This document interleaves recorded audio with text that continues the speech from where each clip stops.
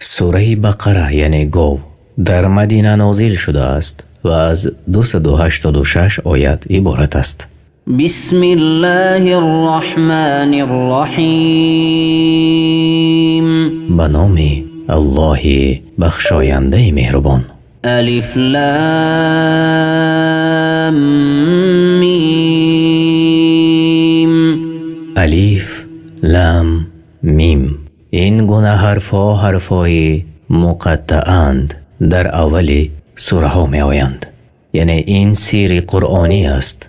به ظاهر این حرفها ایمان داریم و علم آن را به الله می سپاریم.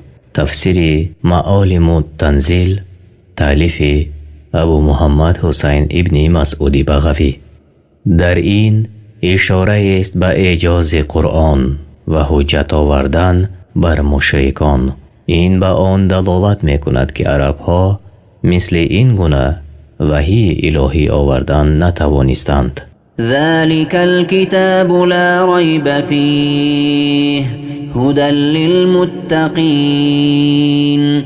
این همان کتابه که در آن هیچ شک نیست و از جهت روشن بودنش به هیچ کس درست نیست که در آن شک کند. از این کتاب بهره میبرند متقیان، آنان که از الله میترسند و حکمهای او را پیروند. این کتاب پرهیزگاران را رهنماست. الذين يؤمنون بالغيب ويقيمون الصلاة ومما رزقناهم ينفقون. آنان که ایمان می آورند به غیب که حسیات و عقلشان آن را درک نمی کند مگر به طریق وحی که الله به رسولانش می فرستد.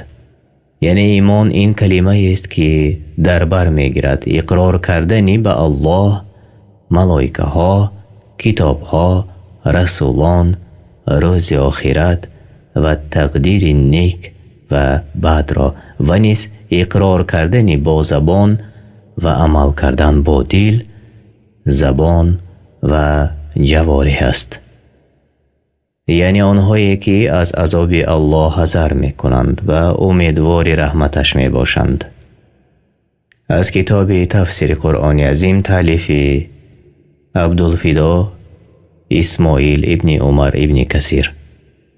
و آنان بنابر تصدیقشان به غیب نماز را در وقتش موافق شریعت محمد صلی الله علیه و سلم ادا می نمایند و از آنچه روزیشان داده ایم نفقه می دهند. یعنی نفقه واجبی مانند زکات، نفقه زن و فرزند و نفقه مستحبی مانند همه کارهای خیر. والذين يؤمنون بما أنزل إليك وما أنزل من قبلك وبالآخرة هم يوقنون. و آنان که به آنچه بر تو نازل شد قرآن و حکمت یعنی سنت و بر پیامبرانی پیش از تو مانند تورات، انجیل و غیرها نازل شده است ایمان می آورند و به آخرت باور دارند. یعنی زنده گردانیدن بعد از میرانیدن و آنچه در آن از حساب و جزا است. در آیت ذکر آخرت بیان شده است، زیرا ایمان آوردن به آن از بزرگترین چیز است که مؤمن پرهیزگار را بر اجرای طاعت وادار می کند و از محرمات دور می سازد و به محاسبه نفس بیدار می کند. أولئك على هدى من ربهم وأولئك هم المفلحون. کسانی که دارای این گونه صفاتند با نور پروردگارشان و توفیق از جانب خالقشان در حیات دنیا عمر به سر میبرند و خود نجات یافتگانند. آنچه را که طلب کرده اند دریافتند و از بدی آنچه که گریختند نجات یافتند. إن الذين كفروا سواء عليهم أنذرتهم أم لم تنذرهم لا يؤمنون. کسانی که آنچه به تو نازل شد از جانب پروردگارت انکار کردند و تکبر ورزیدند و ظلم و ستم کردند، هرگز در آنها ایمان واقع نشود. آنان کافرانند. برابر است خواه بترسانی یا نترسانی، ایمان نمی آورند.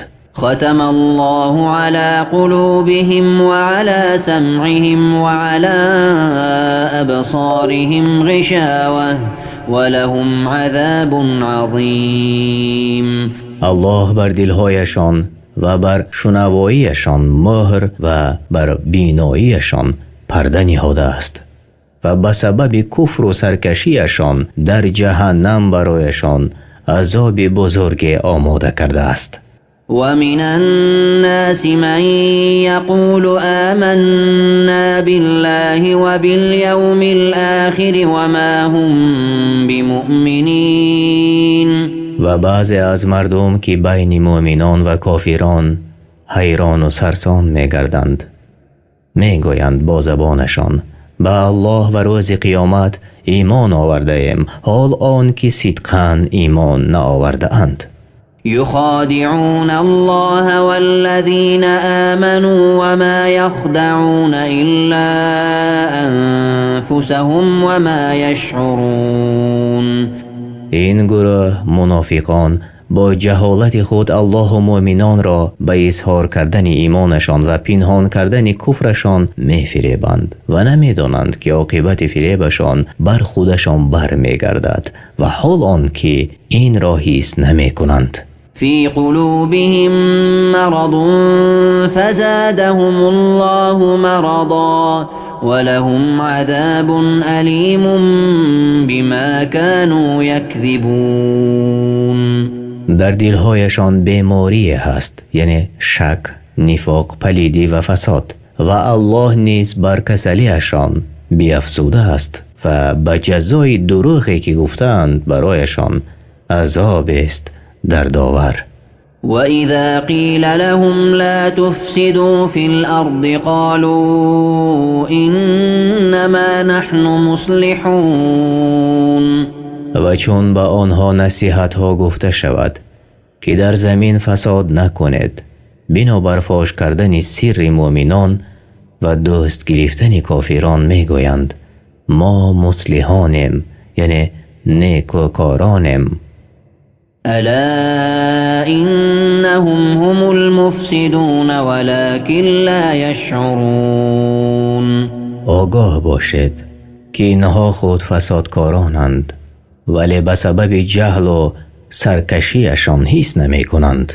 وإذا قيل لهم آمنوا كما آمن الناس قالوا أنؤمن كما آمن السفهاء ألا إنهم هم السفهاء ولكن لا يعلمون. و چون به آنان یعنی منافقان گفته شود که شما نیز مانند دیگر مردمان یعنی مثل ایمان صحابگان ایمان بیاورید، می گویند آیا ما نیز هم مانند بخیردان ایمان بیاوریم؟ الله تعالی سخنان آنان را رد کرد و فرمود آگاه باشید که آنان خود بخیردانند و نمی دانند. وإذا لقوا الذين آمنوا قالوا آمنا وإذا خلوا إلى شياطينهم قالوا إنا معكم إنما نحن مستهزئون. و چون منافقان و مؤمنان وا میخورند میگویند ایمان آوردیم، و چون به نزد شیطانهای خیش یعنی پیشروان کفر برگشته رفتند میگویند ما با شما هستیم، ما مؤمنان را مسخره میکنیم. الله يستهزئ بهم ويمدهم في طغيانهم يعمهون. الله است که آنها را مسخره میکند و آنها را به حال خود میگذارد تا همچنان در طغیان خیش سرگردان بمانند و گمراهی و حیرتشان زیاد گردد و آنها را بر مسخره کردنشان جزا دهد. أولئك الذين اشتروا الضلالة بالهدى فما ربحت تجارتهم وما كانوا مهتدين. اینها منافقان گمراهی را به هدایت خریدند، پس تجارتشان سود نکرد، یعنی کفر را اختیار کردند بر ایمان و در شمار هدایت یافتگان در نیامدند. این است زیان آشکارا. مثلهم كمثل الذي استوقد نارا فلما أضاءت ما حوله ذهب الله بنورهم وتركهم في ظلمات لا يبصرون. حال یک گروه از منافقان که به زبان نه به دل به رسالت محمد صلی الله علیه و سلم ایمان آوردند و بعد از آن کافر شدند. مثالشان مثل آن کسی است که آتش افروخت، چون اطرافش را روشن ساخت الله روشنایی از آنان باز گرفت و نابینا در تاریکی رهایشان کرد و نه راه یافتند و نه از آنجا بیرون آمدند. صم بكم عمي فهم لا يرجعون. کر هستند و خوبی ها را نمی شنوند، گنگانند و نمی توانند سخن نیک بر زبان آورند و در مقابل حق کور هستند و به این سبب نمی توانند که به سوی ایمان را که ترک کرده بودند بازگردند. او كصيب من السماء فيه ظلمات ورعد وبرق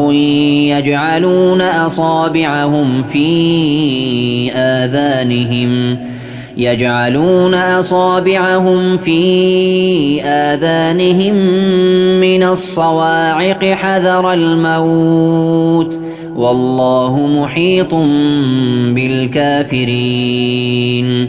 یا حال دیگر منافقان که برایشان حق ظاهر می گردد و باری دیگر در آن شک می کنند، به مانند حال جماعت است که در صحرا راه می روند و چون به بارانی سخت گرفتار آمده باشند که از آسمان فرو ریزد و در آن تاریکی ها رعد و برق باشد و از ترس صدای آنها و از ترسیدن از مرگ انگشتان خود را در گوشهایشان نهند. الله از هر سو آنها را یعنی کافران را احاطه نموده است. يكاد البرق يخطف أبصارهم كلما أضاء لهم مشوا فيه وإذا أظلم عليهم قاموا ولو شاء الله لذهب بسمعهم وأبصارهم إن الله على كل شيء قدير. نزدیک است که برق چشمهایشان را برباید. هرگاه برق به آنها روشنی دهد در آن روشنی راه روند و چون راه را بر آنها تاریک کند بیستند و اگر الله میخواست هر آینه شنوایی و بینایی های آنها را می برد.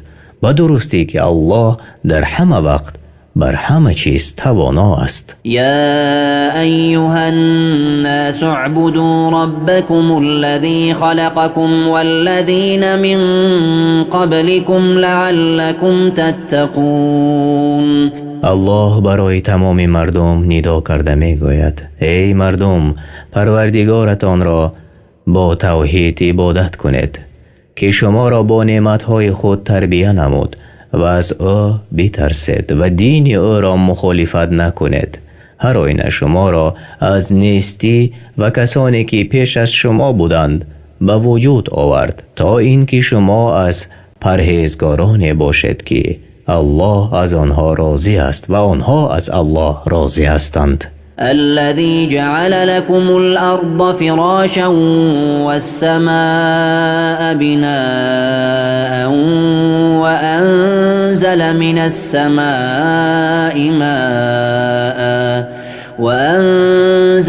السماء ماء فأخرج به من الثمرات رزقا لكم فلا تجعلوا لله اندادا وانتم تعلمون. آن اللهی که زمین را چون گلیم بیانداخت و آسمان را چون بینای برافراخت و از آسمان آب فرستاد و با آن آب برای روزی شما از زمین هر گونه ثمره بیارانید و خود می‌دانید که الله در آفرینش مخلوقات خود کسی را شریک نگرفته است. این چنین نباید برای الله در عبادتش چیزهای را شریکان او قرار دهید. وَإِن كُنتُمْ فِي رَيْبٍ مِّمَّا نَزَّلْنَا عَلَى عَبْدِنَا فَأْتُوا بِسُورَةٍ مِّن مِّثْلِهِ وَادْعُوا شُهَدَاءَكُم مِّن دُونِ اللَّهِ إِن كُنتُمْ صَادِقِينَ. و ای کافرانی سرکش، اگر در آنچه بر بنده خویش نازل کردیم در شک هستید و گمان میکنید که آن از نزد الله نیست، پس سوره نیز مانند آن بیاورید و غیر الله همه مددگارانتان را فرا خوانید اگر در دعواهایتان راستگو باشید. فَإِن لَّمْ تَفْعَلُوا وَلَن تَفْعَلُوا فَاتَّقُوا النَّارَ الَّتِي وَقُودُهَا النَّاسُ وَالْحِجَارَةُ أُعِدَّتْ لِلْكَافِرِينَ. و هرگاه چنین نکرده اید که هرگز نتوانید کرد، پس بترسید از آتشی که برای کافران مهیا شده. هیزم آن مردمان و سنگ‌ها هستند. وبشر الذين آمنوا وعملوا الصالحات أن لهم جنات تجري من تحتها الأنهار كلما رزقوا منها من ثمرة رزقا قالوا هذا الذي رزقنا من قبل وأتوا به متشابها ولهم فيها أزواج مطهرة وهم فيها خالدون. و با آن کسانی که ایمان آوردند و کارهای شایسته کردند مژده ده که در آخرت برایشان بستان‌هایی است و قصرهای عالی مرتبه و درختان سایه افکند که زیر آنها جایها جاری می شوند و هرگاه از آنجا از میوه‌های گوناگون روزی داده شوند گویند پیش از این در دنیا از چنین میوه‌های داده شده بودیم و هر وقتی که از آن میوه‌ها چشیدند طعم و لذت نوی را یافتند، گرچند که این میوه‌ها مانند به یکدیگرند و نیز در آنجا همسران پاکیزه دارند و در جنت نمی میرند و از آنجا بیرون نمی شوند و آنجا جاویدانه باشند. معنای همسران پاکیزه تازه از افلاسی های حسی به مانند بول و حیض و پاک از افلاسی های معنوی به مانند دروغگویی و بداخلاقی. تفسیر سعدی. إن الله لا يستحيي أن يضرب مثلا ما بعوضة فما فوقها فأما الذين آمنوا فيعلمون أنه الحق من ربهم وأما الذين كفروا فيقولون ماذا أراد الله بهذا مثلا يضل به كثيرا ويهدي به كثيرا وما يضل به إلا الفاسقين. همانا الله از حق شرم ندارد که چیزی را خاطر رسان کند گرچند کم یا زیاد باشد، به مانند پشه و بالاتر از آن مثل بزند، اما آنهایی که ایمان آوردند می‌دانند که این مثل راست و از پروردگارشان است و اما آنهایی که کافرند مسخره میکنند و میگویند الله به آن مثل چیز خواسته است.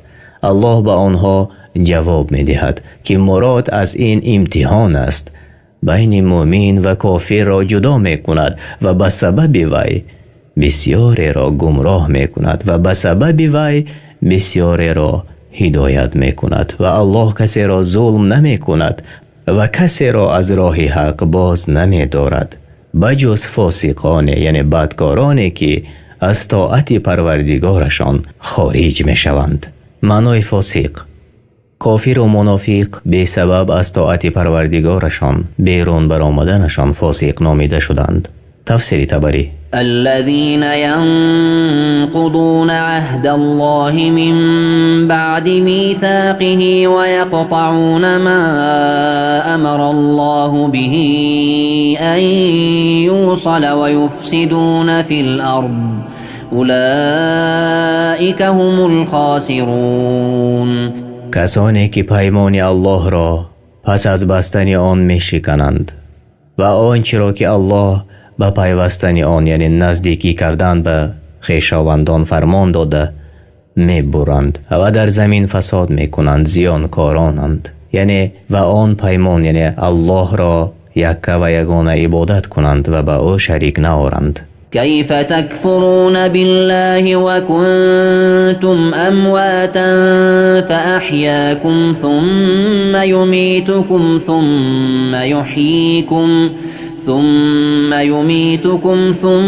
يحييكم ثم إليه ترجعون. ای مشرکان، چگونه الله را انکار میکنید و به او شریک می آورید در حالی که مرده بودید و او شما را زنده ساخت، باز شما را می میراند و در قبر قرار می دهد و روز قیامت شما را زنده می کند و آنگاه برای حساب و جزا به نزد او باز می گردید. هو الذي خلق لكم ما في الأرض جميعا ثم استوى إلى السماء فسواهن 7 سماوات وهو بكل شيء عليم. اوست که همه چیزهایی را که در روی زمین است برایتان بیافرید تا که شما از آن منفعت برید و آنگاه به آفریدن آسمان پرداخت و هر 7 آسمان را بیافرید و او از هر چیز آگاه است. و اذ قال ربك للملائكة إني جاعل في الأرض خليفة قالوا أتجعل فيها من يفسد فيها ويسفك الدماء ونحن نسبح بحمدك ونقدس لك قال إني أعلم ما لا تعلمون. و ای پیامبر به یاد آر چون پروردگارت به فرشتگان گفت من در زمین خلیفه می آفرم. گفتند پروردگارا ما را آگاه و بیان کن حکمت در خلق شدن آنان چیست که آنها در روی زمین فساد کنند و ستمگرانه و با دشمنی خون ناحق ریزانند و حال آن که ما تو را ستایش میکنیم و تسبیح میگوییم و به بزرگی یاد میکنیم. گفت من آن دانم که شما نمیدانید. مراد از آن آدم علیه السلام است که او را الله در روی زمین جانشین قرار کرد برای برپا کردن فرموده ها و به جا آوردن وصیت های. تفسیر بغوی: وعلم آدم الأسماء كلها ثم عرضهم على الملائكة فقال أنبئوني بأسماء هؤلاء إن كنتم صادقين. و آموزانید به آدم همه نامها را، سپس آنها را به فرشتگان عرضه کرد و گفت اگر راست میگویید مرا به نامهای اینها خبر دهید. مراد از نامهای همه موجودات است. تفسیر بغوی: قالوا سبحانك لا علم لنا إلا ما علمتنا إنك أنت العليم الحكيم. فرشتگان گفتند تو را به پاکی یاد میکنیم، ما را هیچ دانش نیست مگر آنچه تو به ما آموزانده ای به درستی که تو دانا و با حکمت هستی. قال يا آدم أنبئهم بأسمائهم فلما أنبأهم بأسمائهم قال ألم أقل لكم إني أعلم غيب السماوات والأرض وأعلم ما تبدون وما كنتم تكتمون. الله گفت ای آدم آنها را از نامهایی که از دانستن آن عاجز ماندند آگاه کن، چون از آن نامها آگاهشان کرد. الله به ملائکه ها گفت آیا به شما نگفتم که من پنهان آسمان ها و زمین را می دانم و بر آنچه آشکار می کنید و پنهان می داشتید آگاهم. وَإِذْ قُلْنَا لِلْمَلَائِكَةِ اسْجُدُوا لِآدَمَ فَسَجَدُوا إِلَّا إِبْلِيسَ أَبَى وَاسْتَكْبَرَ وَكَانَ مِنَ الْكَافِرِينَ. و چون به فرشتگان گفتیم آدم را سجده کنید، همه سجده کردند جز ابلیس که روی گرداند و خودسرانه خود را از انسان بالا دانست و او از زمره انکار کنندگان و نافرمان روایان الله گردید و کافر شد. و چون به فرشتگان گفتیم آدم را سجده کنید، بر دو قول است. صحیح ترین آن سجده حقیقی برای آدم علیه السلام و دیگری در بر میگیرد معنای اطاعت و به جا آوردن امرهای او تعالی را.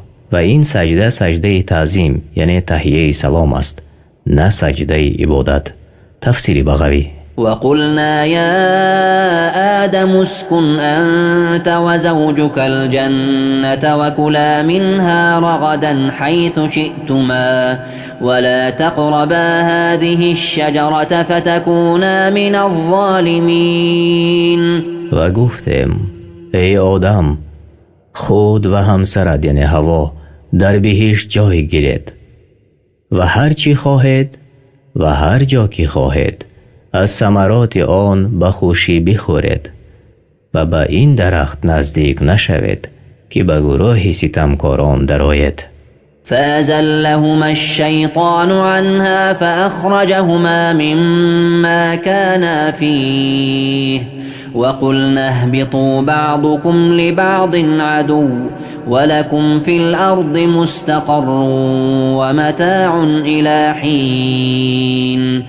پس شیطان هر دو را به خطاگی انداخت، یعنی از وسوسه شیطان فریفته شده از آن درخت منع شده بخوردند و آن دو نفر آدم و حوا علیه السلام را از بهشتی که در آن بودند بیرون راند. گفتیم فرود آید، بعضی از شما دشمنی بعضی دیگر خواهد بود، یعنی آدم، حوا و شیطان، و قرارگاه و جای برخورداری شما تا روز قیامت در زمین باشد و برای شما در زمین تا مدت آرامگاه و بهره‌مندی است.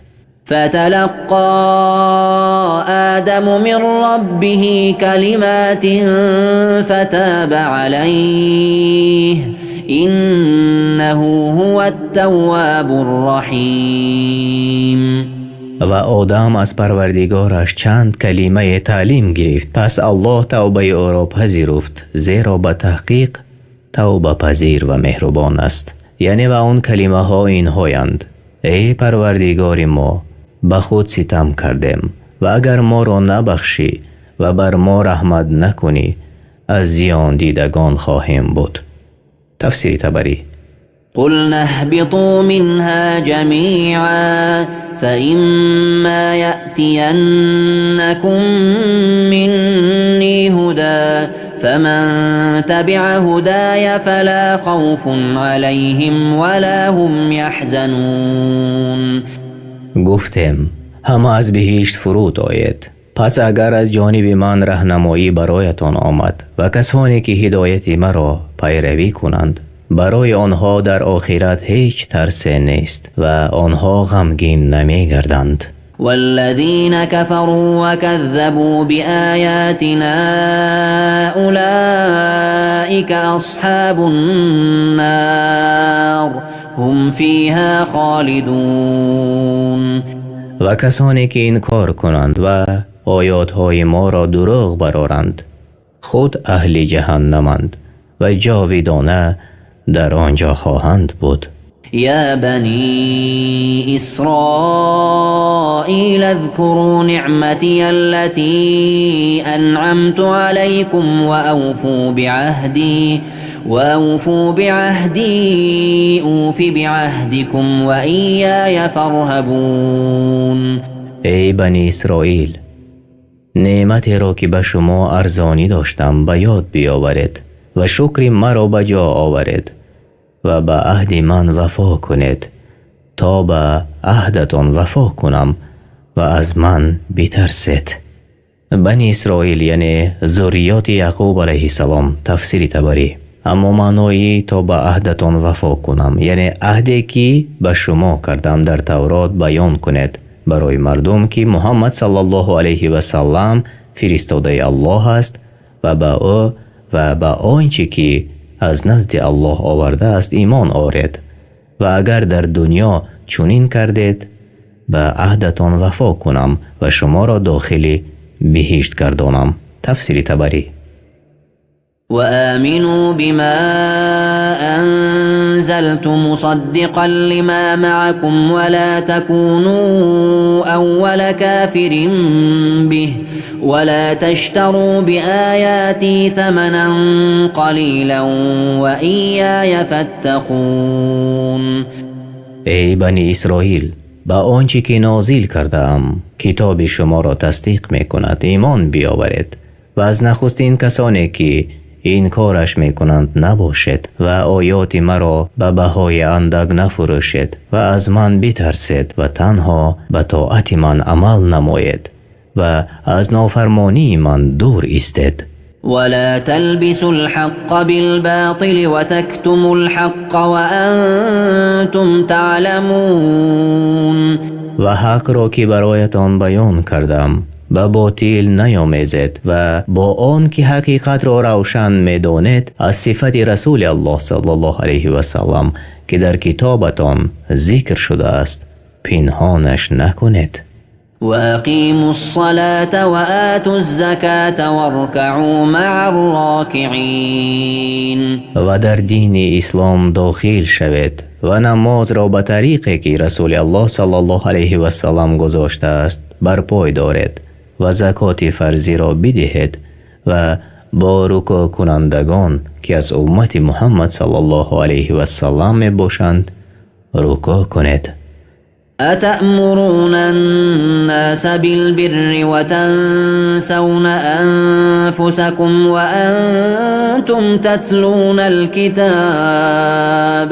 أفلا تعقلون. چی بد است حال شما و حال علمای شما وقتی که مردم را به نیکی یعنی طاعت فرمان می دهید و خود را فراموش می کنید و مردم را به نیکی بزرگ امر نمی کنید که وی اسلام است و حال آن که تورات را می خوانید که در آن ایمان آوردن به رسول الله صلی الله علیه و سلم امر شده و صفتهایش ذکر شده اند.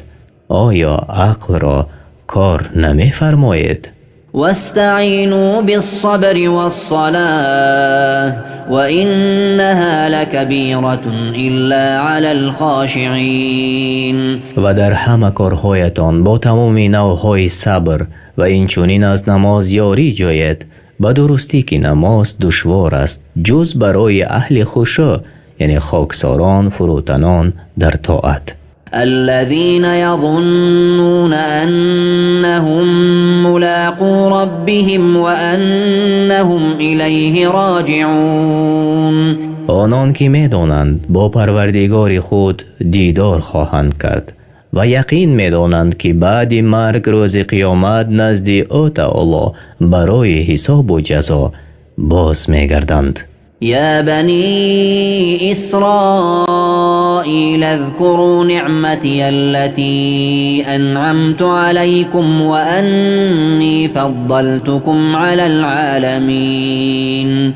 ای بنی اسرائیل، نعمت بسیاری را که بر شما ارزانی داشتم و شما را در زمان خود به بسیار آمدن پیامبران از شما و کتاب‌های نازل شده به مانند تورات و انجیل بر جهانیان برتری دادم.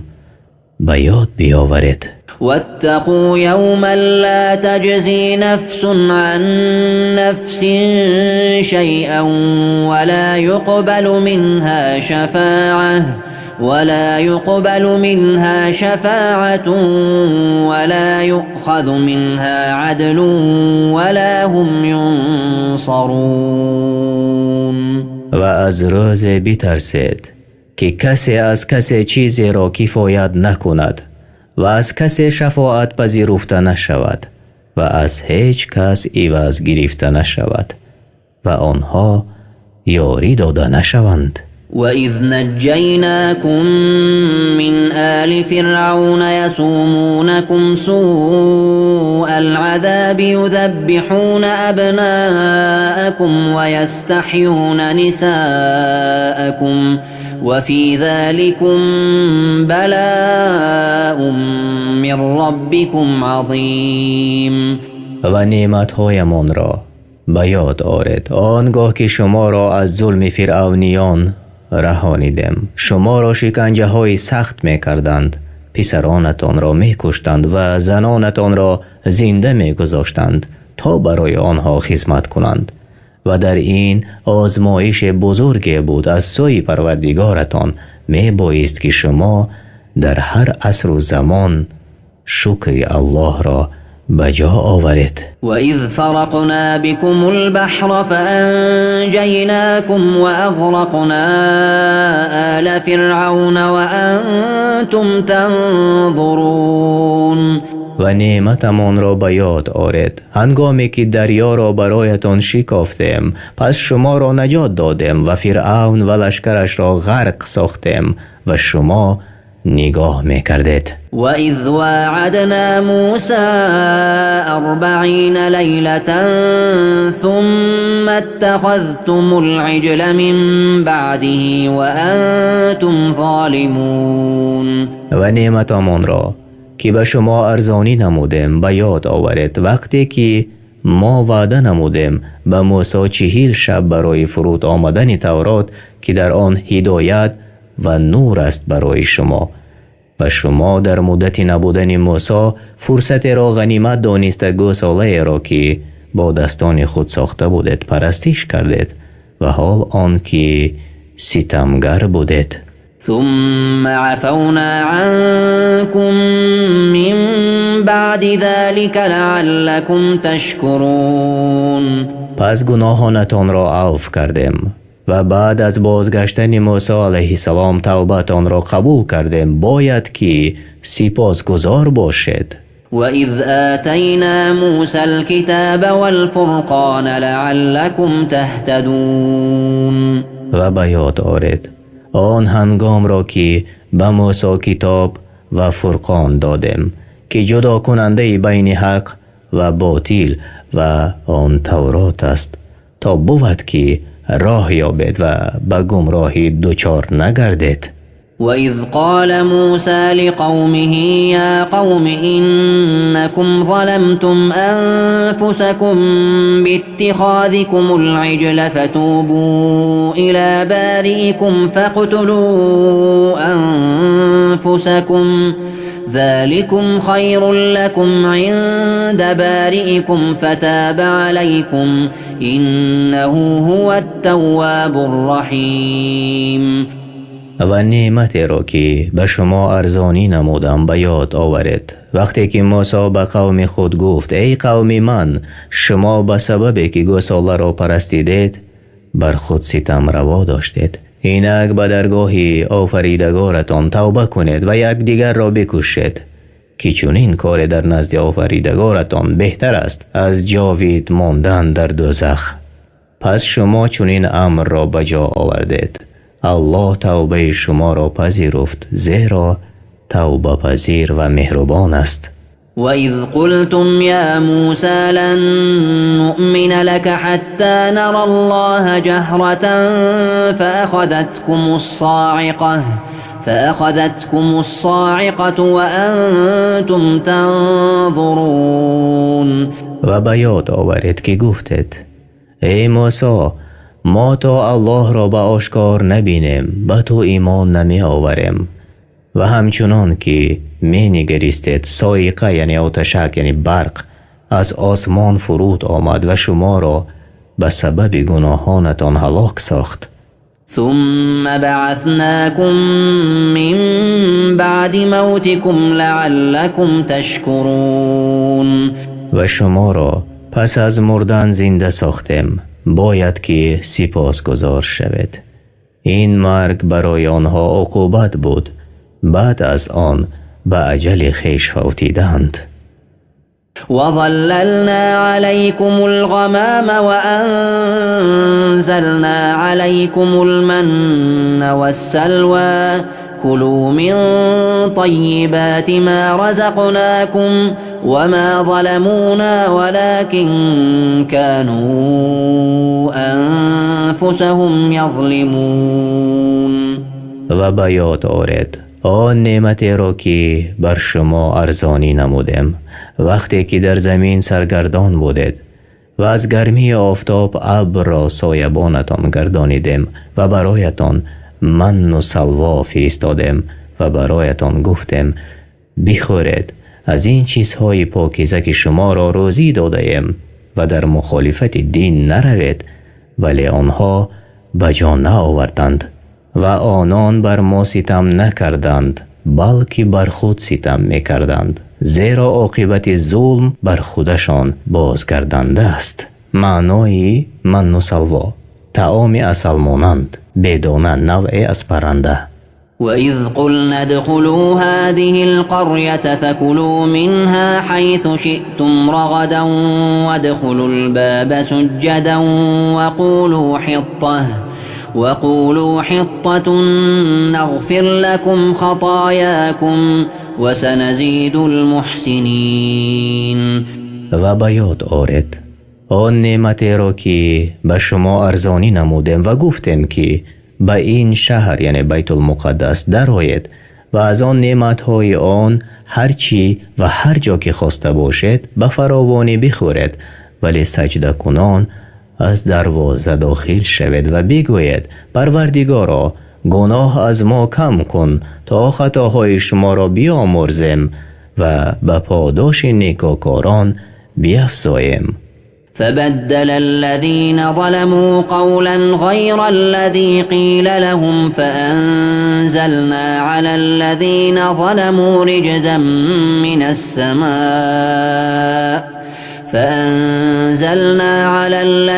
ظلموا رجزا من السماء بما كانوا يفسقون. پس ستمگاران از بنی اسرائیل آن سخن را به سخن دیگری غیر از آنچه به آنان گفته شده بود تبدیل کردند و بر آنان به سبب سرکشیشان و بیرون آمدنشان از طاعت پروردگار عذاب آسمانی فرود آوردیم. وإذ استسقى موسى لقومه فقلنا اضرب بعصاك الحجر فانفجرت منه 12 عينا قد علم كل أناس مشربهم كلوا واشربوا من رزق الله ولا تعثوا في الأرض مفسدين. و به یاد آورید آنگاه که تشنه لبان و سرگردان بودید پس موسی برای قوم خود آب خواست گفتیم عصایت را بر سنگ بزن پس 12 چشمه از آن برآمد. هر گروه محل آب نوشی خود را بدانست تا بینشان کشمکش نشود و برایشان گفتیم از روزی الله بخورید و بیاشامید و در روی زمین با فساد سرکشی نکنید. وإذ قلتم يا موسى لن نصبر على طعام واحد فادع لنا ربك يخرج لنا مما تنبت الأرض فادع لنا ربك يخرج لنا مما تنبت الأرض من بقلها وقثائها وفومها وعدسها وبصلها قال أتستبدلون الذي هو أدنى بالذي هو خير اهبطوا مصرا فإن لكم ما سألتم وضربت عليهم الذلة والمسكنة وباءوا بغضب من الله ذلك بأنهم كانوا يكفرون بآيات الله ويقتلون النبيين بغير الحق ذلك بما عصوا وكانوا يعتدون. و به یاد آرد وقتی که ما به شما طعام یعنی شیرین و پرنده اشتها بخش فرود آوردیم مثل عادتتان ناشکری کردید و به تنگی و ملال دچار گشتید. پس گفتید ای موسی ما بر یک نوع طعام نتوانیم صبر کرد. از پروردگارت بخواه تا برای ما از آنچه از زمین می روید چون سبزی، بادرنگ، گندم و نسک و پیاز بیرویاند. موسی گفت آیا می خواهید آنچه را که بهتر است و آنچه پستر است عوض کنید؟ از بادیه به شهر باز گردید که در آنجا هر چی خواهید به شما بدهند.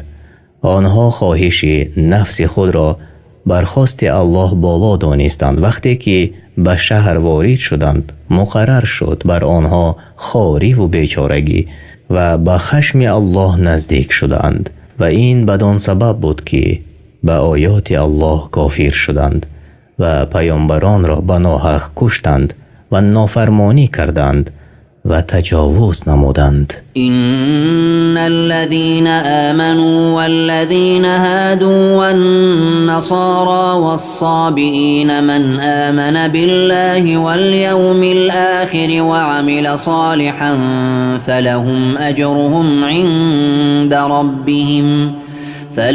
أجرهم عند ربهم ولا خوف عليهم ولا هم يحزنون. کسانی که از این امت ایمان آوردند به الله و رسولش و عمل کردند به شریعت او و کسانی که پیش از بعثت پیامبر یعنی پیامبر شدن محمد صلی الله علیه و سلم از امتهای پیشینه از یهودیان و نصرانیان و صابیان که بر فطرتشان باقی بودند و همگان خالص به الله و به روز جزا ایمان آوردند به کار شایسته کردند الله به آنها جزای نیک می دهد و نه بیمناک می شوند و نه غمگین. معنای صابیان گروهی از اهل قبله که خود را بر آیین ابراهیم علیه السلام می دانند و در جنوب عراق زندگی می کنند، هرچند که در تفسیر سعدی آنها را گروهی از نصارا ذکر کرده است. وَإِذْ أَخَذْنَا مِيثَاقَكُمْ وَرَفَعْنَا فَوْقَكُمُ الطُّورَ خُذُوا مَا آتَيْنَاكُمْ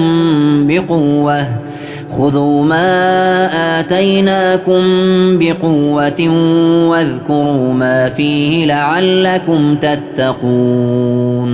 و به یاد آرید ای بنی اسرائیل آن زمان را که با شما پیمانی سخت بستیم که ایمان به الله آرید و یگانه او را عبادت کنید و کوه طور را بر بالای سرتان بداشتیم و برای شما گفتیم آنچه را که به شما داده ایم مستحکم بگیرید وگرنه کوه طور را بر بالایتان سرنگون سازیم و آنچه را که در آن است به خاطر بدارید تا بود که پرهیزگار باشید. کوه طور نام کوهی است در نیم جزیره سینا در مرز فلسطین.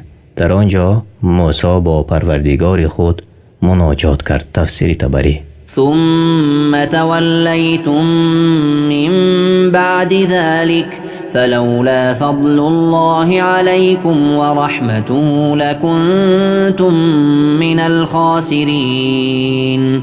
باری دیگر بعد از گرفتن پیمان و نگاه داشتن کوه بر بالایتان رو گردانیدید و اگر فضل و رحمت الله نمی بود همانا شما در دنیا و آخرت از زیانکاران می شدید. ولقد علمتم الذين اعتدوا منكم في السبت فقلنا لهم كونوا قردة خاسئين.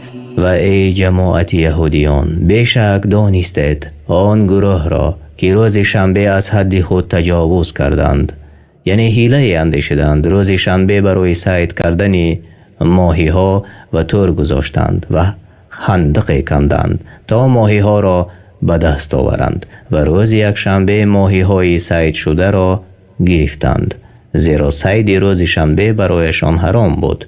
پس به آنها خطاب کردیم میمون های خار شده باشد. تفسیر بغوی. فجعلناها نكالا لما بين يديها وما خلفها وموعظة للمتقين. و آنها را برای گناهانشان عبرتی همزمانانشان و آیندگان و پند برای پرهیزکاران گردانیدیم. وَإِذْ قَالَ مُوسَى لِقَوْمِهِ إِنَّ اللَّهَ يَأْمُرُكُمْ أَن تَذْبَحُوا بَقَرَةً قَالُوا أَتَتَّخِذُنَا هُزُوًا قَالَ أَعُوذُ بِاللَّهِ أَنْ أَكُونَ مِنَ الْجَاهِلِينَ. ای بنی اسرائیل، جنایت پیشگذشتگان خود، سرکشی و جدالشان با موسی علیه السلام را به یاد دارید که آن وقت موسی به قوم خود گفت الله فرمان می دهد که گاو را بکشید. خودپسندانه گفتند آیا ما را مسخره می کنی؟ گفت به الله پناه می برم که از نادانان یعنی مسخره کنندگان باشم. قالوا ادع لنا ربك يبين لنا ما هي قال إنه يقول إنها بقرة لا فارض ولا بكر عوان بين ذلك فافعلوا ما تؤمرون. گفتند برای ما پروردگارت را بخوان تا بیان کند که آن چگونه گاو است. موسی گفت الله می گوید گاو است نه سخت پیر و از کار افتاده، نه جوان و کار ناکرده، میان سال. اکنون برای اجرا نمودنی امر پروردگارتان بشتابید.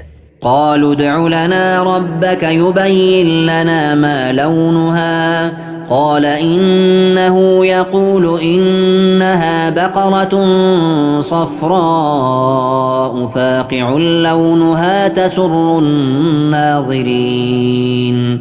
گفتند برای ما پروردگارت را بخوان تا بگوید که رنگ آن چیست. گفت میگوید گاو است زرد سخت که رنگش بینندگان را شاد میگرداند. قالوا ادع لنا ربك يبين لنا ما هي إن البقرة شابه علينا وإنا إن شاء الله لمهتدون. بنی اسرائیل گفتند برای ما پروردگارت را بخوان تا بگوید آن چگونه گاو است که آن گاو بر گاو خسته ما مانند شده است و هر آینه اگر الله خواسته باشد راه یافتگانیم. قال إنه يقول إنها بقرة لا ذلول تثير الأرض ولا تسقي الحرث مسلمة لا شية فيها قالوا الآن جئت بالحق فذبحوها وما كادوا يفعلون. موسی برایشان گفت الله می فرماید وی گاوی مهنتکش نیست که رام باشد و زمین را جفت کند و کشتزار را آب دهد، بی عیب و نقصان است و یک رنگ. گفتند اکنون حقیقت را گفتی. پس بعد پرسجوی بسیار آن را کشتند، هرچند که نزدیک بود که از این کار روی گردانند. این چنین بود که بر خود مشقت کردند، الله بر آنها مشقت آورد.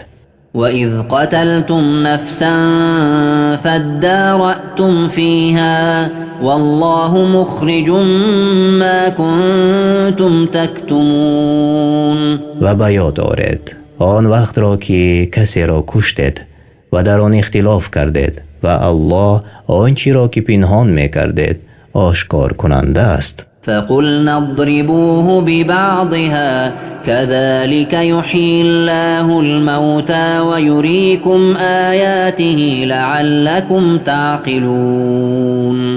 سپس گفتیم پاره از آن گاوی کشته شده بر آن آدمی کشته شده بزنید. الله آن را زنده می‌گرداند و از کشنده خود شما را خبر می‌دهد. پس با پاره از آن گاو مرده را زدند و الله آن را زنده گرداند و آن کشنده خود را خبر داد. الله مردگان را اینچنین روز قیامت زنده می‌سازد و نشانه‌های قدرت خویش را اینچنین به شما ای بنی اسرائیل نمایان می‌کند تا که به عقل خود درک کنید و از نافرمانی او باز ایستید. ثم قست قلوبكم من بعد ذلك فهي كالحجارة أو أشد قسوة وإن من الحجارة لما يتفجر منه الأنهار وإن منها لما يشقق فيخرج منه الماء وإن منها لما يهبط من خشية الله وما الله بغافل عما تعملون.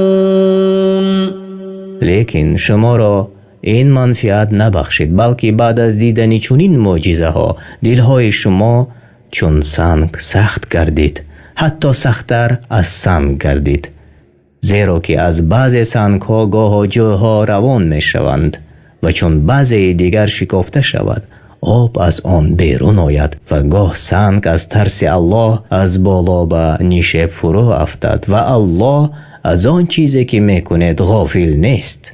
افتطمعون ان يؤمنوا لكم وقد كان فريق منهم يسمعون كلام الله ثم يحرفونه من بعد ما عقلوه وهم يعلمون. ای مسلمانان، آیا رفتار بنی اسرائیل را فراموش کردید و امیدوار هستید که یهودیان به دین شما ایمان بیاورند، حال آنکه گروهی از عالمانشان کلام الله تورات را میشنیدند و با آنکه حقیقت آن را میافتند و قصداً آن را در معنا یا لفظ تغییر میدادند و از کار خویش آگاه بودند. وَإِذَا لَقُوا الَّذِينَ آمَنُوا قَالُوا آمَنَّا وَإِذَا خَلَا بَعْضُهُمْ إِلَى بَعْضٍ قالوا أتحدثونهم بما فتح الله عليكم ليحاجوكم به عند ربكم أفلا تعقلون. اینها یهودیان چون با مؤمنان واخوردند با زبانشان گویند ما هم به دین شما و رسولی که در تورات بشارت داده شده است ایمان آوردیم و چون با یکدیگر تنها شوند گویند آیا با مؤمنان از دانشی که الله به شما ارزانی داشته، یعنی در تورات از امر محمد صلی الله علیه و سلم سخن میگوید تا به یاری آن روز قیامت در نزد پروردگارتان بر شما حجت آورند؟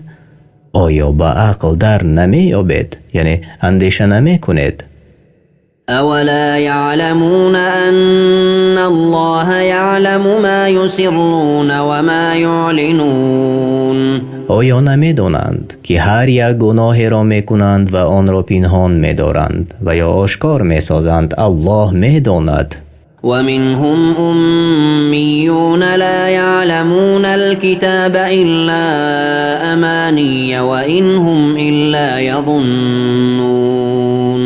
بعضی از یهودیان بیسوادانی هستند که نمیدانند تورات را و آنچه در آن از صفات پیامبر الله صلی الله علیه و سلم را جز آرزوهای دروغ که شنیدند، اینها تنها پایبند گمانهای خود هستند.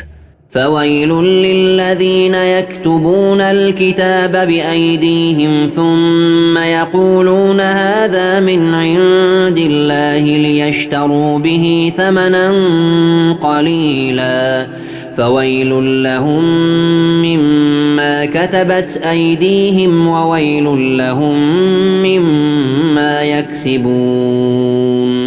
پس هلاک و وعیدی سخت بود بر عالمان یهودیان که کتاب را خود به دست خود می نویسند و می گویند این از نزد الله است و حال آن که مخالفی آنچه که الله به پیامبرش موسی نازل کرده می باشد تا فایده اندک برند. پس هلاکی باد بر آنها از آنچه نوشتند و هلاکی باد بر آنها از فایده که می برند. وقالوا لن تمسنا النار إلا أياما معدودة قل أتخذتم عند الله عهدا فلن يخلف الله عهده أم تقولون على الله ما لا تعلمون.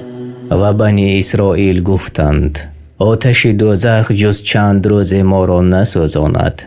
ای پیامبر بگو آیا با الله چنین پیمان بستید تا الله خلاف پیمان خود نکند یا آن که بر الله آنچه را میگوید که خود نمیداند؟ بلى من كسب سيئة وأحاطت به خطيئته فأولئك أصحاب النار هم فيها خالدون. آره، هر کسی کاری بدی انجام دهد و گناهش را فرا گیرد پس آنان اهل دوزخند و آنان در آن جاویدانه خواهند ماند. والذين آمنوا وعملوا الصالحات أولئك أصحاب الجنة هم فيها خالدون. و حکم الله در مقابل چنین کسان هم جاری است، یعنی آنان که ایمان آوردند و طبق شریعتی که الله بر رسولش فرستاده است کارهای شایسته کردند و آنها از اهل بهشتند و در آنجا جاویدانه اند. وَإِذْ أَخَذْنَا مِيثَاقَ بَنِي إِسْرَائِيلَ لَا تَعْبُدُونَ إِلَّا اللَّهَ وَبِالْوَالِدَيْنِ إِحْسَانًا وَذِي الْقُرْبَى وَالْيَتَامَى وَالْمَسَاكِينِ وقولوا للناس حسنا وأقيموا الصلاة وآتوا الزكاة ثم توليتم إلا قليلا منكم وأنتم معرضون. ای بنی اسرائیل، به یاد آرید آن وقت را که عهد و پیمان سخت گرفتیم که غیر الله نپرستید و به پدر و مادر خویشاوندان و یتیمان و درویشان نیکی کنید و به مردمان سخن نیک گویید و نماز بخوانید و زکات بدهید، سپس روی گردانیدید و سرپیچی کردید مگر شماری اندکی از شما. وَإِذْ أَخَذْنَا مِيثَاقَكُمْ لَا تَسْفِكُونَ دِمَاءَكُمْ وَلَا تُخْرِجُونَ أَنفُسَكُمْ مِنْ دِيَارِكُمْ ثُمَّ أَقْرَرْتُمْ وَأَنْتُمْ تَشْهَدُونَ.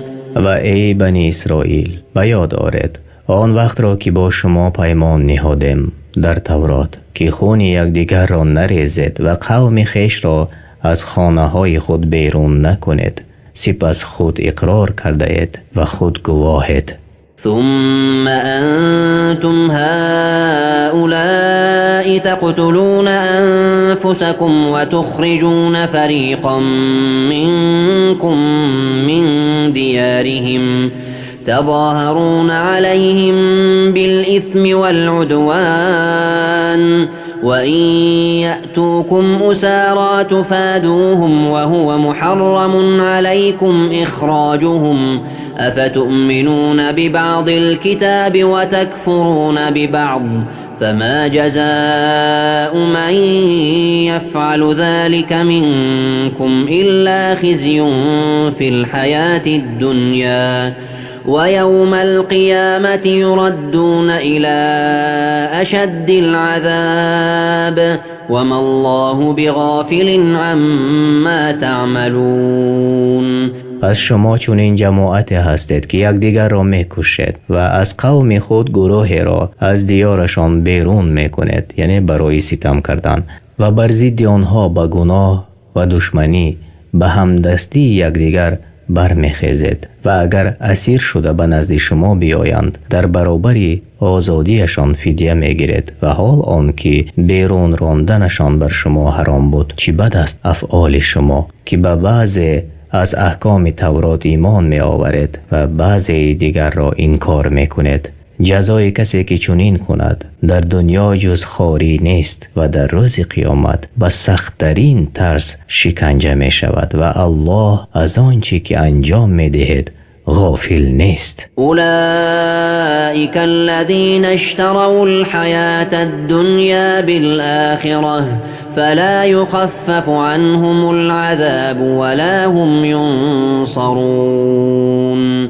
اینها همان کسانی اند که به عوض آخرت زندگی دنیا را خریدند، پس عذاب از آنها سبک کرده نشود و کسی یاریشان نکند. ولقد آتینا موسی مریم البینات وأیدناه بروح القدس أفكلما جاءكم رسول بما لا تهوى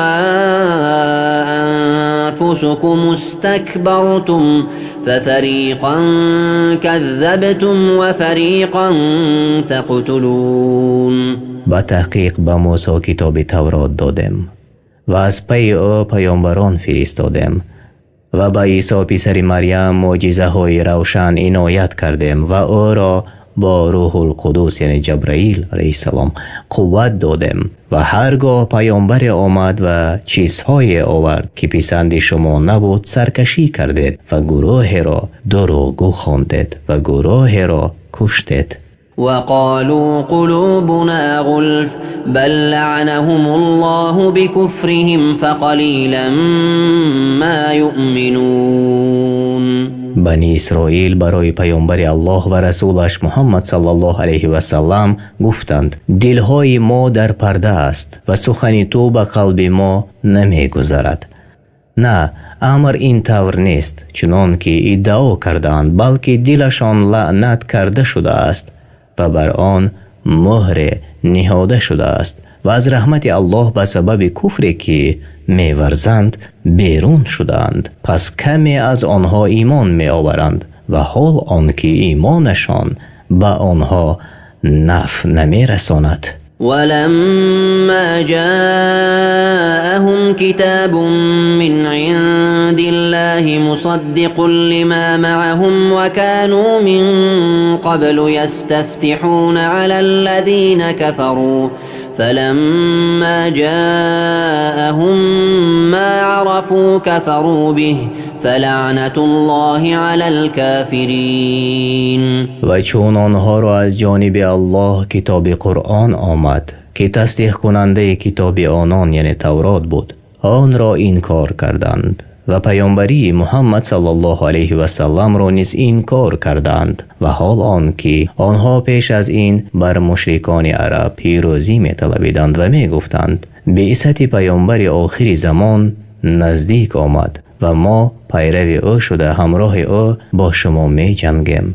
وقتی که پیامبر آمد او را شناختند، صفات و صدق او را دانستند، او را منکر شدند. پس لعنت الله بر هر کسی که به پیامبر آخر زمان محمد صلی الله علیه و سلم کفر می آورد و کتابش را تصدیق نمی کند. بئس ما اشتروا به أنفسهم أن يكفروا بما أنزل الله بغيا أن ينزل الله من فضله على من يشاء من عباده فباءوا بغضب على غضب وللكافرين عذاب مهين. چی بدی است که بنی اسرائیل برای خود آن را اختیار نمودند، یعنی کفر را به جای ایمان برگزیدند و این رفتار از سبب ظلم و حسد آنان بود، زیرا الله از فضل و کرم خویش به کدام بنده که اختیار کند قرآن را نازل می کند و به سبب منکر شدنشان به پیامبر آخر زمان محمد صلی الله علیه و سلم و به سبب تغییر دادنشان کتاب تورات را خشم بالای خشم آوردند و کافران را عذاب استخوار کننده. وإذا قيل لهم آمنوا بما أنزل الله قالوا نؤمن بما أنزل علينا ويكفرون بما وراءه وهو الحق مصدقا لما معهم قل فلم تقتلون أنبياء الله من قبل إن كنتم مؤمنين. و چون بعض مسلمانان به یهودیان گفتند که به آنچه الله نازل کرده است ایمان بیاورید، میگویند ما به آنچه بر خودمان نازل شده است ایمان می آوریم و به غیر آن یعنی تورات هرچند با حقیقت همراه باشد و کتابشان را هم تصدیق کند ایمان نمی آورند. اگر آنها به تورات حقانی ایمان می آوردند هر آیه قرآن را تصدیق می نمودند. ای محمد برایشان بگو اگر شما ایمان آورده بودید از چی سبب پیامبران الله را پیش از این می کشتید؟ ولقد جاءكم موسى بالبينات ثم اتخذتم العجل من بعده وأنتم ظالمون. موسی به شما معجزه های روشن آورد که دلالت کننده بر صدق است، به مانند طوفان، ملخ، شبوشک و قورباغه و غیر از این آنچه که الله در قرآن عظیم ذکر نموده است. با وجود این شما پس از رفتن موسی به وعدهگاه پروردگارش گوساله را معبود خود گرفتید و شما ستمکار بودید. وَإِذْ أَخَذْنَا مِيثَاقَكُمْ وَرَفَعْنَا فَوْقَكُمُ الطُّورَ خُذُوا مَا آتَيْنَاكُمْ بِقُوَّةٍ وَاسْمَعُوا قالوا سمعنا وعصينا وأشربوا في قلوبهم العجل بكفرهم قل بئس ما يأمركم به إيمانكم إن كنتم مؤمنين. و به یاد آرید ای بنی اسرائیل وقتی که با شما پیمان سخت بستیم که قبول نمایید آنچه که موسی از تورات آورد، پس عهد را شکستید و ما کوه طور را بر بالای سرتان بداشتیم و برایتان گفتیم اکنون آنچه را که برایتان فرستادیم محکم بگیرید و استوار باشد و کلام الله را بشنوید. پس گفتید شنیدیم سخنت را و نافرمانی کردیم، زیرا بر اثر کفرشان پرستش گوساله یعنی محبت گوساله در دلهایشان جای گرفته بود. بگو اگر به آنچه میگوید ایمان داشته باشد ایمانتان شما را به بدکاری امر میکند.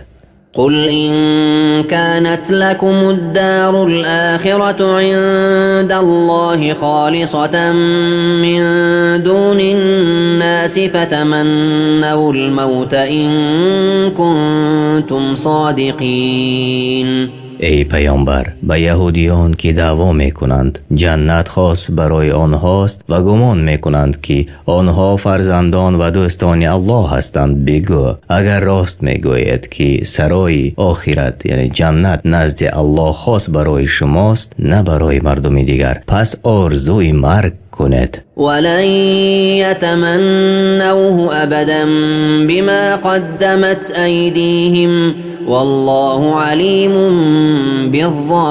بالظالمین. ولی به سبب اعمالی که کرده اند هرگز آرزوی مرگ نخواهند کرد، یعنی زیرا آنها از صدق پیامبر محمد صلی الله علیه و سلم با خبرند و به سبب آنچه که مرتکب شدند از کفر و عصیان خود را از جنت محروم و به در آمدن دوزخ لازم گردانیدند. تفسیر ابن کثیر. الله ستمکاران را میشناسد و موافق کردارشان جزا خواهد داد. ولتجدنهم أحرص الناس على حياة ومن الذين أشركوا يود أحدهم لو يعمر 1000 سنة وما هو بمزحزحه من العذاب أن يعمر والله بصير بما يعملون. البته میدانی ای رسول یهودیان سخت حریص‌ترند که عمری بسیار بینند نوابسته حیات هرچند با خواری و پستی باشد، بلکه رغبتشان در بسیار حیات دیدن از رغبت مشرکان هم زیادتر است. یهودیان تمنا دارند که 1000 سال در این دنیا زندگی کنند، ولی این عمری دراز آنها را از عذاب الله دور نخواهد ساخت. بر الله هیچ چیزی از اعمالشان پنهان نیست و زود است که آنها را بر عملهایی که سزاوار عذاب پروردگارشان است جزا خواهد داد. قل من كان عدوا لجبريل فإنه نزله على قلبك بإذن الله مصدقا لما بين يديه وهدى وبشرى للمؤمنين. ای رسول به یهودیان هنگامی که گفتند جبرائیل دشمن ما است بگو کسی که دشمن جبرائیل باشد پس به درستی که جبرائیل قرآن را بر دل تو به حکم الله متعال فرود آورده است که تصدیق کننده کتاب های پیشینه و راهنما به سوی حق و مژده دهنده برای مؤمنان است. من كان عدوا لله وملائكته ورسله وجبريل وميكال فإن الله عدو للكافرين. هر کی دشمنی الله و فرشتگان او و پیامبرانش و خصوصا دشمنی جبرائیل و میکائیل باشد پس همانا الله کافران را دشمن است. زیرا یهودیان گمان داشتند که جبرائیل دشمن و میکائیل دوست آنان است، پس الله به آنها آگاه کرد که کسی به یکی از آن ملائک دشمنی کند به دیگری نیز دشمنی کرده است. ولقد أنزلنا إليك آيات بينات وما يكفر بها إلا الفاسقون. و به درستی که به سوی تو ای رسول آیت های روشن یعنی اخبار و سر و اسرار یهودیان بنی اسرائیل را فرود آوردیم که آنها صدقاً و حقیقتاً دلالت بر پیامبری تو میکنند. بجز فاسقان کسی منکر این آیت ها نخواهد شد. او كلما عاهدوا عهدا نبذه فريق منهم بل اكثرهم لا يؤمنون. چی بدرفتاری است در پیمان شکنی بنی اسرائیل. هر بار که با الله پیمان بستند گروهی از ایشان پیمان شکنی کردند، پس آنان را میبینی که امروز عهد میبندند و فردا عهد میشکنند، بلکه بیشترشان به آنچه که پیامبر الله محمد صلی الله علیه و سلم آورده است باور نمیکنند. ولما جاءهم رسول من عند الله مصدق لما معهم نبذ فريق من الذين أوتوا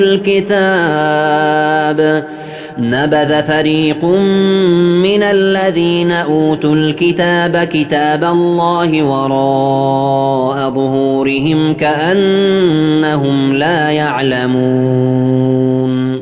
و زمانی که پیامبری از جانب الله نزد آنها آمد که تصدیق کننده چیزی بود که با خود داشتند، گروهی از اهل کتاب الله را پشت سرشان انداختند گویا که از آن هیچ نمیدانند. واتبعوا ما تتلو الشياطين على ملك سليمان وما كفر سليمان ولكن الشياطين كفروا يعلمون الناس السحر وما أنزل على الملكين ببابل هاروت وماروت وما يعلمان من أحد حتى يقولا إنما نحن فتنة فلا تكفر فيتعلمون منهما ما يفرقون به بين المرء وزوجه وما هم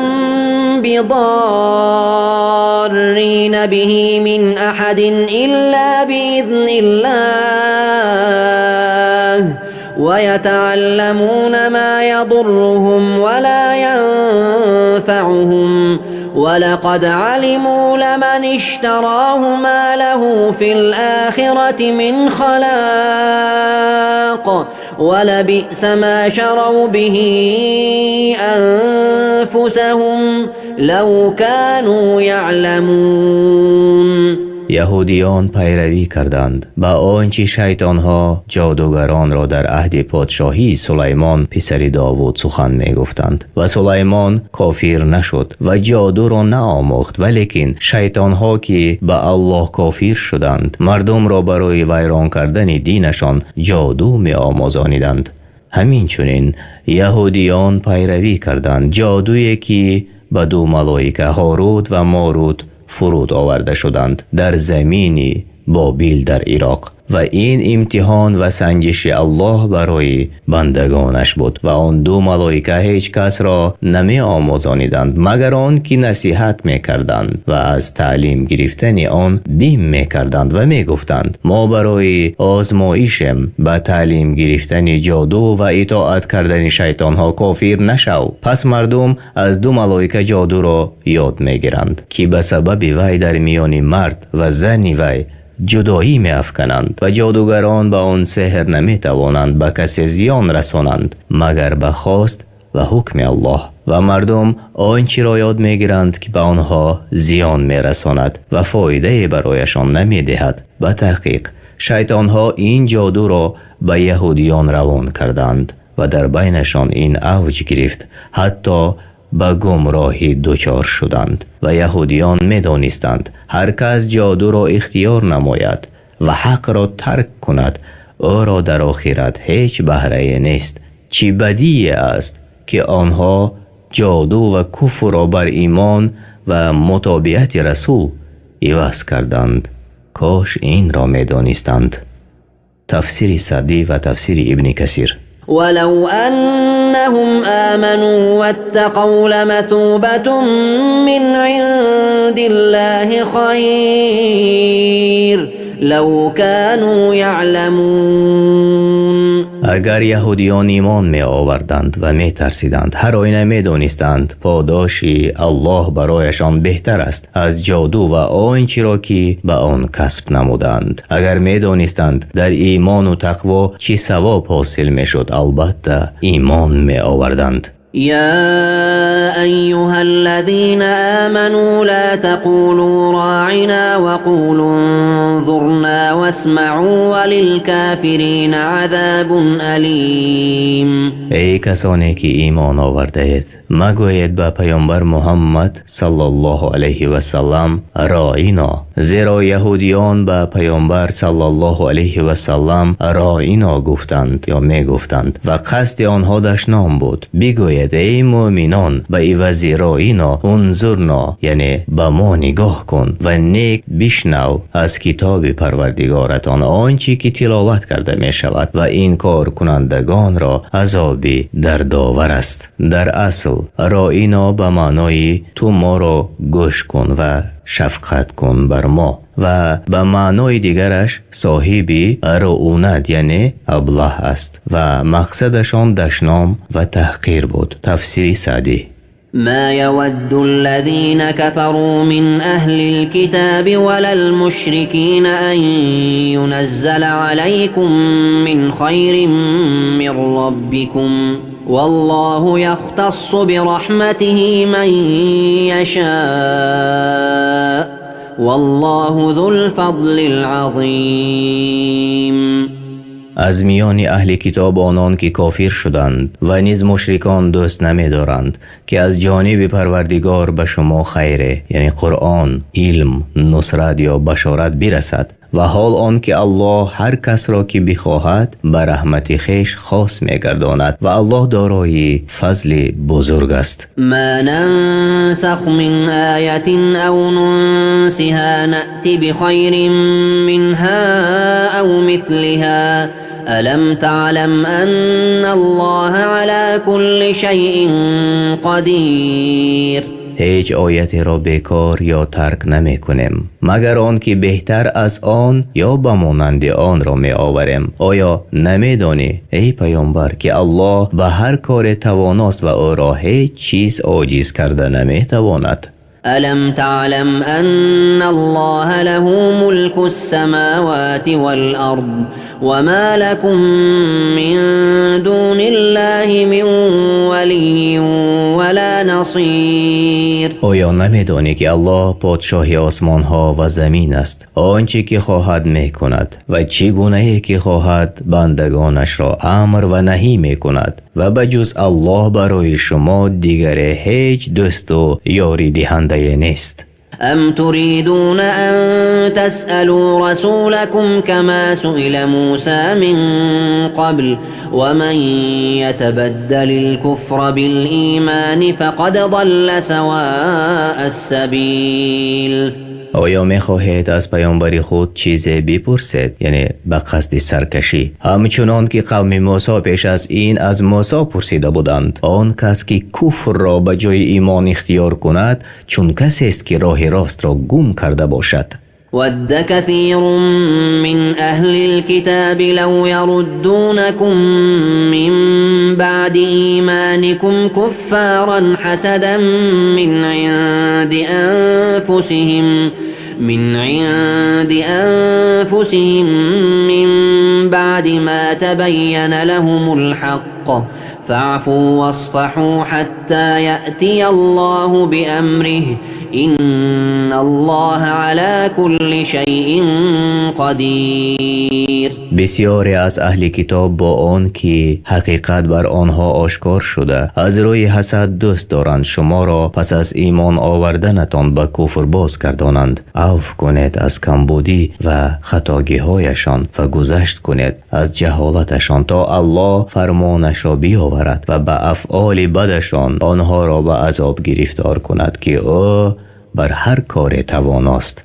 وأقيموا الصلاة وآتوا الزكاة وما تقدموا لأنفسكم من خير تجدوه عند الله إن الله بما تعملون بصير. ای مؤمنان، نماز را برپا دارید، به طریق صحیح و زکات فرض شده را ادا نمایید و بدانید هر نیکی را که پیشا پیش برای خود میفرستید پاداش آن را نزد الله خواهید یافت. البته الله به کارهایی که میکنید بیناست. وقالوا لن يدخل الجنة إلا من كان هودا أو نصارى تلك أمانيهم قل هاتوا برهانكم إن كنتم صادقين. هر یک از یهودیان یا نصرانیان دعوا کرده گفتند غیر از یهودیان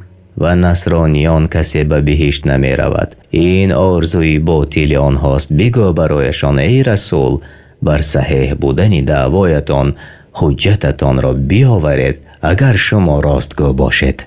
بلى من أسلم وجهه لله وهو محسن فله أجره عند ربه ولا خوف عليهم ولا هم يحزنون. امر این طور نیست چنان که گمان کردند که جنت برای طایفه مخصوص است. آره، هر کس که از راه اخلاص رو به الله کند و به او کسی را شریک نآورد نیکوکار بود و در گفتار و کردارش و با پیامبر الله محمد صلی الله علیه و سلم پیروی نماید، پس هر کسی که اینها را انجام داد در آخرت مزدش را از پروردگارش خواهد گرفت. داخل شدن بهشت چنین است و آنها از بیم و هراس آخرت در ترس نیستند و اندوهگین نمی شوند. وقالت اليهود ليست النصارى على شيء وقالت النصارى ليست اليهود على شيء وهم يتلون الكتاب كذلك قال الذين لا يعلمون مثل قولهم فالله يحكم بينهم يوم القيامة فيما كانوا فيه يختلفون. و یهودیان گفتند نصرانیان بر هیچ چیز از دین حق نیستند و اینچنین نصرانیان در حق یهودیان گفتند و حال آن که آنان تورات و انجیل را می خواندند همچنین مانند قول آنها به هر یک دیندار گفتند تو بر هیچ چیز در دین حق نیستی. پس الله روز قیامت میان آنها در آنچه اختلاف دارند حکم می کند و هر یکی را موافق بر عملش جزا خواهد داد. ومن أظلم ممن منع مساجد الله أن يذكر فيها اسمه وسعى في خرابها أولئك ما كان لهم أن يدخلوها إلا خائفين لهم في الدنيا خزي ولهم في الآخرة عذاب عظيم.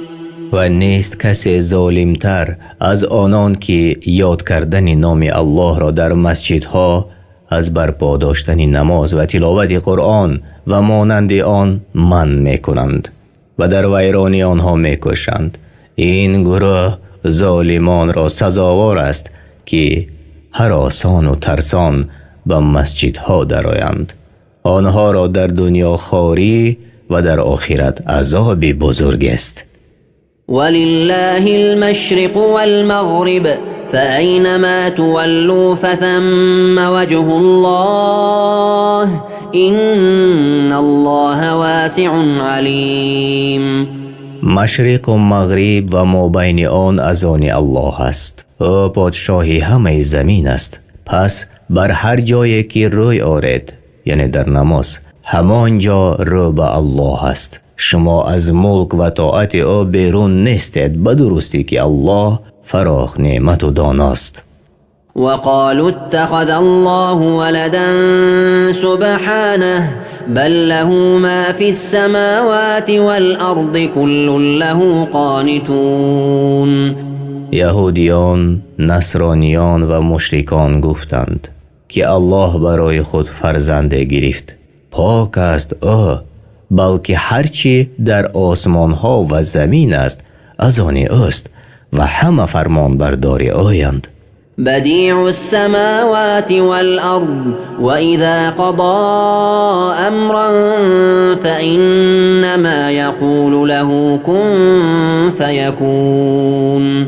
الله تعالی آفریننده آسمان ها و زمین است. چون اراده چیزی کند میگوید موجود شو و آن چیز موجود می شود. وقال الذين لا يعلمون لولا يكلمنا الله أو تأتينا آية كذلك قال الذين من قبلهم مثل قولهم تشابهت قلوبهم قد بينا الآيات لقوم يوقنون. نادانان اهل کتاب و غیر آنها یعنی از روی کبرشان به پیامبر الله صلی الله علیه و سلم گفتند چرا الله با ما سخن نمی گوید که تو حقیقتا فرستاده او تعالی هستی یا معجزه بر ما نمی آید که بر صدق پیامبری تو دلالت کند. کسانی که پیش از آنها بودند نیز سرکشانه چنین سخنان می گفتند به سبب که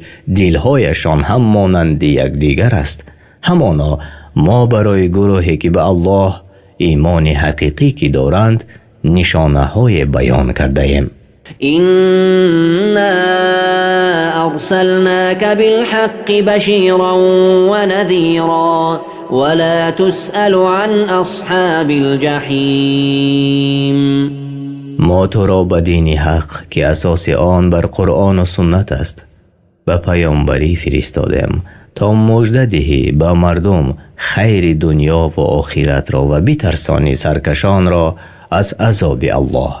تو مسئول نیستی به آنان که به تو کفر آوردند. پس البته آنان روز قیامت داخل دوزخ شوند و از آنجا بیرون نآیند.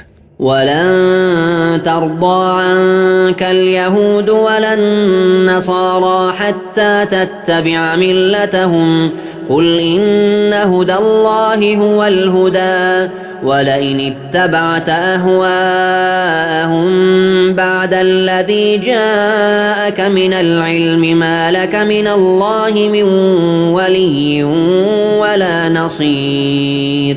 یهودان و نصرانیان از تو ای رسول هرگیز خوشنود نمی شوند تا آن که به دینشان پیروی نکنی.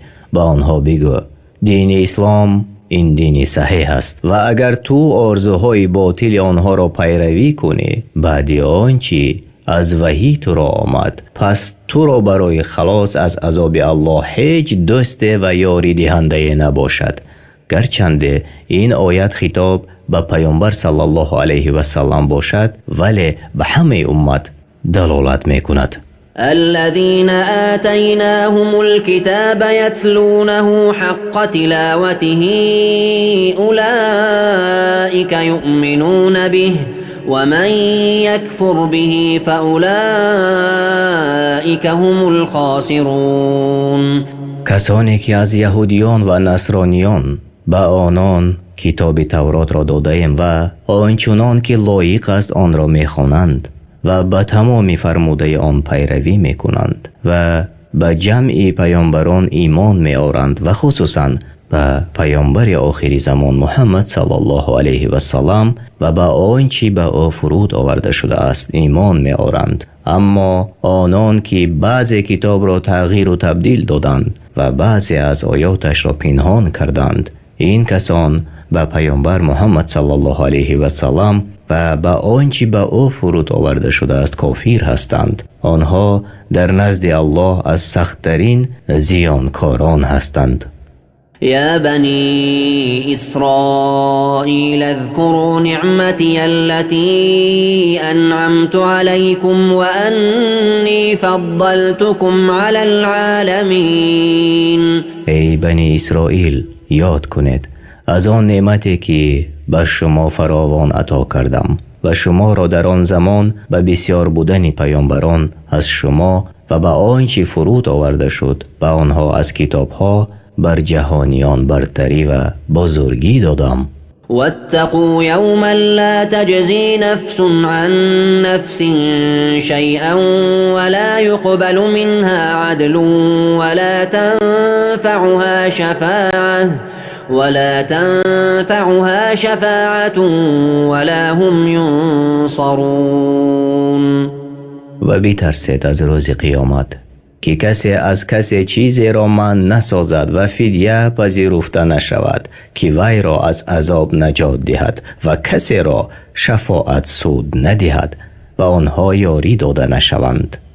وَإِذِ ابْتَلَى إِبْرَاهِيمَ رَبُّهُ بِكَلِمَاتٍ فَأَتَمَّهُنَّ قال إني جاعلك للناس إماما قال ومن ذريتي قال لا ينال عهد الظالمين. ای پیامبر به یاد آر وقتی را که پروردگار ابراهیم او را به چند کلمه بیازمود و ابراهیم همه آن کارها را پوره به انجام رسانید. الله به او گفت من تو را پیشوای مردم می‌گردانم. ابراهیم گفت و از فرزندان من نیز پیشوایان پیدا کن. الله فرمود پیشوایی در دین به ستمکاران نمی رسد. معنای چند کلمه یعنی از امر و نهی ها. تفسیر ابن کثیر. وَإِذْ جَعَلْنَا الْبَيْتَ مَثَابَةً لِلنَّاسِ وَأَمْنًا وَاتَّخِذُوا مِن مَّقَامِ إِبْرَاهِيمَ مُصَلًّى وَعَهِدْنَا إِلَى إِبْرَاهِيمَ وَإِسْمَاعِيلَ أَن طَهِّرَا بَيْتِيَ لِلطَّائِفِينَ وَالْعَاكِفِينَ وَالرُّكَّعِ السُّجُودِ. ای پیامبر به یاد آر وقتی که کعبه را جای جمع شوی یعنی برای حج، عمره، طواف و نماز و مکانی امنی مردم ساختیم و دشمن به آنجا غیرتی در آمدن ندارد و گفتیم مقام ابراهیم را نمازگاهی خیش گیرد. به سوی ابراهیم و پسرش اسماعیل وحی فرستادیم خانه مرا برای طواف کنندگان و اعتکاف کنندگان و رکوع و سجده کنندگان پاکیزه دارد. وإذ قال إبراهيم رب اجعل هذا بلدا آمنا وارزق أهله من الثمرات من آمن منهم بالله واليوم الآخر قال ومن كفر فأمتعه قليلا ثم أضطره إلى عذاب النار و بئس المصیر. ای پیامبر بیادار وقتی که ابراهیم در دعایش گفت ای پروردگار من این شهر مکه را جای امن گردان و از ساکنانش کسی را که به الله و روز قیامت ایمان دارند از هر میوه ها روزی ده. الله فرمود هر کس که کافر شد او را اندکی در این دنیا بهره‌مند گردانم سپس از عذاب آتش دوچارش گردانم. چی جای بازگشتی بد است. وإذ يرفع إبراهيم القواعد من البيت وإسماعيل ربنا تقبل منا إنك أنت السميع العليم. ای پیامبر بیادار وقتی که ابراهیم و اسماعیل اساسهای خانه را بلند میکردند و هر دو با خشوع دعا کرده گفتند ای پروردگار ما از ما عملهای شایسته و دعاهایمان را بپذیر که تو شنوا به سخنان بندگانت و دانا هستی به احوال آنها. ربنا وجعلنا مسلمين لك ومن ذريتنا أمة مسلمة لك وأرنا مناسكنا وتب علينا إنك أنت التواب الرحيم. ای پروردگار ما را استوار بر اسلام و فرمان بردار احکام خیش ساز و نیز فرزندان ما را فرمان بردار خیش گردان و طرز عبادت های ما را به ما نشان بده و توبه ما را بپذیر که تو توبه پذیرنده و مهربان هستی. ربنا وابعث فيهم رسولا منهم يتلو عليهم آياتك ويعلمهم الكتاب والحكمة ويزكيهم إنك أنت العزيز الحكيم. ای پروردگار ما در این امت یعنی از ذریات اسماعیل پیامبر بر آنها بفرست تا آیات تو را بر آنها بخواند و به آنها کتاب و حکمت بیاموزاند و آنها را از شرک و بد اخلاقی پاکیزه سازد و تو عزیزی چیز مانع تو شده نمیتواند و حکیم هستی همه چیز را در موضع خودش میگذاری. ومن يرغب عن ملة إبراهيم إلا من سفه نفسه ولقد اصطفيناه في الدنيا وإنه في الآخرة لمن الصالحين. و کسی که از دین ابراهیم یعنی دین اسلام روی برمیتابد خود را خار کرد و به تحقیق ابراهیم را در دنیا برگزیدیم و او را نیز از شایستگان قرار دادیم که برایش در آخرت عالی ترین درجه ها است. اذ قال له ربه اسلم قال اسلمت لرب العالمین. و سبب این اختیار بی تردد قبول کردن او دین اسلام است. وقتی که پروردگارش به او گفت به طاعت پروردگارت تسلیم شو، ابراهیم گفت من در برابر پروردگار جهانیان با اخلاص و توحید و محبت و توبه تسلیمم. ووصى بها إبراهيم بنيه ويعقوب يا بني إن الله اصطفى لكم الدين فلا تموتن إلا وأنتم مسلمون. ابراهیم و یعقوب به فرزندان خود به این کلمه وصیت کردند: ای فرزندان من، الله برای شما این دین را اختیار کرده است و این دین اسلام است که محمد صلی الله علیه و سلم به این دین آمد. تفسیر بغوی: و در ایام زندگیتان از آن جدا نشوید، پس از این جهان نمیرید مگر این که شما فرمان بردار باشید، یعنی در دین اسلام باشید. أم كنتم شهداء إذ حضر يعقوب الموت إذ قال لبنيه ما تعبدون من بعدي قالوا نعبد إلهك وإله آبائك إبراهيم وإسماعيل وإسحاق إلها واحدا ونحن له مسلمون. ای یهودیان، آیا شما حاضر بودید آنگاه که مرگ یعقوب فرا رسید و به فرزندانش گفت پس از من چه چیز را می پرستید؟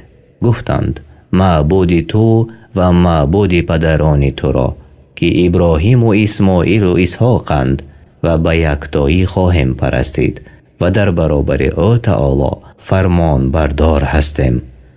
تلك أمة قد خلت لها ما كسبت ولكم ما كسبتم ولا تسألون عما كانوا يعملون. آنها امت‌هایی بودند که در حقیقت در گذشته اند. آنچه کرده بودند از آن آنهاست و آنچه شما کنید از آن شماست و شما را از اعمالی که آنها کردند نمی پرسند و هر کسی به آنچه کرد جزا خواهد دید و کسی به گناه کسی عذاب کرده نمی شود. وقالوا كونوا هودا أو نصارى تهتدوا قل بل ملة إبراهيم حنيفا وما كان من المشركين. یهودیان به امت محمد صلی الله علیه و سلم گفتند به دین یهودی داخل شوید تا راه راست یابید و نصرانیان نیز چنین گفتند. ای رسول، برایشان بگو بلکه هدایت پیروی نمودن ملت ابراهیم است که او از مشرکان نبود. قولوا آمنا بالله وما أنزل إلينا وما أنزل إلى إبراهيم وإسماعيل وإسحاق ويعقوب والأسباط وما أوتي موسى وعيسى وما أوتي النبيون من ربهم لا نفرق بين أحد منهم ونحن له مسلمون. ای مؤمنان، به یهودیان و نصرانیان بگوید ما به الله و آیاتی که بر ما نازل شده و نیز آنچه بر ابراهیم و اسماعیل و اسحاق و یعقوب و نبیرگانش نازل شده و نیز آنچه به موسی و عیسی فرستاده شده و آنچه بر پیامبران دیگر از جانب پروردگارشان آمده است ایمان آوردیم. میان هیچ یک از پیامبران فرق نمی نهیم و همه در برابر الله با طاعت و عبادت تسلیم هستیم. فإن آمنوا بمثل ما آمنتم به فقد اهتدوا وإن تولوا فإنما هم في شقاق فسيكفيكهم الله وهو السميع العليم. اگر با آنچه شما ایمان آوردید یهودیان و نصرانیان و دیگران نیز به مثل شما ایمان بیاورند هدایت یافتند، اما اگر روی تافتند پس با تو در دشمنی و خلافند و در برابر آنها الله تو را ای رسول از شر آنها کفایت می کند و او شنوا و داناست.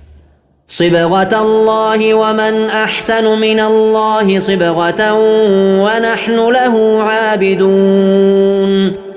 دین الله را لازم گیرید که شما را بر آن دین پیدا کرده است. بهتر از دین الله که مردم را بر آن پیدا کرد دین نیست.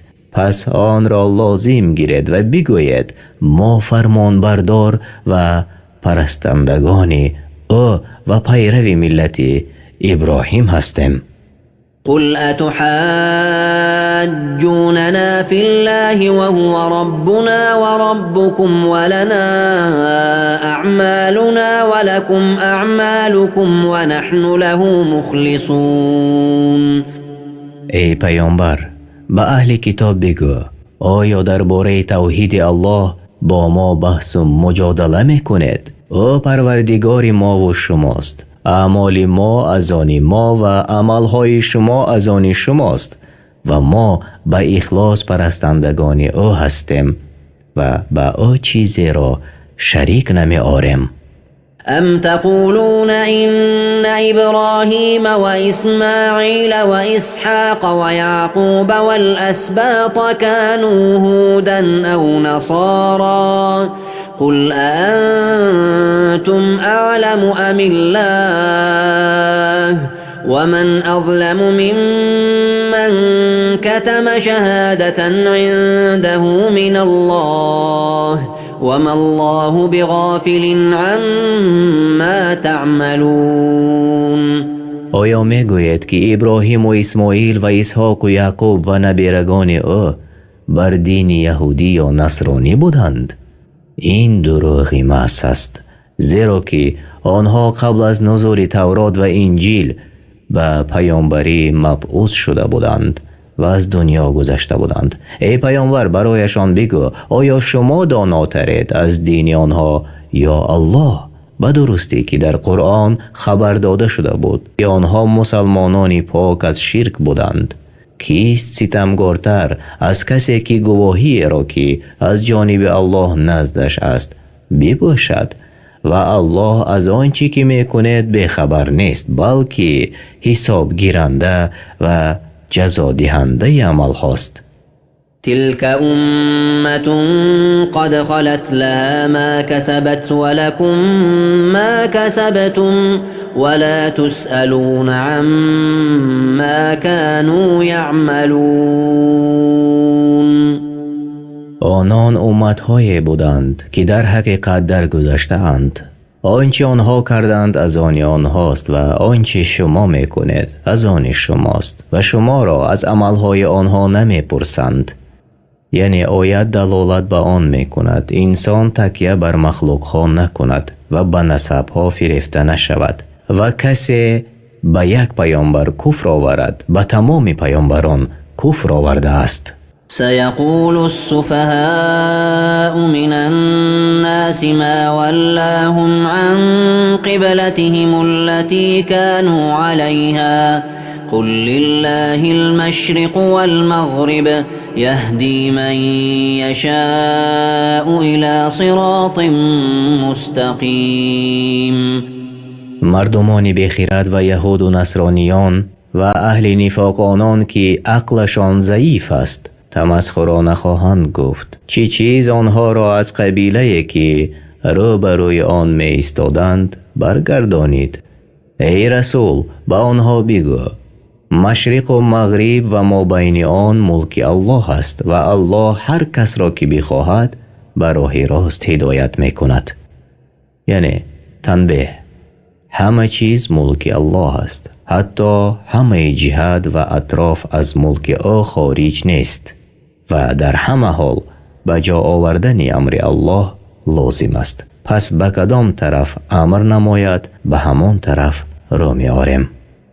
وكذلك جعلناكم أمة وسطا لتكونوا شهداء على الناس ويكون الرسول عليكم شهيدا وما جعلنا القبلة التي كنت عليها إلا لنعلم من يتبع الرسول ممن ينقلب على عقبيه وإن كانت لكبيرة إلا على الذين هدى الله وما كان الله ليضيع إيمانكم إن الله بالناس لرؤوف رحیم.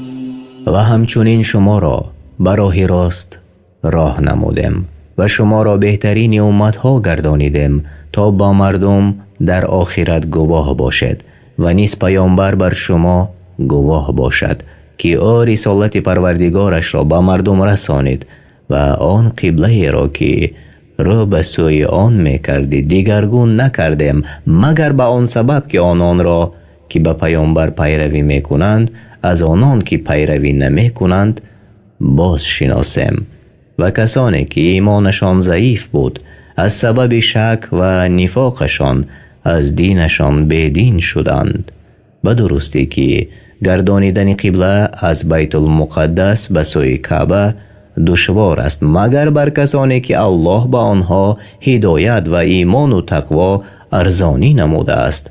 الله ایمان و نمازتان را تباه نمی کند به درستی که الله به مردم مهربان و بخشاینده است. تفسیر بغوی. قد نرى تقلب وجهك في السماء فلنولينك قبلة ترضاها فول وجهك شطر المسجد الحرام وحيث ما كنتم فولوا وجوهكم شطره وإن الذين أوتوا الكتاب ليعلمون أنه الحق من ربهم وما الله بغافل عما يعملون.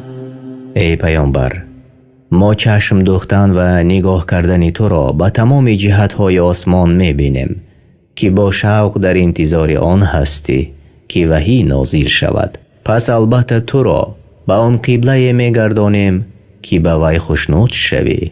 پس روی به جانب مسجد الحرام کن و هر جا که باشد ای مسلمانان چون اراده نماز کردید روی به آن جانب کنید.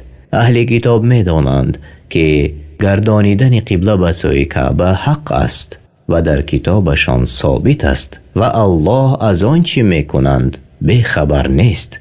ولئن أتيت الذين أوتوا الكتاب بكل آية ما تبعوا قبلتك وما أنت بتابع قبلتهم وما بعضهم بتابع قبلة بعض ولئن اتبعت أهواءهم من بعد ما جاءك من العلم إنك إذا لمن الظالمين. ای رسول، برای آنان که تورات و انجیل داده شد هر دلیل و نشانه که بیاوری که گردانیدن قبله به سوی کعبه حق است هرگز قبله تو را پیروی نخواهند کرد و تو پیروی کننده نیستی قبله آنها را و بعضی آنها قبله بعضی دیگر را پیروی کننده نیستند. و اگر تو بعد آنچه که از دانش به تو آمده است و خواهش های نفسانی آنها پیروی کنی آنگاه همانا از ستمکاران باشی. یعنی این آیت خطاب برای جمع امت است و آن تهدید و وعید است به هر شخصی که خواهش های ضد شریعت اسلام را پیروی میکند. الذين آتيناهم الكتاب يعرفونه كما يعرفون أبناءهم وإن فريقا منهم ليكتمون الحق وهم يعلمون. آنان که اهل تورات و انجیل هستند از عالمان یهود و نصارا همچنان که فرزندان خود را میشناسند رسول الله محمد صلی الله علیه و سلم را با صفت‌هایی که در کتاب‌هایشان ذکر شده است میشناسند ولی گروهی از آنها حق را دانسته میپوشند. الحق من ربك فلا تكونن من الممترین. ای پیامبر، آنچه از جانب الله بر تو نازل شده حق همان است، پس در آن شبهه نکن. آیت اگر چند خطاب برای رسول الله صلی الله علیه و سلم باشد هم، ولی این خطاب همه امت را در بر میگیرد.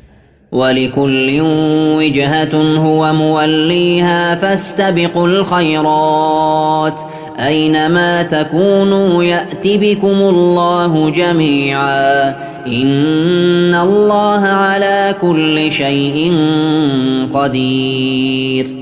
هر کسی را قبله است که به آن روی می آورد در نمازش. پس ای مؤمنان، در عملهای شایسته که الله برای شما در دین اسلام فرموده است، پس برای بجا آوردن این خوبی ها بشتابید. هر جا که باشد الله شما را روز قیامت حاضر می آورد که او بر هر کار تواناست.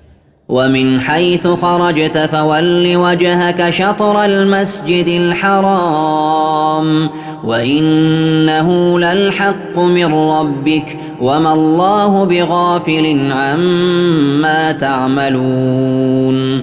ای پیامبر، و از هر جایی که بیرون شوی برای سفر و هر وقتی که اراده نماز کردی، روی خود به جانب مسجد الحرام کن. حق همان است که پروردگارت به آن امر فرموده و الله از آنچه که میکنید بیخبر نیست. ومن حيث خرجت فول وجهك شطر المسجد الحرام وحيث ما كنتم فولوا وجوهكم شطره لئلا يكون للناس عليكم حجة إلا الذين ظلموا منهم فلا تخشوهم واخشوني ولأتم نعمتي عليكم ولعلكم تهتدون. و از هر جایی که بیرون شوی ای پیامبر، روی خیش به جانب مسجد الحرام کن و هر جا که باشد ای مسلمانان، شما نیز روی خیش به جانب مسجد الحرام کنید تا هیچ کس را جز ستمکاران با شما بحث و مجادله نباشد. بعد از روی آوردنتان به سوی مسجد الحرام، اهل ظلم و سرکشان آنان همیشه با شما بحث و مجادله کنند. از آنها نترسید، از من بترسید تا نعمت خیش بر شما کامل کنم و باشد که شما به سوی حق راه بیابید. كما أرسلنا فيكم رسولا منكم يتلو عليكم آياتنا ويزكيكم ويعلمكم الكتاب والحكمة ويعلمكم ما لم تكونوا تعلمون. همچنان که نعمت‌هایمان را به شما ارزانی نمودیم، یعنی روی به جانب کعبه کردن، نیز در میان شما پیامبری از قوم شما فرستادیم تا آیات‌های ما را برایتان بخواند و شما را از شرک و بد اخلاقی پاکیزه گرداند و کتاب و حکمت و احکام شریعت بیاموزد و از اخبار و قصه های پیامبران گذشته آنچه را که نمیدانستید به شما یاد دهد. فاذكروني اذكركم واشكروا لي ولا تكفرون. پس مرا یاد کنید تا شما را یاد کنم، مرا سپاس گوید و ناسپاسی نعمت من نکنید. در این آیت الله مؤمنان را به ذکر خود امر کرد و بر آن بزرگترین مکافات را وعده داد و آن مکافات مدح و ثنای است نزد ملائکه ها بر کسانی که او را ذکر کردند. يا أيها الذين آمنوا استعينوا بالصبر والصلاة إن الله مع الصابرين. ای کسانی که ایمان آورده اید، در همه کارتان از الله به صبر کردن بر دشواری و مصیبت ها و ترک معصیت و گناه ها و صبر کردن بر طاعت ها و نزدیک شدن به الله و بر نماز که با آن نفس آرامش می‌یابد و از کاری بی‌حیایی و فعلی بد انسان را باز می دارد. مدد جوید که الله با صبر کنندگان است.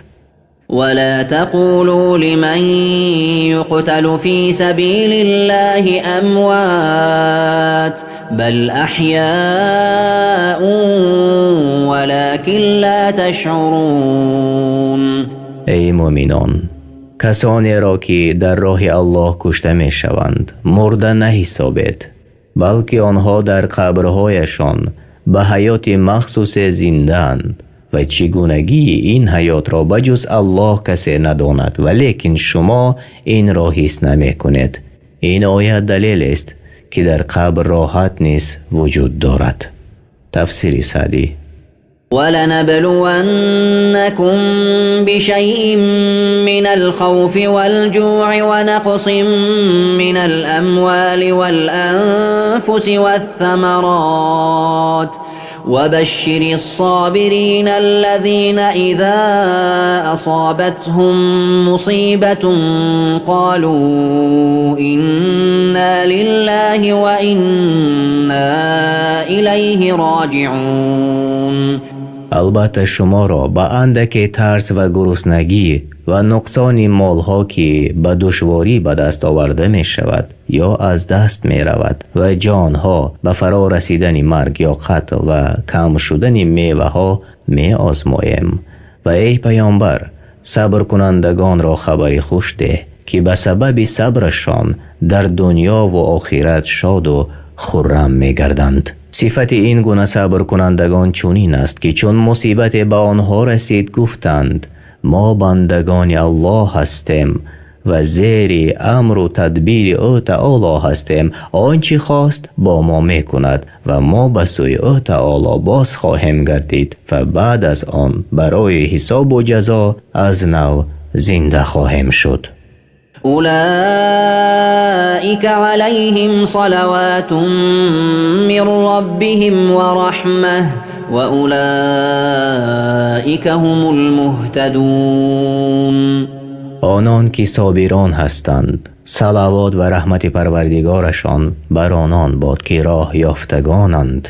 إن الصفا والمروة من شعائر الله فمن حج البيت أو اعتمر فلا جناح عليه أن يطوف بهما ومن تطوع خيرا فإن الله شاكر عليم.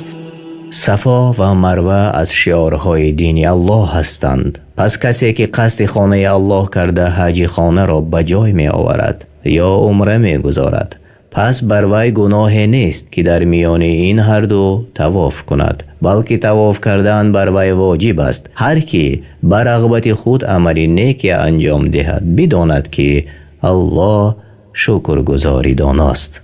إن الذين يكتمون ما أنزلنا من البينات والهدى من بعد ما بيناه للناس في الكتاب أولئك يلعنهم الله ويلعنهم اللاعنون. البته آن کسانی که دلیل روشن و هدایت را که ما فرود فرستاده ایم و آن را در کتاب تورات و انجیل بیان کرده ایم پنهان میکنند، الله تعالی آنها را یعنی عالمان یهود و نصارا را از رحمت خود دور میکند و او تعالی و جمع مخلوقات آنها را لعنت میکنند. إلا الذين تابوا وأصلحوا وبينوا فأولئك أتوب عليهم وأنا التواب الرحيم. مگر آنهایی که از خطاگی های خود توبه کردند و خود را اصلاح کردند و آنچه پنهان داشته بودند آشکار ساختند، توبهشان را میپذیرم و من توبه پذیر و مهربانم. إن الذين كفروا وماتوا وهم كفار أولئك عليهم لعنة الله والملائكة والناس أجمعين. به درستی آنان که ایمان را انکار کرده اند و حق را پنهان کرده اند و بر کفرشان دوامت کرده اند، لعنت الله و فرشتگان و همه مردم بر آنها باد. خالدین فیها لا یخفف عنهم العذاب، جاودانه در لعنتند و در عذابشان سبوکی داده نشود و لحظه برای عذر طلبیدن مهلتشان ندهند. و الهکم اله واحد لا اله الا هو الرحمن الرحیم. ای مردم، معبود شما الله یگانه است، در ذات، نام، صفات، افعال و پرستش و بجز او هیچ کس سزاوار عبادت نیست. معبود غیر او نیست. بخشاینده است برای جمعی خلق و مهربان است با مؤمنان. إن في خلق السماوات والأرض واختلاف الليل والنهار والفلك التي تجري في البحر بما ينفع الناس وما أنزل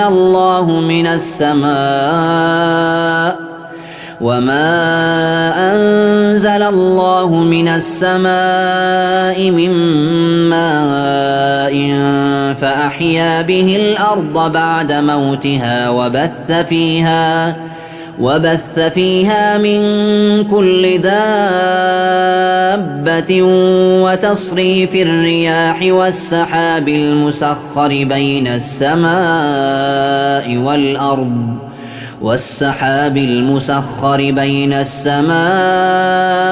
والأرض لآيات لقوم يعقلون. بدرستی در آفرینش آسمان ها بنابر بلندی و وسیعیش و زمین بنابر کوه و پستی و دریاهایش و در پی یکدیگر آمدن شب و روز و در کشتی هایی که در دریا می روند و سبب نفع مردمانند و در بارانی که الله از آسمان فرو می فرستد تا زمین مرده را به آن زنده سازد و جنبندگان را در آن پراکنده کند و در گردانیدن بادها و ابرهای رام شده که میان زمین و آسمانند. در همه اینها برای خردمندانی که در میابند نشانه هاست و به این دلیل ها میفهمند که بجز الله هیچ کس سزاوار عبادت نیست.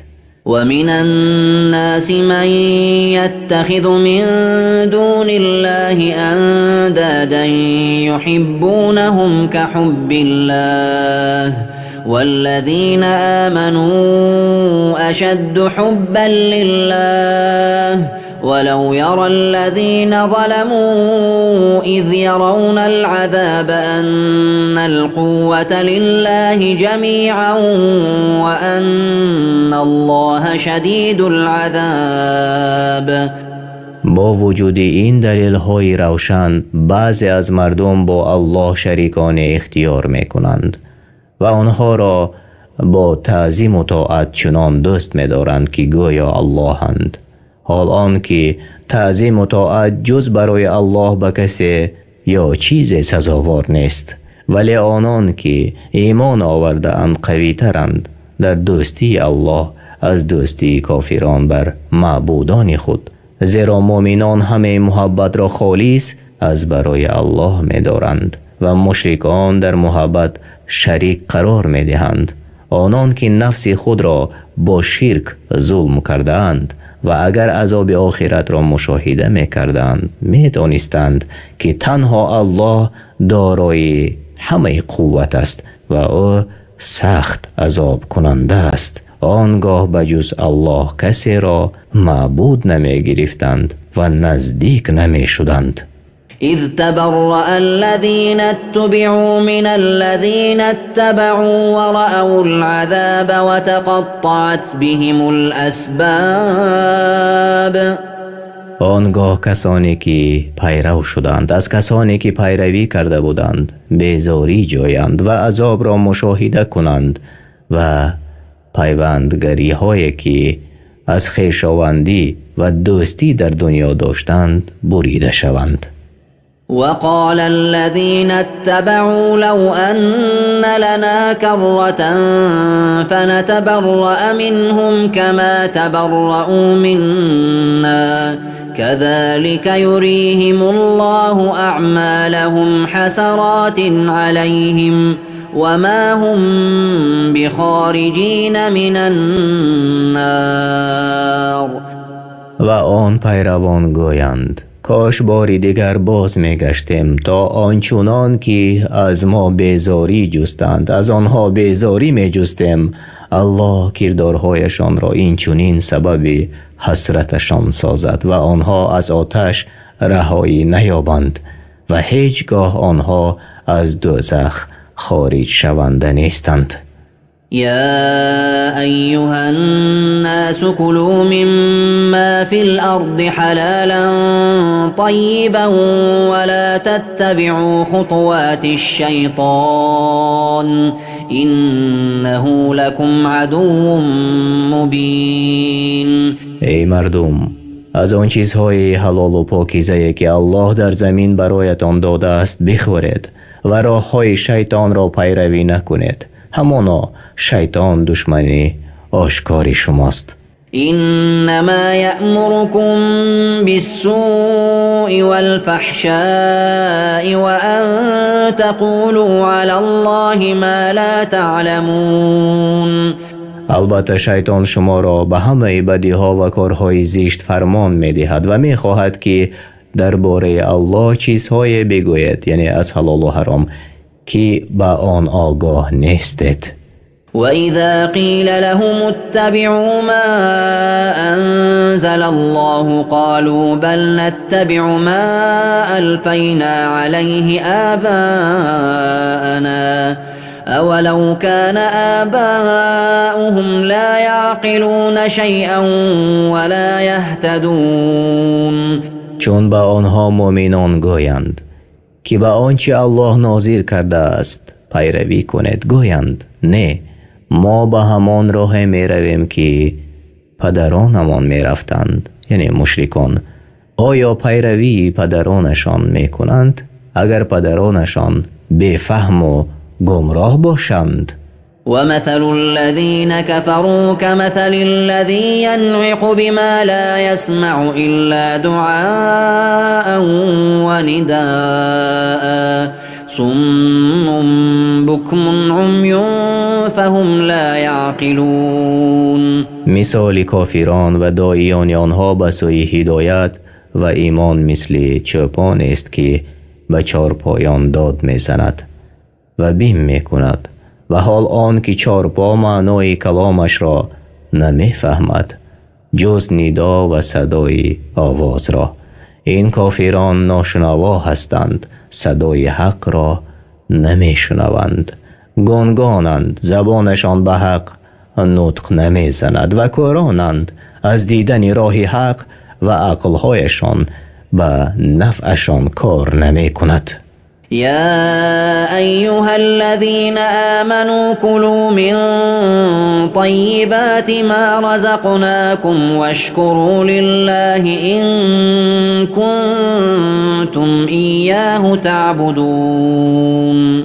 ای کسانی که ایمان آورده اید، از آن چیزهای پاکیزه با لذت حلال که روزی شما کرده ایم بخورید و نباشید به مانند کافرانی که پاکیزه ها را حرام می حسابند و پلیت ها را حلال می شمارند. و شکر نعمت های بزرگ الله با دل و زبان کنید اگر شما امر او را بجا آورده باشید و تنها او را عبادت کنید و با او شریک نآورید.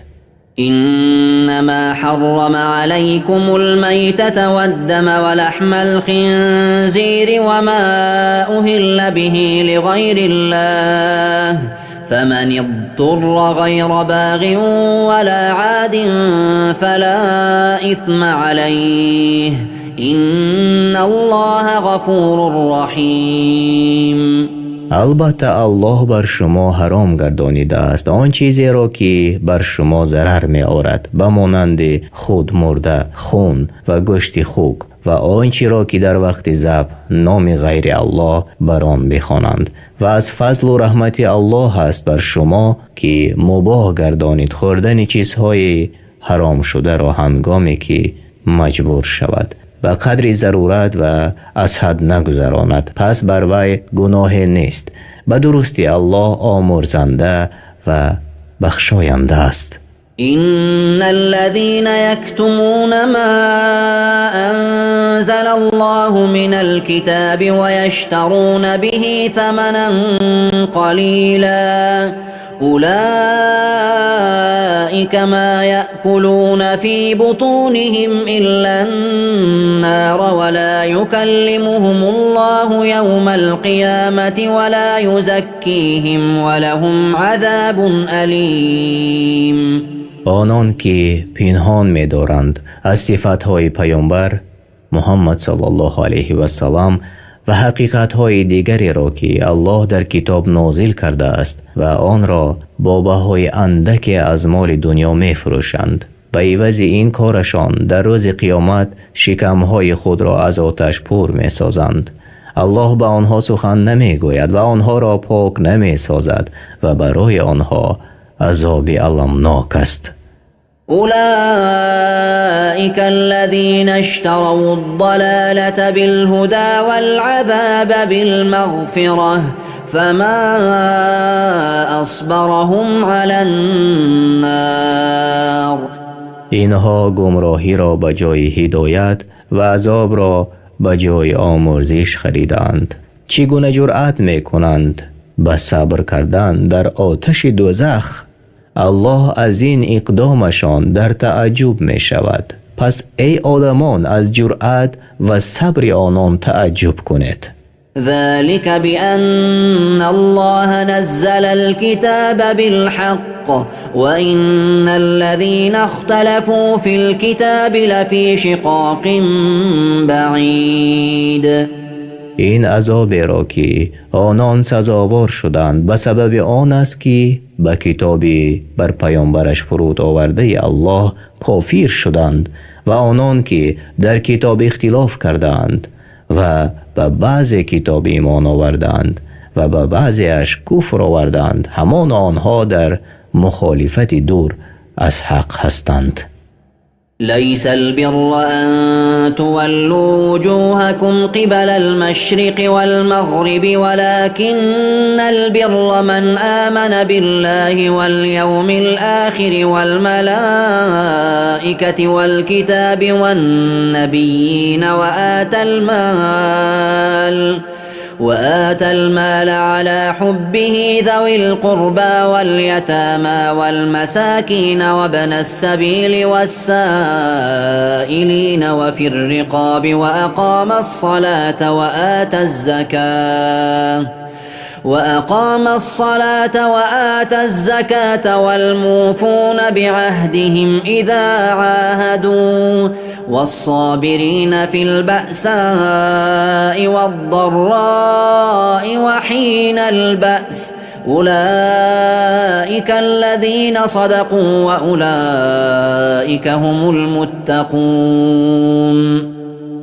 نزد الله نیکی آن نیست که در نماز روی خود به جانب مشرق و مغرب کند بلکه نیکوکار کسی است که به الله یگانه که شریک و مانند ندارد و روز قیامت و فرشتگان و کتاب الله و پیامبران ایمان آورد و مال خود را با آن که دوستش دارد به رغبت خود به خویشاوندان و یتیمان و درماندگان و مسافران و گدایان و غلامان ببخشد و نماز بگذارد و زکات فرض شده را بدهد و نیز کسانی هستند که چون عهد می‌بندند با آن وفا می‌کنند و آنان که در تنگ دستی و بیماری و هنگام جنگ صبر می‌کنند اینها راستگویان و پرهیزگارانند.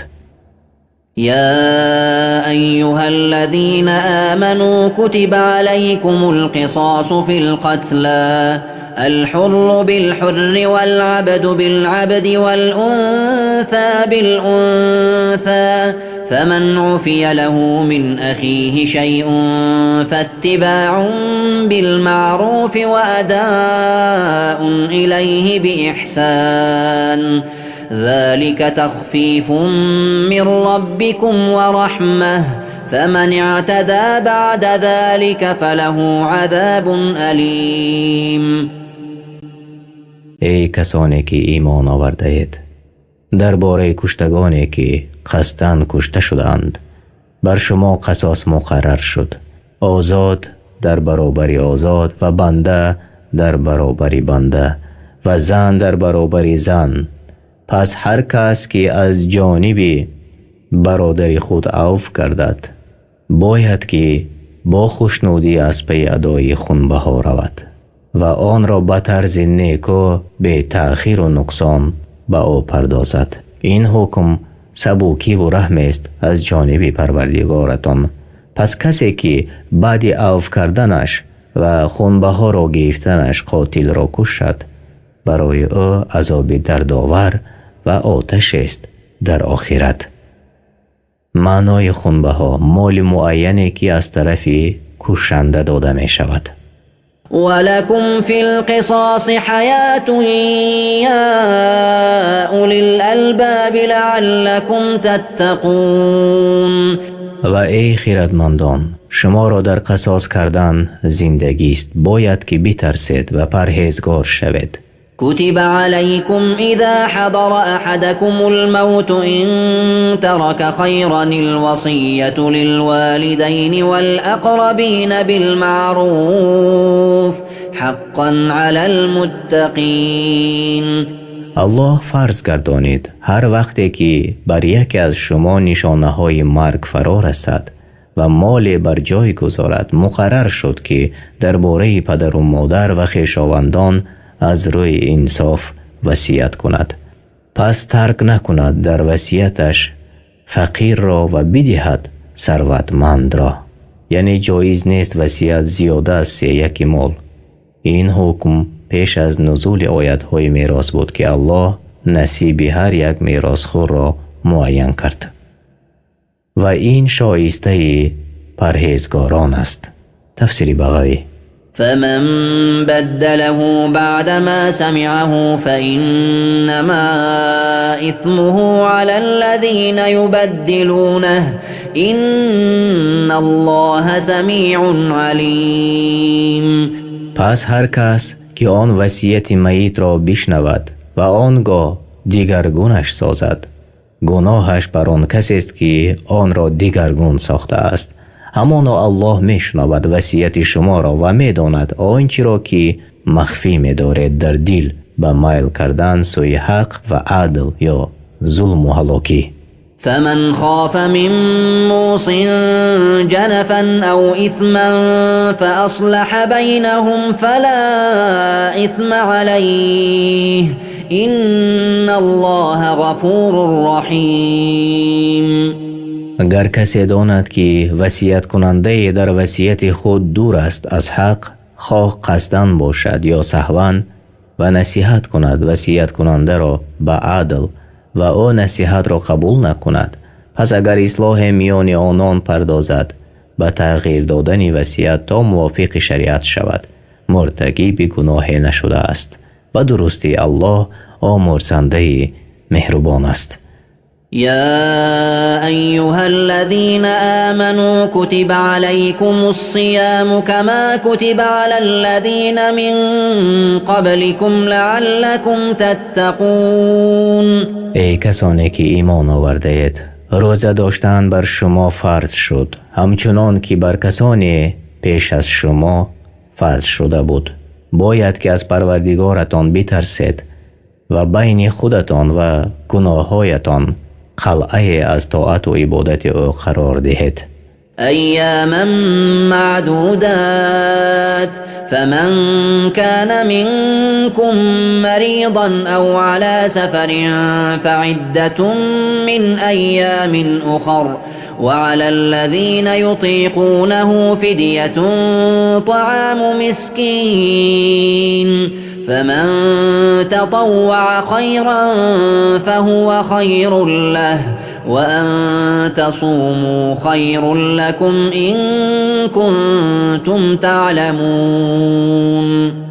روزهای به شمار روزه داشتنش بر شما فرض شده است. هر کس که از شما بیمار یا در سفر باشد و روزه‌داری به او وزنینی کند، پس روزه اش را بخورد به همان عددی که روزه اش را خورد، از روزهای دیگر روزه بدارد.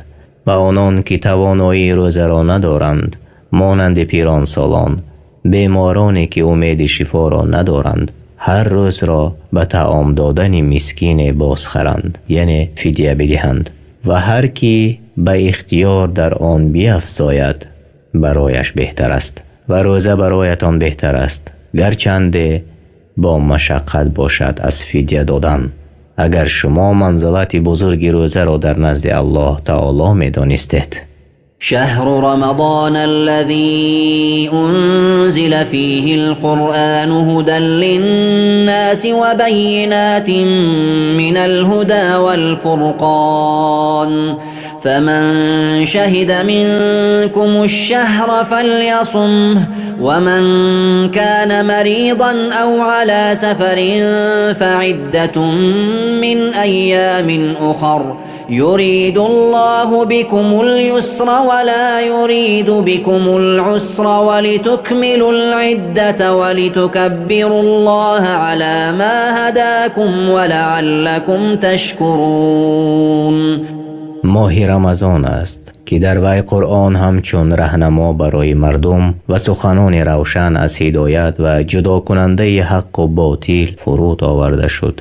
پس هر کس که از شما این ماه را دریابد باید که در روزهای آن ماه روزه بدارد و هر کس که بیمار یا در سفر باشد برای او رخصت است روزه ندارد. بعد از آن برای وی به شماره آنچه فوت شد از روزهای دیگر روزه داشتنش لازم است. الله در شریعت خود برای شما آسانی را می خواهد و به شما دشواری و مشقت را نمی خواهد و می خواهد که عید را کامل سازد و در عید رمضان پس از ادای روزه الله را با تکبیر یاد کنید و بر هدایت یافتنتان او را بزرگ دارید و بر توفیقی که به شما ارزانی نموده است شکرگزار باشید. وَإِذَا سَأَلَكَ عِبَادِي عَنِّي فَإِنِّي قَرِيبٌ أُجِيبُ دَعْوَةَ الدَّاعِ إِذَا دَعَانِ فَلْيَسْتَجِيبُوا لِي وَلْيُؤْمِنُوا بِي لَعَلَّهُمْ يَرْشُدُونَ. ای محمد، چون بندگان من درباره من از تو بپرسند، من به آنها نزدیکم و به ندای کسی که مرا بخواند جواب می دهم. پس مرا در آنچه که آنها را فرمودم و از آنچه که آنها را من نمودم اطاعت کنند و به من ایمان آورند، باشد که راهی آبادی دین دنیایشان را دریابند. أحل لكم ليلة الصيام الرفث إلى نسائكم هن لباس لكم وأنتم لباس لهن علم الله أنكم كنتم تختانون أنفسكم فتاب عليكم وعفى عنكم فالآن باشروهن وابتغوا ما كتب الله لكم وكلوا واشربوا حتى يتبين لكم الخيط الأبيض من الخيط الأسود من الفجر ثم أتموا الصيام إلى الليل ولا تباشروهن وأنتم عاكفون في المساجد تلك حدود الله فلا تقربوها كذلك يبين الله آياته للناس لعلهم يتقون. الله در شبهای ماه رمضان برایتان همبستری با همسرانتان را مباح گردانید. آنها پوشش و حفظ شمایند و شما نیز پوشش و حفظ آنها هستید. الله می‌دانست که شما با نفس خود خیانت می‌ورزید. با مخالفت حرام کرده الله در شب‌های رمضان با همبستری کردنتان با همسران، پس توبه شما را پذیرفت و شما را عفو کرد و امر را به شما وسیع گردانید. اکنون با آنها همبستر شوید و آنچه را که الله بر شما مقدر گردانیده است طلب کنید، یعنی از فرزند، و بخورید و بیاشامید تا روشنی صبح در تاریکی شب آشکار شود و روزه را تا فرو رفتن آفتاب به شب برسانید و چون در مسجد به اعتکاف نشستید با همسران هم بستر نشوید. این حدود فرمان الله است، به آن نزدیک نشوید. الله آیات و احکام خود را این چنین بیان میکند باشد که به پرهیزگاری برسند. ولا تأكلوا أموالكم بينكم بالباطل وتدلوا بها إلى الحكام لتأكلوا فريقا من أموال الناس بالإثم وأنتم تعلمون. مالهای یکدیگر را به ناحق به مانند قسمی بر دروغ به زور گرفتن دزدی پاره نخورید و اموال خود را به رشوت به حاکمان ندهید تا بدان سبب مالهای گروه دیگر را به ناحق بخورید و شما خود حرام بودن این را می‌دانید. يسألونك عن الأهلة قل هي مواقيت للناس والحج وليس البر بأن تأتوا البيوت من ظهورها ولكن البر من اتقى وأتوا البيوت من أبوابها واتقوا الله لعلكم تفلحون. از تو ای پیامبر درباره هلال‌های ماه می‌پرسند، بگو الله آن را نشانه گردانیده است برای دانستن مردم وقت‌های عبادت خود را به مانند رسیدن وقت روزه و حج و معاملاتشان و نکوکاری آن نیست که از پشت به خانه ها درآید، ولی نکوکاری راه کسانی است که پرهیزگار باشند و از درها به خانه ها درآیند. یعنی این عادت جاهلیت بود. اسلام آمد و آن را برهم داد. یعنی عرب ها وقتی که در حج یا عمره احرام می بستند از دروازه خانه ها وارد نمی شدند و این را یک امر عبادتی گمان می کردند. تفسیر بغوی. بنابراین الله خبر داد که این نکوکاری نیست و الله این کار را مشروع نکرده است، بلکه نکوکاری آن است که از الله بترسد و از گناه دور شود و در همه حالت از الله بترسید تا رستگار شود. وقاتلوا في سبيل الله الذين يقاتلونكم ولا تعتدوا إن الله لا يحب المعتدين.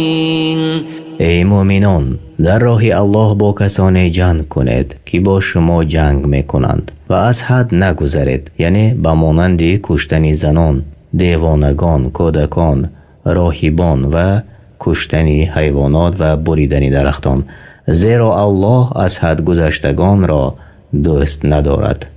وَاقْتُلُوهُمْ حَيْثُ ثَقِفْتُمُوهُمْ وَأَخْرِجُوهُمْ مِنْ حَيْثُ أَخْرَجُوكُمْ وَالْفِتْنَةُ أَشَدُّ مِنَ الْقَتْلِ وَلَا تُقَاتِلُوهُمْ عِنْدَ الْمَسْجِدِ الْحَرَامِ حَتَّى يُقَاتِلُوكُمْ فِيهِ فَإِنْ قَاتَلُوكُمْ فَاقْتُلُوهُمْ كَذَلِكَ جَزَاءُ الْكَافِرِينَ. هر جا که آنها مشرکان را بیابید بکشید و از آنجا که شما را بیرون کردند، یعنی از مکه، بیرون کنید که فتنه یعنی کفر، شرک و پیش راه اسلام را بستن از قتل سخت‌تر است و در مسجد الحرام شما با آنها جنگ سر نکنید تا آنگاه که با شما جنگ سر نکنند و اگر با شما در مسجد الحرام جنگیدند پس آنها را بکشید که این است جزای کافران. فإن انتهوا فإن الله غفور رحیم. و اگر باز ایستادند از کفر و جنگیدن با شما در نزد مسجد الحرام و داخل ایمان شدند، پس به درستی الله آمرزنده و مهربان است. وقاتلوهم حتى لا تكون فتنة ويكون الدين لله فإن انتهوا فلا عدوان إلا على الظالمين. ای مؤمنان، با مشرکان ستمگر بر دوام بجنگید تا دیگر فتنه بر مسلمانان باقی نماند و دین تنها دین الله شود. پس چنان که این مقصد حاصل شد، نه کشتار هست نه جنگ. پس اگر آنها از جنگیدن با شما در مسجد الحرام باز ایستادند، شما با آنها تجاوز نکنید و هر کسی که ستم کرده باشد به اندازه ستمی که کرد جزا داده می شود. الشهر الحرام بالشهر الحرام والحرمات قصاص فمن اعتدى عليكم فاعتدوا عليه بمثل ما اعتدى عليكم واتقوا الله واعلموا ان الله مع المتقين. جنگیدن شما ای مؤمنان با مشرکان در ماهی که الله جنگیدن را در آن حرام کرده است، یعنی ذوالقعده، تفسیر بغوی، جزایی است برایشان در آن ماه، یعنی هر چیزی که مورد احترام قرار گیرد از ماه حرام، شهر حرام و تمام چیزهایی که شریعت به تکریم آن امر کرده است. پس هر کس به این مقدسات و محرمات به حرمتی کند از او قصاص گرفته می شود. بنابراین کسی در ماه حرام بجنگد با او جنگ خواهد شد و از الله بترسید و بدانید که او یعنی الله با پرهیزگاران است. وأنفقوا في سبيل الله ولا تلقوا بأيديكم إلى التهلكة وأحسنوا إن الله يحب المحسنين. ای مؤمنان، همیشه در راه الله برای نصرت دینش و جهاد در راه او تعالی خرج کنید و خودتان را به دست خویش از ترک جهاد در راه الله و خرج نکردن در راه الله به هلاکت نیندازید و نیکی کنید، یعنی در خرج کردن و طاعت، و عملتان را خالص برای الله کنید که الله اهل اخلاص و نیکوکاران را دوست می دارد. وأتموا الحج والعمرة لله فإن أحصرتم فما استيسر من الهدي ولا تحلقوا رؤوسكم حتى يبلغ الهدي محله فمن كان منكم مريضا أو به أذى من رأسه ففدية من صيام أو صدقة أو نسك فإذا أمنتم فمن تمتع بالعمرة إلى الحج فما استيسر من الهدي فمن لم يجد فصيام 3 أيام في الحج و7 إذا رجعتم تلك 10 كاملة ذلك لمن لم يكن أهله حاضر المسجد الحرام واتقوا الله واعلموا أن الله شديد العقاب. حج و عمره را برای الله کامل به جای آورید و اگر شما از حج باز داشته شوید به مانند قصد دشمن یا بیماری آنقدر که میسر است، از شتر یا گاو یا گوسفند قربانی کنید، یعنی به قصد نزدیک شدن به الله، و سر نتراشید وقتی که در راه باز داشته شده اید تا قربانی شما به قربانگاهش برسد. بعد از انجام آن از احرام برآمدنتان حلال می شود، همچنان که پیامبر صلی الله علیه و سلم در حدیبیه انجام دادند. بعد از آن سرش را می تراشد، اما شخصی که در حرم است قربانیش به جا نمی آید مگر در حرم. وقتی آن روز عید است، روز 10 ماه ذوالحجه و 3 روز بعد آن از ایام تشریق، یا اگر سرش زخم یا شبوش داشته باشد پس برای او جایز است که سر خود را بتراشد، اما برای او لازم است که فدیه بدهد و فدیه اش 3 روز روزه گرفتن یا غذا دادن به 6 مسکین و یا ذبح حیوانی است که برای قربانی جایز است و او از میان این چیزها یکی را انتخاب می نماید، اما ذبح کردن بهتر است. و چون امین شدید و هر کی به سبب ادای عمره تا وقت حج بهره‌ور شد آنقدر که او را میسر است قربانی کند و هر کی را قربانی میسر نشد 3 روز در حج روزه بدارد و چون از حج به اهل خود باز گردد 7 روز روزه بدارد تا 10 روزی کامل شود و لازم است که 10 روز روزه را بدارد و این حکمی یعنی قربانی و روزه داشتن برای کسی است که از مردم مکه نباشد. از الله بترسید و امر و نهی او را به جا آورید و بدانید که الله به سختی عقوبت میکند شخصی را که مخالف امر او شود. الحج أشهر معلومات فمن فرض فيهن الحج فلا رفث ولا فسوق ولا جدال في الحج وما تفعلوا من خير يعلمه الله وتزودوا فإن خير الزاد التقوى واتقون يا أولي الألباب. حج در ماه‌های معین است، یعنی شوال، ذوالقعده و دهه اول ذوالحجه. پس هر کی را حج واجب گردید در آن ماه‌ها این فریضه را ادا کند، پس باید در وقت حج جماع نکند و فسق از او سر نزند و خصومت نکند و بیرون آمدنش از طاعت الله حرام و با هم مناقشه کردنش به غضب و کراهیت می انجامد. هر کاری نیک انجام می دهد الله از آن آگاه است. هر یکی را بر عملش جزای کافی می دهد و برای نفس خیش توشه کنید که بهترین توشه ها پرهیزگاری است. ای صاحب خیرتمندان از من بترسید.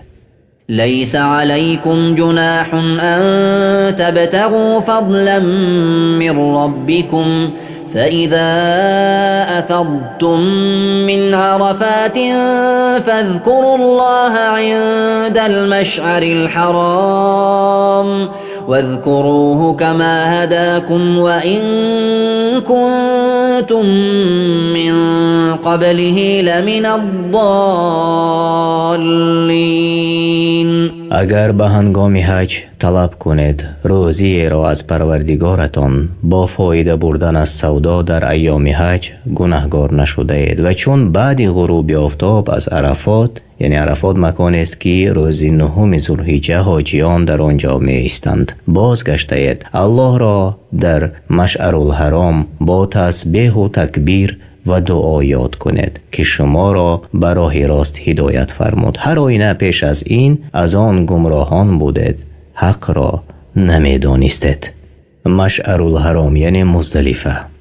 ثم أفيضوا من حيث أفاض الناس واستغفروا الله إن الله غفور رحيم. سپس از آن جای یعنی از عرفات که عامه مردم از زمان ابراهیم تا امروز از آن باز میگردند باز کردید و از الله آمرزش بخواهید تا گناهانتان را بیامرزد به درستی که او آمرزنده مهربان است. فإذا قضيتم مناسككم فاذكروا الله كذكركم آباءكم أو أشد ذكرا فمن الناس من يقول ربنا آتنا في الدنيا وما له في الآخرة من خلاق. چون عبادت خود را پورا به جای آوردید الله را بیشتر یاد کنید همچنان که پدران خیش را یاد می کردید. گروهی از مردم مقصدشان دنیا است فقط می گویند ای پروردگار ما را در دنیا چیزی بده، از سلامتی، مال و فرزند، اینها را در آخرت نصیب نیست. ومنهم من يقول ربنا آتنا في الدنيا حسنة وفي الآخرة حسنة وقنا عذاب النار. و بعضی از مردم گروه مؤمنان یعنی میگویند ای پروردگار ما را در دنیا تندرستی، رزق، علمی نفع آور، زنی صالحه و عمل شایسته و غیره از امور دین و دنیا و در آخرت جنت را بده و از عذاب دوزخ ما را نگه دار. یعنی در صحیح بخاری و مسلم آمده است که بیشتری دعاهای پیامبر صلی الله علیه و سلم این بود. این دعا همه خیر دنیا و آخرت را در بر میگیرد. تفسیر سعدی. أولئك لهم نصيب مما كسبوا والله سریع الحساب. اینها یعنی مؤمنان دعاجو از آنچه خواستند به سبب عملهای شایسته‌شان به ثواب بزرگ بهره‌مند میشوند و الله عملهای بندگانش را زود به حساب گیرنده است. واذكروا الله في أيام معدودات فمن تعجل في يومين فلا إثم عليه ومن تأخر فلا إثم عليه لمن اتقى واتقوا الله واعلموا أنكم إليه تحشرون. الله را در روزهای با شمار یعنی ایام تشریق، روزهای 11 و 12 و 13 دهه ماه ذوالحجه یاد کنید و هر کی در 2 روز شتاب کند و از مینا قبل از غروب آفتاب روز 12 بعد از رمی جمار گناه بر وی نیست. معنای رمی جمار با سنگ زدن شیطان در جای مخصوص در مینا. و هر کی تأخیر کند شب بماند در مینا و روز 13 رمی جمار کند، پس گناه نیست مر کسی را که در حج خود تقوا را پیشه خود گرفت، لیکن تأخیر کردن افضل تر است، زیرا آن توشه است در عبادت و اقتدا به فعل پیامبر الله صلی الله علیه و سلم. از الله بترسید ای مسلمانان و در عملهای خویش مراقبت نمایید و بدانید که برای حساب و جزا همگان به پیشگاه او تعالی گرد می آید. ومن الناس من يعجبك قوله في الحياة الدنيا ويشهد الله على ما في قلبه وهو ألد الخصام. بعضی از مردم یعنی از منافقان کسی هست که سخن او رابطه به زندگی این دنیا را دارد نه آخرت را. تو را ای محمد در تعجب می آورد و او به قسم خود بیان می دارد بر آنچه در دلش از محبت اسلام و الله است گواه می آورد، بلکه جرأت کرده با سخن دروغ به الله گواهی بر حق می دهد، حال آنکه او از سخت‌ترین دشمنان اسلام و مسلمانان است. وإذا تولى سعى في الأرض ليفسد فيها ويهلك الحرث والنسل والله لا يحب الفساد. و چون از پیش تو ای محمد باز گردد در زمین بشتابد، فساد کند و کشتزارها و چارپایان را نابود سازد و الله تباهکاری را دوست ندارد. و اذا قیل له اتق الله اخذته العزة بالإثم فحسبه جهنم ولبئس المهاد. و چون به آن منافق فسادکار گویند که از الله بترس و از عذاب او حذر کن، در روی زمین فساد نکن، نصیحت را قبول نمی کند بلکه او را کبر و عادت جاهلیت به گناه می برد، پس جهنم او را بسنده است و همانا بد جای است. ومن الناس من يشري نفسه ابتغاء مرضات الله والله رؤوف بالعباد. بعضی از مردم برای جستن خوشنودی الله جان خویش را در راه او و بجا آوردن طاعتش فدا می کنند. الله بر این بندگان مهربان است و با زودی و با مهلت بندگان مؤمنش را در رحمتش قرار می دهد و بهترین مکافات را به آنها عطا می کند.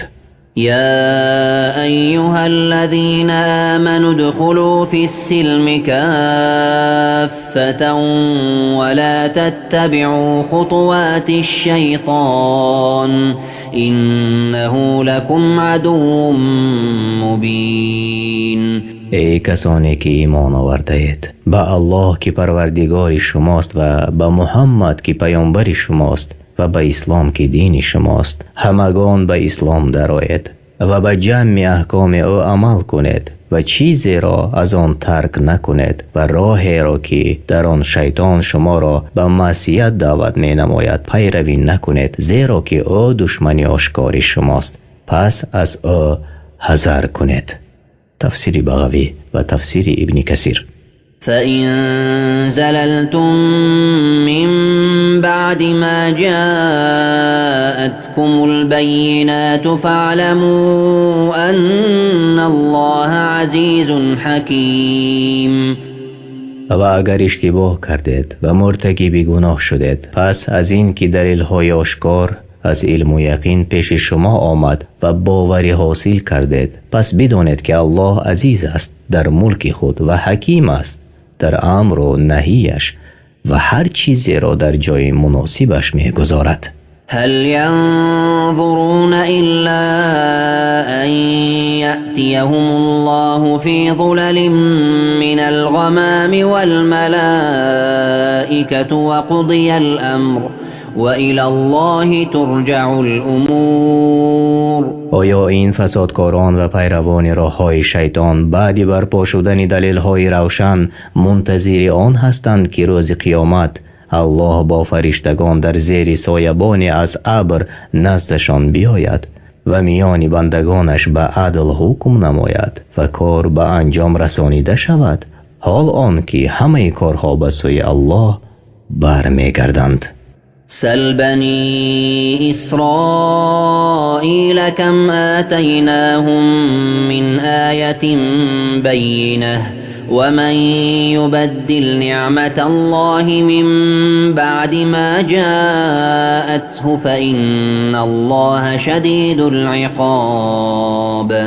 ای محمد، از بنی اسرائیل بپرس که کسانی که به سوی تو سرکشی میکنند چه نشانه های روشنی در کتاب هایشان به آنها دادیم که آنها را به سوی حق راهنمایی میکند، پس به تمام آنها کافر شدند و از آن روی تافتند و آیات او را تغییر دادند.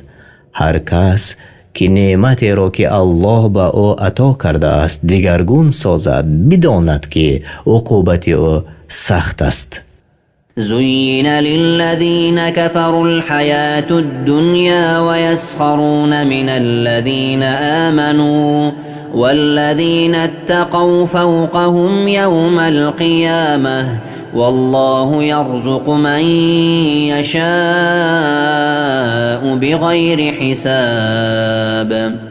برای کافرانی که وحدانیت الله را انکار نمودند، زندگی این جهانی و آنچه که در آن از شهوت و لذت ها است در چشم و دلهایشان زینت داده شده است و مؤمنان را مسخره می کنند.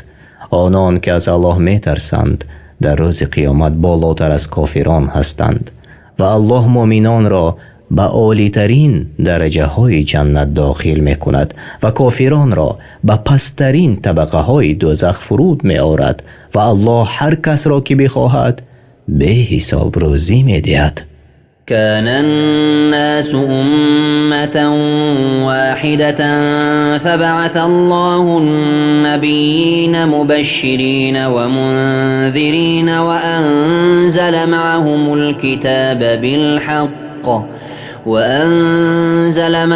الكتاب بالحق ليحكم بين الناس فيما اختلفوا فيه وما اختلف فيه إلا الذين أوتوه من بعد ما جاءتهم البينات بغيا بينهم فهدى الله الذين آمنوا لما اختلفوا فيه من الحق بإذنه والله يهدي من يشاء إلى صراط مستقيم. مردم یک امت بودند و ایمان به الله داشتند. بعد از آن در دینشان اختلاف کردند. پس الله پیامبرانی خوشخبر دهنده و ترساننده را بفرستاد و کسی که الله را اطاعت کند داخل بهشت شود و کسی به الله کافر شود و او را نافرمان برداری کند داخل دوزخ شود. و الله بر پیامبران کتاب‌های برحق نازل کرد تا آن کتاب در آنچه مردم اختلاف دارند میانشان حکم کند، ولی در امر محمد صلی الله علیه و سلم اختلاف نکردند مگر کسانی که به آنها کتاب تورات نازل شده بود و اختلافشان به سبب ظلم و حسدشان بود. اهل کتاب آنچه را که در کتابشان نازل شده بود یعنی از حجتها و احکام می دانستند. پس الله بر رحمت خود مؤمنان را به آن حقیقتی که در آن اختلاف کردند راه نمود و الله هر کس را که بخواهد به راه راست هدایت می کند. أم حسبتم أن تدخلوا الجنة ولما يأتكم مثل الذين خلوا من قبلكم مستهم البأساء والضراء وزلزلوا حتى يقول الرسول والذين آمنوا معه متى نصر الله ألا إن نصر الله قریب. ای مؤمنان، آیا گمان کرده اید که وارد بهشت شوید حال آن که هنوز آنچه به مؤمنانی که پیش از شما بودند آمد و برای شما نیامده است، یعنی به مانند کمبغلی، کسلی، ترس و بیم. تفسیر سعدی: آنها دچار سختی و زیان شدند و پریشان گشتند تا آنجا که پیامبر و مؤمنانی که همراه او بودند برای زودتر آمدن یاری الله می گفتند یاری الله کی خواهد رسید؟ آگاه باشید که یاری الله نزدیک است. يسألونك ماذا ينفقون قل ما أنفقتم من خير فللوالدين والأقربين واليتامى والمساكين وابن السبيل وما تفعلوا من خير فإن الله به عليم. ای محمد، صحابگان از تو می پرسند که از کدام نوع مالهایشان نفقه کنند. با آنها بگو نفقه کنید از مال پاک حلال خود. اول نفقه خود برای پدر و مادر و خویشاوندان و یتیمان و مسکینان و مسافران باشد و هر کاری نیکی که کنید الله به آن آگاه است. كتب عليكم القتال وهو كره لكم وعسى أن تكرهوا شيئا وهو خير لكم وعسى أن تحبوا شيئا وهو شر لكم والله يعلم وأنتم لا تعلمون. الله بر شما ای مؤمنان جنگ با کفار را فرض گردانید، ولی جنگ در طبیعت شما ناپسندیده است، یعنی از سبب مشقت و بسیار خطرناک بودنش. و شاید که شما چیزی را ناخوش دارید و حال آن که وی برای شما بهتر است، و شاید که شما چیزی را دوست دارید و حال آن که وی برای شما بد باشد و الله می داند چی بهتر است برای شما و حال آن که شما آن را نمی دانید. يسألونك عن الشهر الحرام قتال فيه قل قتال فيه كبير وصد عن سبيل الله وكفر به والمسجد الحرام وإخراج أهله منه أكبر عند الله والفتنة أكبر من القتل ولا يزالون يقاتلونكم حتى يردوكم عن دينكم إن استطاعوا ومن يرتدد منكم عن دينه فيمت وهو كافر فأولئك حبطت أعمالهم في الدنيا والآخرة وأولئك أصحاب النار هم فيها خالدون. مشرکان تو را ای پیامبر از جنگ کردن در ماه حرام می پرسند. بگو جنگ کردن در آن ماه گناهی بزرگ است، یعنی خون ریختن و منع کردنتان مردم را به در آمدن اسلام با عذاب و شکنجه ها تفسیر سعدی. اما کافر شدنتان به الله و رسول او و دینش و بازداشتن مردم از راه حق و مسجد الحرام و بیرون راندن پیامبر و مهاجران از آنجا در نزد الله گناهی بزرگتر است و فتنه کردن از قتل بزرگتر است. آنها همیشه با شما می جنگند تا اگر بتوانند شما را از دینتان بازگردانند. از میان شما کسی آنها را اطاعت کرد و از دین خود بازگشت و کافر بمیرد، عملهایش در دنیا و آخرت نابود شده جاودانه در جهنم باقی بماند. إن الذين آمنوا والذين هاجروا وجاهدوا في سبيل الله أولئك يرجون رحمة الله والله غفور رحیم. کسانی که ایمان آوردند به الله و رسول او و به دستور او عمل کردند و آنان که دیار خود را ترک کردند و در راه الله جهاد نمودند به رحمت الله امیدوارند و الله آمرزنده است بندگان مؤمنش را و به آنها مهربان است.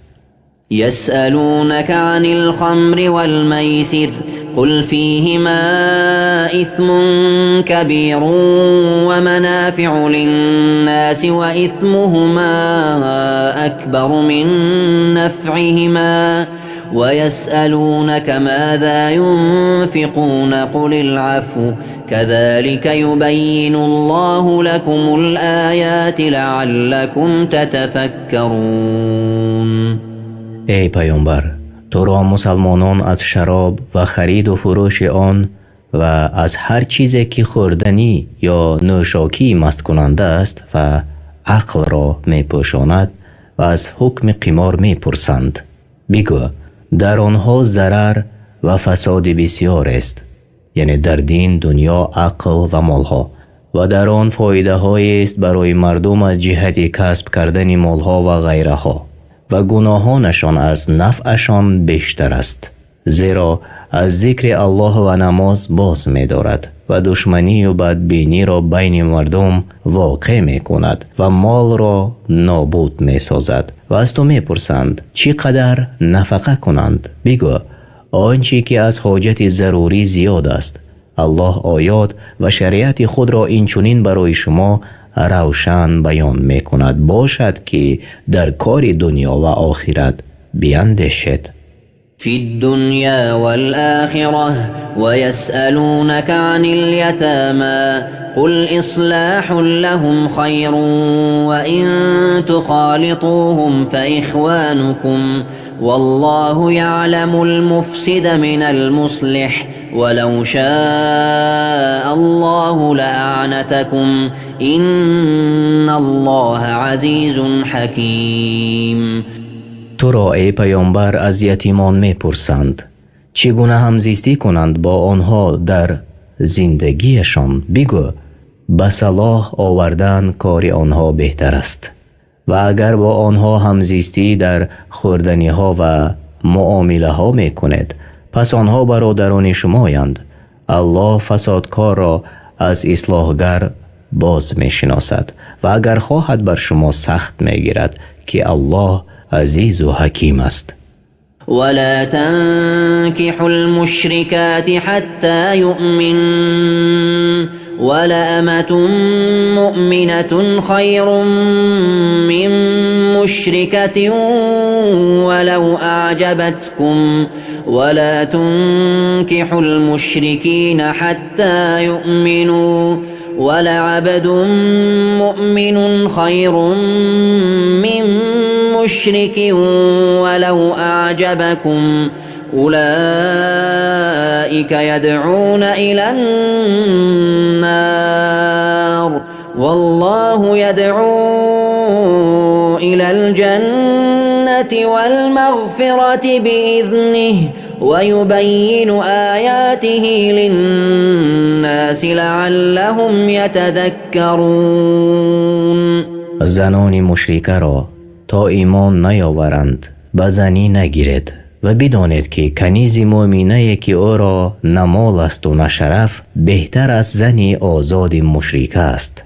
گرچه شما را به تعجب آورد و به مردان مشرک زن مؤمنه را خواه آزاد یا غلام باشد ندهید تا اینکه ایمان به الله و رسول او بیاورند و بدانید غلام مؤمن با کمبغلیش بهتر است از مرد آزاد مشرک گرچه شما را به تعجب آورد.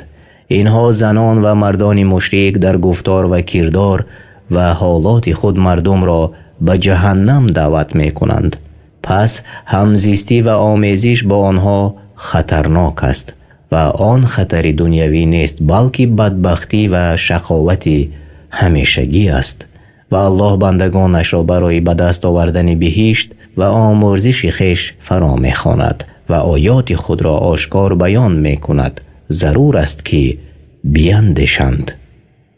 ويسألونك عن المحيض قل هو أذى فاعتزلوا النساء في المحيض ولا تقربوهن حتى يطهرن فإذا تطهرن فأتوهن من حيث أمركم الله إن الله يحب التوابين ويحب المتطهرين. و تو را از حیض زنان می پرسند. با آنها بگو ای پیامبر حیض ناپاکی است پس در ایام حیض از زنان دوری بگیرید و به آنها نزدیک نشوید تا خونشان باز ایستد و چون پاک شدند از آنجا که الله فرمان داده است به آنها نزدیکی کنید. همانا الله کسانی را که همیشه از گناهانشان توبه می کنند دوست دارد و کسانی را دوست می دارد که خود را از گناهان دور و پاک می گردانند. یعنی حیض و آن خون است که از رحم زنان طبیعتاً در وقتهای مخصوص روان می شود. نساؤكم حرث لكم فأتوا حرثكم أنا شئتم وقدموا لأنفسكم واتقوا الله واعلموا أنكم ملاقوه وبشر المؤمنين. زنانتان کشتزاری شما هستند پس هر طوری که دوست دارید با زنانتان علاقه کنید اما علاقه در جایی که الله حلال فرموده است یعنی جایی که فرزند به دنیا می آید و با بجا آوردن کارهای خوب به الله نزدیکی جوید و در همه حالت از الله بترسید و بدانید که حتما شما او تعالی را خواهید دید و مؤمنان را مژده ده از چیزهایی که آنها را در آخرت خرسند می کنند. یعنی از جمله کارها این است که مرد با زنش برای نزدیکی به الله و بسیار کردن نسل و به وجود آمدن فرزندان صالح که مایه خیر و برکت جامعه است علاقه کند. تفسیر سعدی. ولا تجعلوا الله عرضة لأيمانكم أن تبروا وتتقوا وتصلحوا بين الناس والله سمیع علیم. الله را وسیله سوگندهای خویش قرار ندهید تا با این بهانه از نیکوکاری و تقوا و اصلاح در میان مردم باز ایستید. یعنی نباید قسمهای آنها مانعی برای انجام کارهای خوب و پرهیز از کارهای بد و اصلاح بین مردم باشد. پس با این بهانه حجت می آورید که با الله قسم خورده اید که آن را اجرا نمی کنید، بلکه قسم خورنده کارهای خوب انجام دهد و بر قسمی خورده اش کفارت دهد و این عمل را عادت خود نگرداند که الله سخنان شما را می شنود و به احوال شما داناست. لا يؤاخذكم الله باللغو في أيمانكم ولكن يؤاخذكم بما كسبت قلوبكم والله غفور حليم. الله شما را به سبب سوگندهای بیهوده که بر زبانتان می آید جزا نمی دهد، بلکه شما را به آنچه دلهایتان قصد کرده است جزا می دهد. الله آمرزنده است آن کسی را که توبه کرده است و پربردار است، زود به جزا نمی گیرد کسانی را که نافرمان برداری او می کنند. للذين يؤلون من نسائهم تربص 4 أشهر فإن فاءوا فإن الله غفور رحيم. برای کسانی که سوگند می خورند که با زنان خیش هم بستری نمی کنند باید 4 ماه انتظاری بکشند. پس اگر قبل از 4 ماه باز آیند الله گناهانشان را آمرزنده است و به آنها مهربان است. وإن عزموا الطلاق فإن الله سميع عليم. و اگر قصد طلاق کردند با بهانه قسم خوردن و ترک جماع کردنشان الله به سخنانشان شنوا و به مقصدهایشان داناست و آنها را بر این کردارشان جزا می دهد. والمطلقات يتربصن بأنفسهن 3 قروء ولا يحل لهن أن يكتمن ما خلق الله في أرحامهن إن كن يؤمن بالله واليوم الآخر وبعولتهن أحق بردهن في ذلك إن أرادوا إصلاحا ولهن مثل الذي عليهن بالمعروف وللرجال عليهن درجة والله عزيز حكيم. باید که زنان طلاق شده تا 3 بار پاک شدن از شوهر کردن باز ایستند، زیرا بدانند که در رحم او فرزنده نیست. برای زن روا نیست که در این مدت به شوهر برآید تا زمانی که عده به پایان نرسد و اگر به الله و روز قیامت ایمان دارند روا نیست که آنچه را که الله در رحم آنان آفریده است یا در حالت حیض هستند پنهان دارند و شوهرانشان اگر قصد اصلاح دارند و بازگردانیدن آنها در این مدت سزاوارترند و برای زنان حق است و همچنان که مردان بر زنان حق دارند که باید به طور شایسته ادا نمایند و مردان بر زنان درجه برتری دارند. از صحبت نیک، زندگی خوب، سروری در خانه و صاحب طلاق هستند. الله بزرگ دارای عزت و قهر است و حکیم است، هر چیزی را در جای مناسب خود می گذارد. الطلاق مرتان فإمساك بمعروف أو تسريح بإحسان ولا يحل لكم أن تأخذوا مما آتيتموهن شيئا إلا أن يخافا ألا يقيما حدود الله فإن خفتم ألا يقيما حدود الله فلا جناح عليهما فيما افتدت به تلك حدود الله فلا تعتدوها ومن يتعد حدود الله فأولئك هم الظالمون. طلاق 2 بار است. الله حکم میکند پس از هر طلاق میتواند مرد زن را به زندگی خوبی زناشویی بازگرداند یا به نیکی رها کند. و ای شوهران، برای شما حلال نیست که از آنچه برایشان داده اید یعنی از مهر باز پس بگیرید، مگر این که دو طرف بترسند که نتوانند حدود الله را برپا دارند. در این حالت امرشان را به سرپرستان خود پیشکش می نمایند. پس اگر سرپرستان ترسیدند که آن دو نتوانند حدود الله را برپا دارند، پس گناه بر آنها نیست که زن در مقابل طلب طلاقش فدیه و عوض بپردازد. این حدود الهی است که جدا می کند بین حلال و حرام. پس از آن تجاوز نکنید و کسی از حدود الهی تجاوز کند پس آنها ستمکارانند. معنای طلاق دوباره است، یعنی طلاق است که مرد می تواند با زن خود دوباره زندگی کند. یعنی برای دانستن این مسئله به کتاب های فقه باید نظر کند. تفسیر سعدی.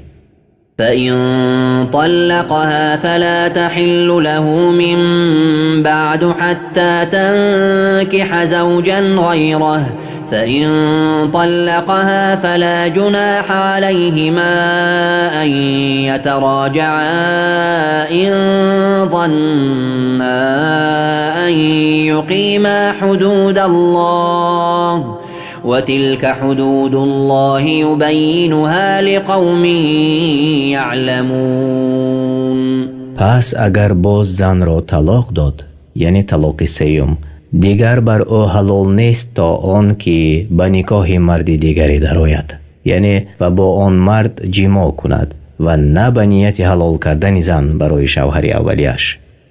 و هرگاه آن مرد دیگر زن را طلاق دهد یا شوهر زن بمیرد و عده اش به آخر رسد، پس بر او گناه نیست که بر شوهر اولیش به نکاح نو باز گردد. اگر می دانند که حدود الله را رعایت می کنند، بازگشتنشان را گناه نیست.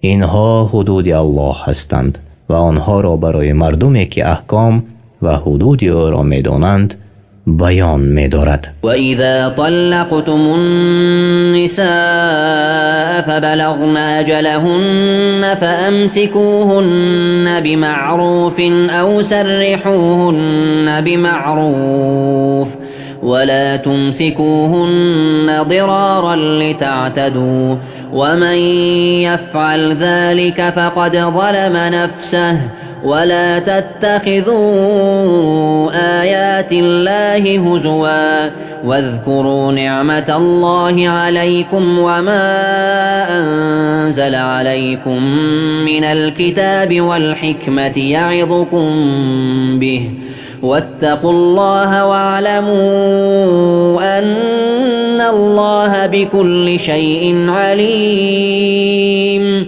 و چون زن را طلاق دادید و به پایان عده خود نزدیک شدند، پس یا آنها را به خوبی نگاه دارید و یا به خوبی رها کنید و هرگز آنها را برای آزار و زیان رسانیدن نگاه ندارید تا از حد تجاوز کنید. و هر کسی که چنین کند بر خود ستم کرده است و آیات و فرموده های الله را به تمسخر و بازی نگیرید، زیرا در این کارتان از حلال گذشته وارد حرام می شود. و نعمت های الله را شکر کنید و آنچه از کتاب و سنت برای شما نازل کرده است و شما را به آن پند می دهد به یاد آورید و از الله بترسید و بدانید که الله بر هر چیز داناست.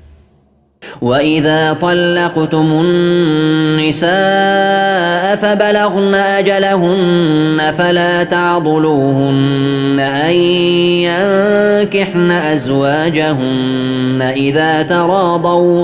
إذا تراضوا بينهم بالمعروف ذلك يوعظ به من كان منكم يؤمن بالله واليوم الآخر ذلكم أزكى لكم وأطهر والله يعلم وأنتم لا تعلمون. و چون زنان را طلاق دادید و به پایان عده خود رسیدند، آنها را از این که به شوهران قبلی خود ازدواج کنند منع نکنید. یعنی شوهرش خواست با او ازدواج کند و زن هم موافقت کند، برای سرپرستی زن از طرف پدر و غیر جایز نیست که به سبب خشمگین بودن بر شوهر زن را از ازدواج با او منع کنند. این همان چیزی است که هر کس از شما که به الله و روز آخرت ایمان داشته باشد به آن پند داده می شود. آن برایتان پاکتر و بهتر است و الله می داند در چی هست نیکبختی شما و آن را شما نمی دانید. والوالدات يرضعن أولادهن حولين كاملين لمن أراد أن يتم الرضاعة وعلى المولود له رزقهن وكسوتهن بالمعروف لا تكلف نفس إلا وسعها لا تضار والدة بولدها ولا مولود له بولده وعلى الوارث مثل ذلك فإن أرادا فصالا عن تراض منهما وتشاور فلا جناح عليهما وإن أردتم أن تسترضعوا أولادكم فلا جناح عليكم إذا سلمتم ما آتيتم بالمعروف واتقوا الله واعلموا أن الله بما تعملون بصير. مادران باید فرزندان خود را 2 سال کامل شیر دهند. این برای کسی است که می خواهد مدت شیر دادن را کامل کند و بر کسی که فرزند برای او تولد شده است یعنی پدر لازم است خوراک و پوشاک مادران را به طور شایسته یعنی طبق شریعت و عرفیت فراهم کند، زیرا الله هیچ کس را جز به اندازه طاقتش وظیفه دار نمی کند. هیچ مادر نباید به خاطر فرزندش زیان ببیند و هیچ پدری نیز نباید به خاطر فرزندش زیان ببیند.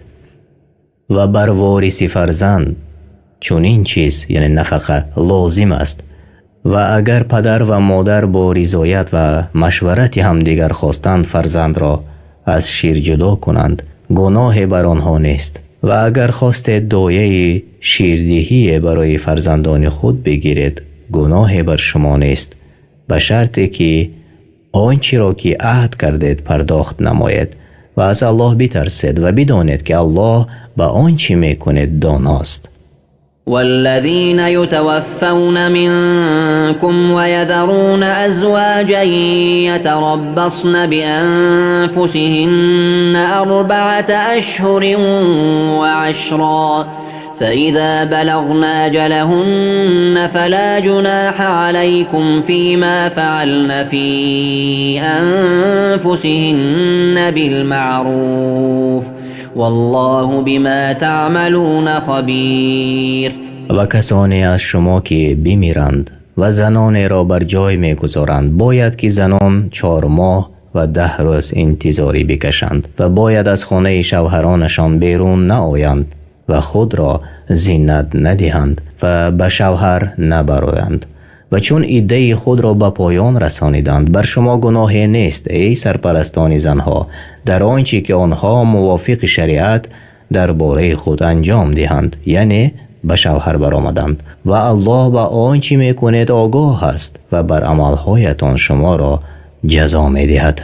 ولا جناح عليكم فيما عرضتم به من خطبة النساء أو أكننتم في أنفسكم علم الله أنكم ستذكرونهن ولكن لا تواعدوهن سرا إلا أن تقولوا قولا معروفا ولا تعزموا عقدة النكاح حتى يبلغ الكتاب أجله واعلموا أن الله يعلم ما في أنفسكم فاحذروه واعلموا أن الله غفور حليم.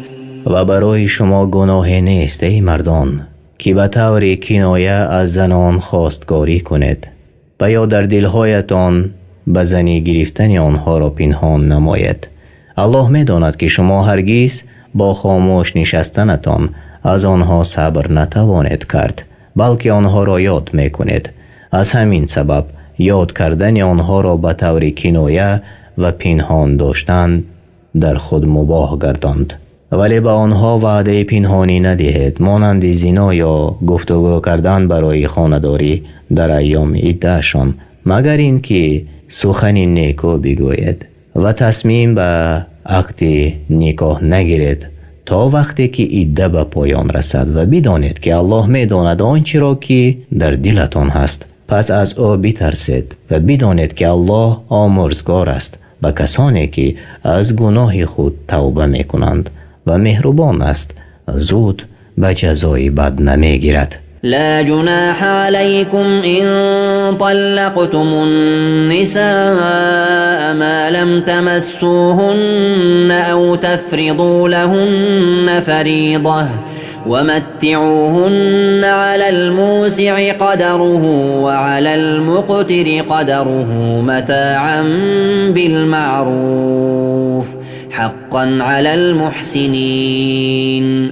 بر شما ای گروه شوهران گناهی نیست که زنان را پیش از همخوابگی و پیش از تعیین مهر طلاق دهید، گرچه این کار باعث پست شدن شخصیت زن می گردد، اما با دادن مهر جبران می شود. پس بر شما لازم است که چیزی بدهید تا رنجش خاطرشان جبران شود. بر توانگر به اندازه تواناییش و بر فقیر به اندازه طاقتش.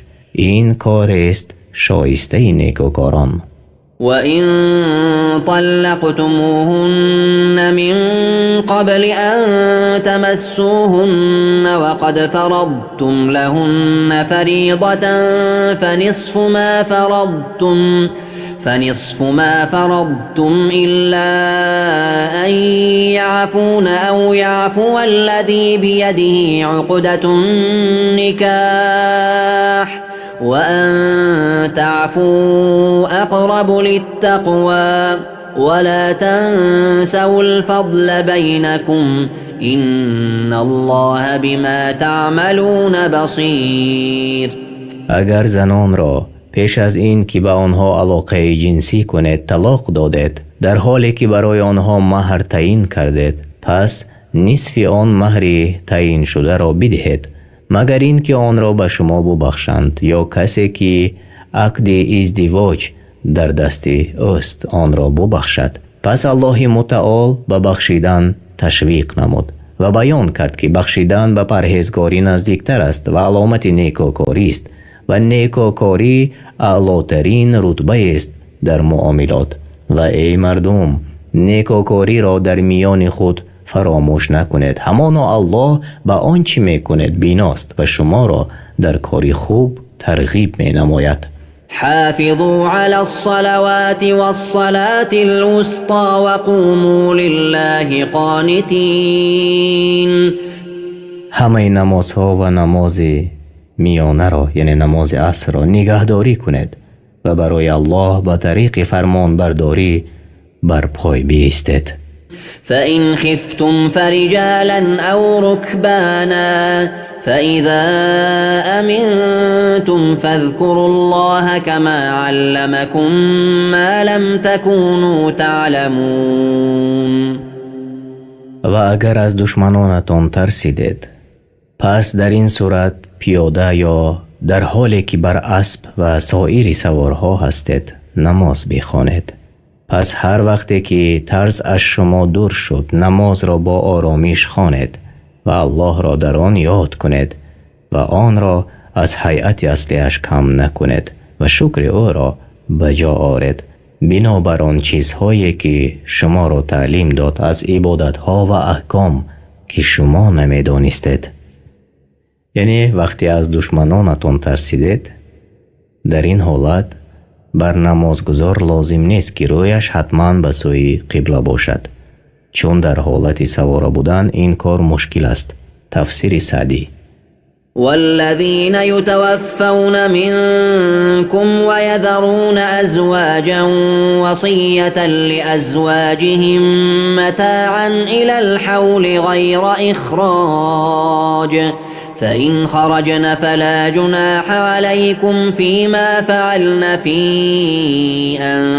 أنفسهن من معروف والله عزيز حكيم. و کسانی از شما می میرند و زنانی را بر جا می گذارند باید برای همسران خود وصیت کنند که وارثان شوهر آنها را تا 1 سال کمک کنند و آنها را از خانه بیرون ننمایند و اگر خودشان بیرون رفتند پس در آنچه آنها به طور شایسته درباره خود انجام می دهند گناهی بر شما نیست. الله عزیز و حکیم است. یعنی بسیاری از مفسرین بر این باورند که این آیت کریمه به آیتی که پیش از آن آمده است منسوخ شده است. بنابر گفته الله و کسانی از شما که بمیرند و زنانی را بر جای می گذارند باید که زنان 4 ماه و 10 روز انتظاری بکشند. یعنی تفسیر سعدی.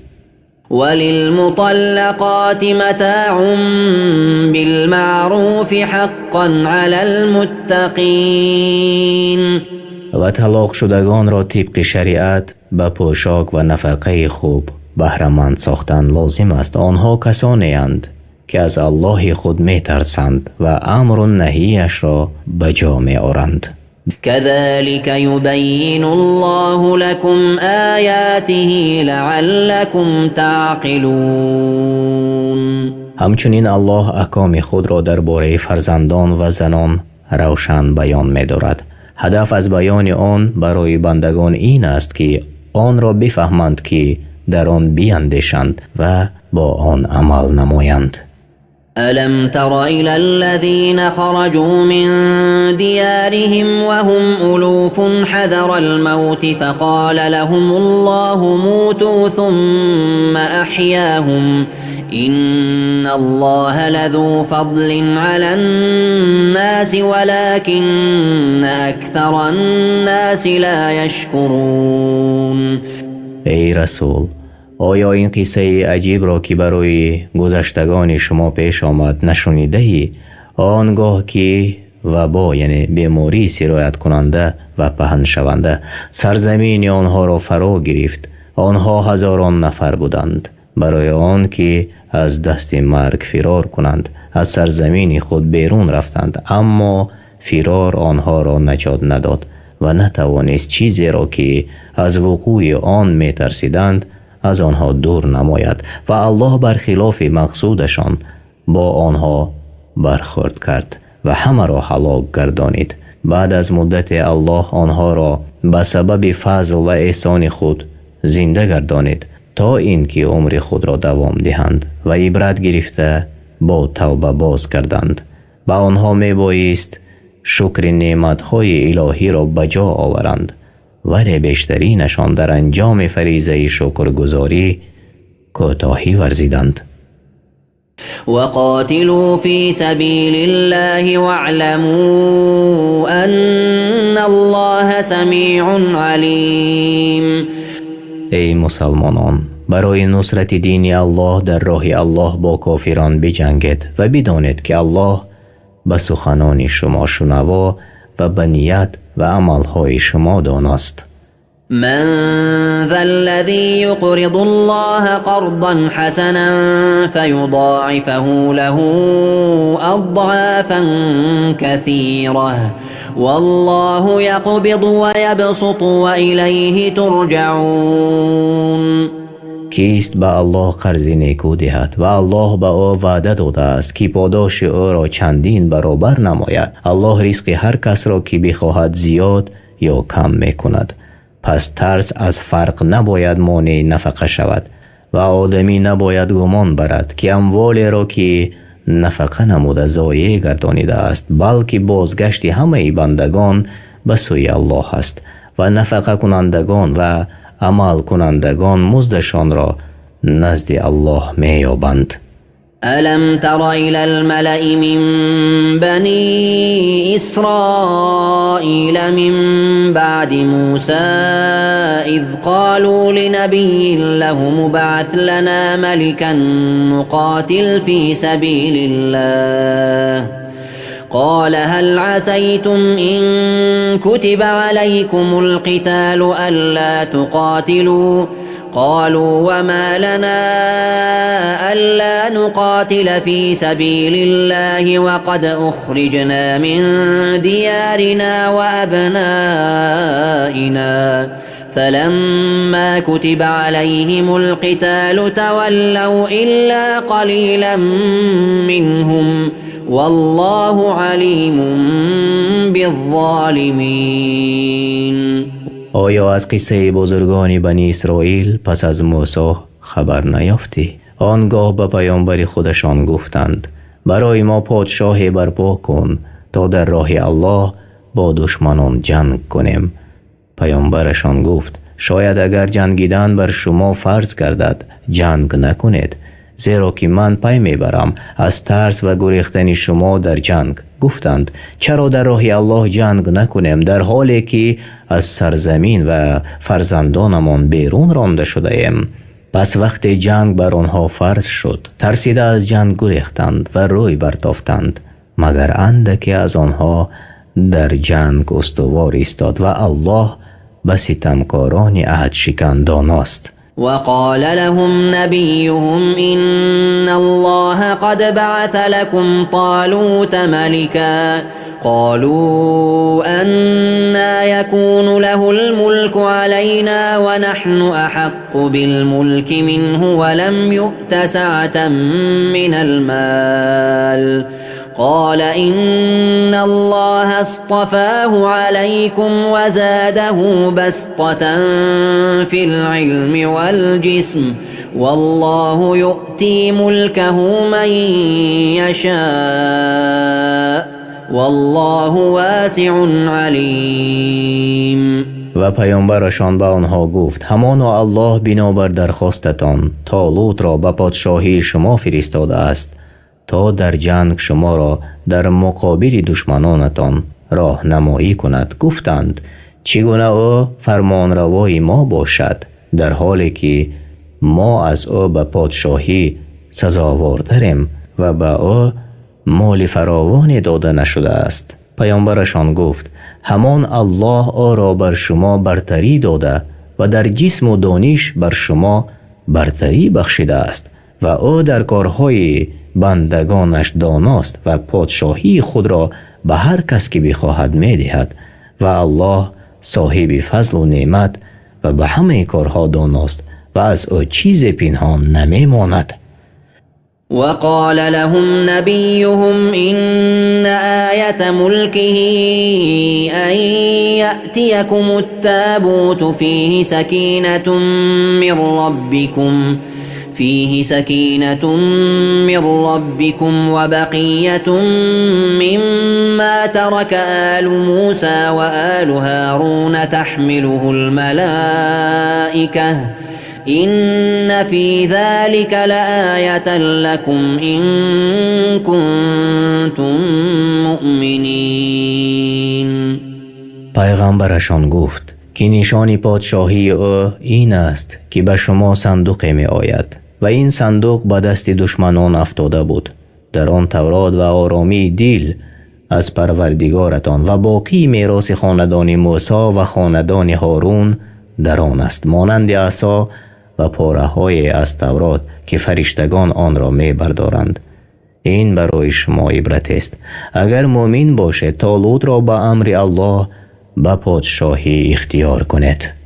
فلما فصل طالوت بالجنود قال إن الله مبتليكم بنهر فمن شرب منه فليس مني ومن لم يطعمه فإنه مني إلا من اغترف غرفة بيده فشربوا منه إلا قليلا منهم فلما جاوزه هو والذين آمنوا معه قالوا لا طاقة لنا اليوم بجالوت وجنوده قال الذين يظنون أنهم ملاقو الله كم من فئة قليلة غلبت فئة كثيرة بإذن الله والله مع الصابرين. و هنگامی که طالوت با لشکرانش از شهر بیرون آمد گفت همانا الله شما را با جای آزمایش می کند، پس هر کس از آن جای بینوشد از من نیست و او عاصی است، در جهاد همراهی من طاقت کرده نمی تواند و هر کس از آن ننوشد از من است، زیرا او فرمان برداری امر من و لیاقت به جهاد شده می تواند، مگر کسی که کفی از آن با دست خود بردارد اجازت داده می شود. پس وقتی که به آن جای رسیدند بی صبری کرده همه آب نوشیدند، مگر کمی از آنها بر تشنگی و گرمی صبر کردند و به نوشیدن یک کف آب کفایت کردند. این هنگام عاصیان از جهاد عقب نشینی کردند و آنگاه که طالوت و کسانی که ایمان آورده بودند همراه او از جای گذشتند و گفتند امروز ما را به مقابل جالوت و لشکرهای او توانایی نیست از سبب بسیاری لشکر دشمن. کسانی که باور داشتند الله را ملاقات خواهند کرد و به برادرانشان می گفتند چی بسا گروهی اندک به اذن الله بر گروه زیاد غالب شود و الله با صبر کنندگان است. ولما برزوا لجالوت وجنوده قالوا ربنا أفرغ علينا صبرا وثبت أقدامنا وانصرنا على القوم الكافرين. چون مؤمنان با جالوت و لشکران مشرکش روبرو شدند گفتند ای پروردگار ما بر ما صبر بده و ما را ثابت قدم گردان و ما را با مددت بر کافران پیروز گردان. فهزموهم بإذن الله وقتل داود جالوت وآتاه الله الملك والحكمة وعلمه مما يشاء ولولا دفع الله الناس بعضهم ببعض لفسدت الأرض ولكن الله ذو فضل على العالمين. پس به خواست الله آنها را شکست دادند و داوود علیه السلام جالوت سرور ظالمان را بکشت و الله به داوود علیه السلام پادشاهی و حکمت داد و آنچه میخواست به او بیاموخت. و اگر الله بعضی از مردم یعنی اهل معصیت و شرک را به سبب بعضی دیگر یعنی اهل طاعت و ایمان دفع نمی کرد زمین فساد می شد، ولی الله بر مؤمنان لطف نموده بر اساس دین و شریعتی که برای آنان تعیین کرده است از آنها و از دینشان دفاع می نماید. تلك آیات الله نتلوها عليك بالحق وإنك لمن المرسلین. اینها است آیاتهای الله که براستی بر تو ای محمد میخوانیم و به درستی که تو از پیامبران هستی. تلك الرسل فضلنا بعضهم على بعض منهم من كلم الله ورفع بعضهم درجات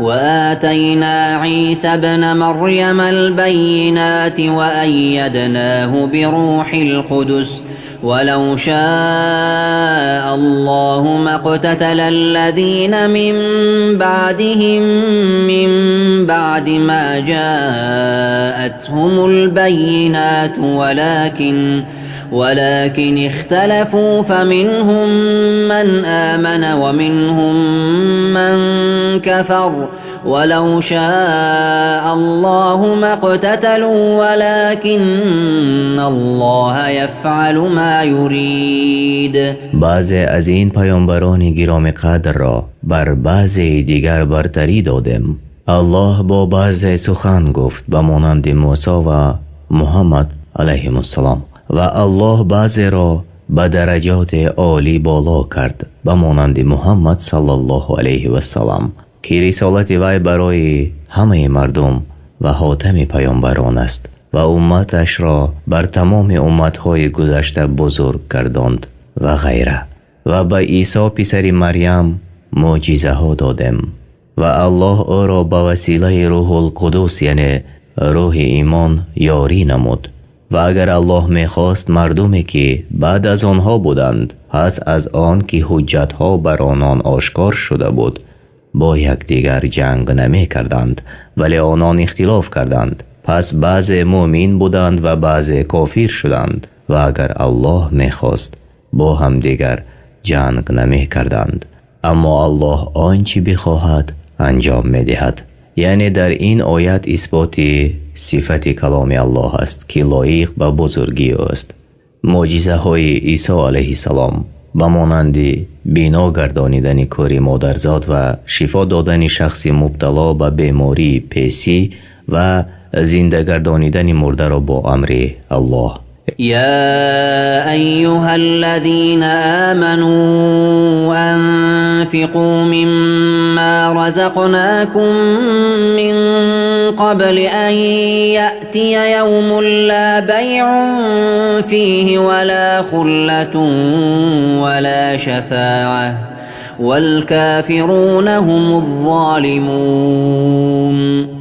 ای کسانی که ایمان آورده اید، پیش از آن روزی که فرا رسد که نه در آن خرید و فروش باشد و نه دوستی و شفاعت، از آنچه به شما روزی یعنی زکات فرض شده داده ایم صدقه کنید و کافران خود ستمکارانند. الله لا إله إلا هو الحي القيوم لا تأخذه سنة ولا نوم له ما في السماوات وما في الأرض من ذا الذي يشفع عنده إلا بإذنه يعلم ما بين أيديهم وما خلفهم ولا يحيطون بشيء من علمه إلا بما شاء وسع كرسيه السماوات والأرض ولا يؤوده حفظهما وهو العلي العظيم. معبودی به حق جز الله وجود ندارد. تنها او سزاوار عبادت است. زنده و پایدار است. پینک و خواب او را فرا نمی گیرد. آنچه در آسمان ها و زمین است از آن اوست. کیست که نزد او شفاعت کند مگر با اذن او؟ گذشته و آینده ایشان را می داند و از علم او آگاه نمی یابند و به دانش او احاطه پیدا نخواهند کرد مگر آن مقدار که او تعالی بخواهد. کرسی او آسمان ها و زمین را فرا گرفته است و نگهداری آنها برای او گران نیست و او بلند مرتبه بزرگوار است. لا إكراه في الدين قد تبين الرشد من الغي فمن يكفر بالطاغوت ويؤمن بالله فقد استمسك بالعروة الوثقى لا انفصام لها والله سميع عليم. در دین مجبوری نیست. براستی که هدایت از گمراهی جدا شده است. پس هر کسی که به طاغوت کفر ورزد و به الله ایمان بیاورد، براستی که به دستاویز محکم یعنی دین اسلام چنگ زده است که کنده شدنی نیست و الله سخنان بندگانش را می شنود و از افعال و نیتهایشان آگاه است. الله ولي الذين آمنوا يخرجهم من الظلمات إلى النور والذين كفروا أولياؤهم الطاغوت يخرجونهم من النور إلى الظلمات أولئك أصحاب النار هم فيها خالدون. الله سرپرست و کارساز مؤمنان است. آنان را به نصرت، توفیق و حفظ خود از تاریکی ها به سوی نور یعنی ایمان، علم و طاعت بیرون میبرد و کسانی که کفر ورزیدند پرستندگان طاغوتند که آنان را از روشنایی ایمان به سوی تاریکی ها یعنی کفر، جهل و معصیت میکشانند. آنها اهل دوزخند و در آنجا جاویدانه خواهند بود. ألم تر إلى الذي حاج إبراهيم في ربه أن آتاه الله الملك إذ قال إبراهيم ربي الذي يحيي ويميت قال أنا أحيي وأميت قال إبراهيم فإن الله يأتي بالشمس من المشرق فأت بها من المغرب فبهت الذي كفر والله لا يهدي القوم الظالمين.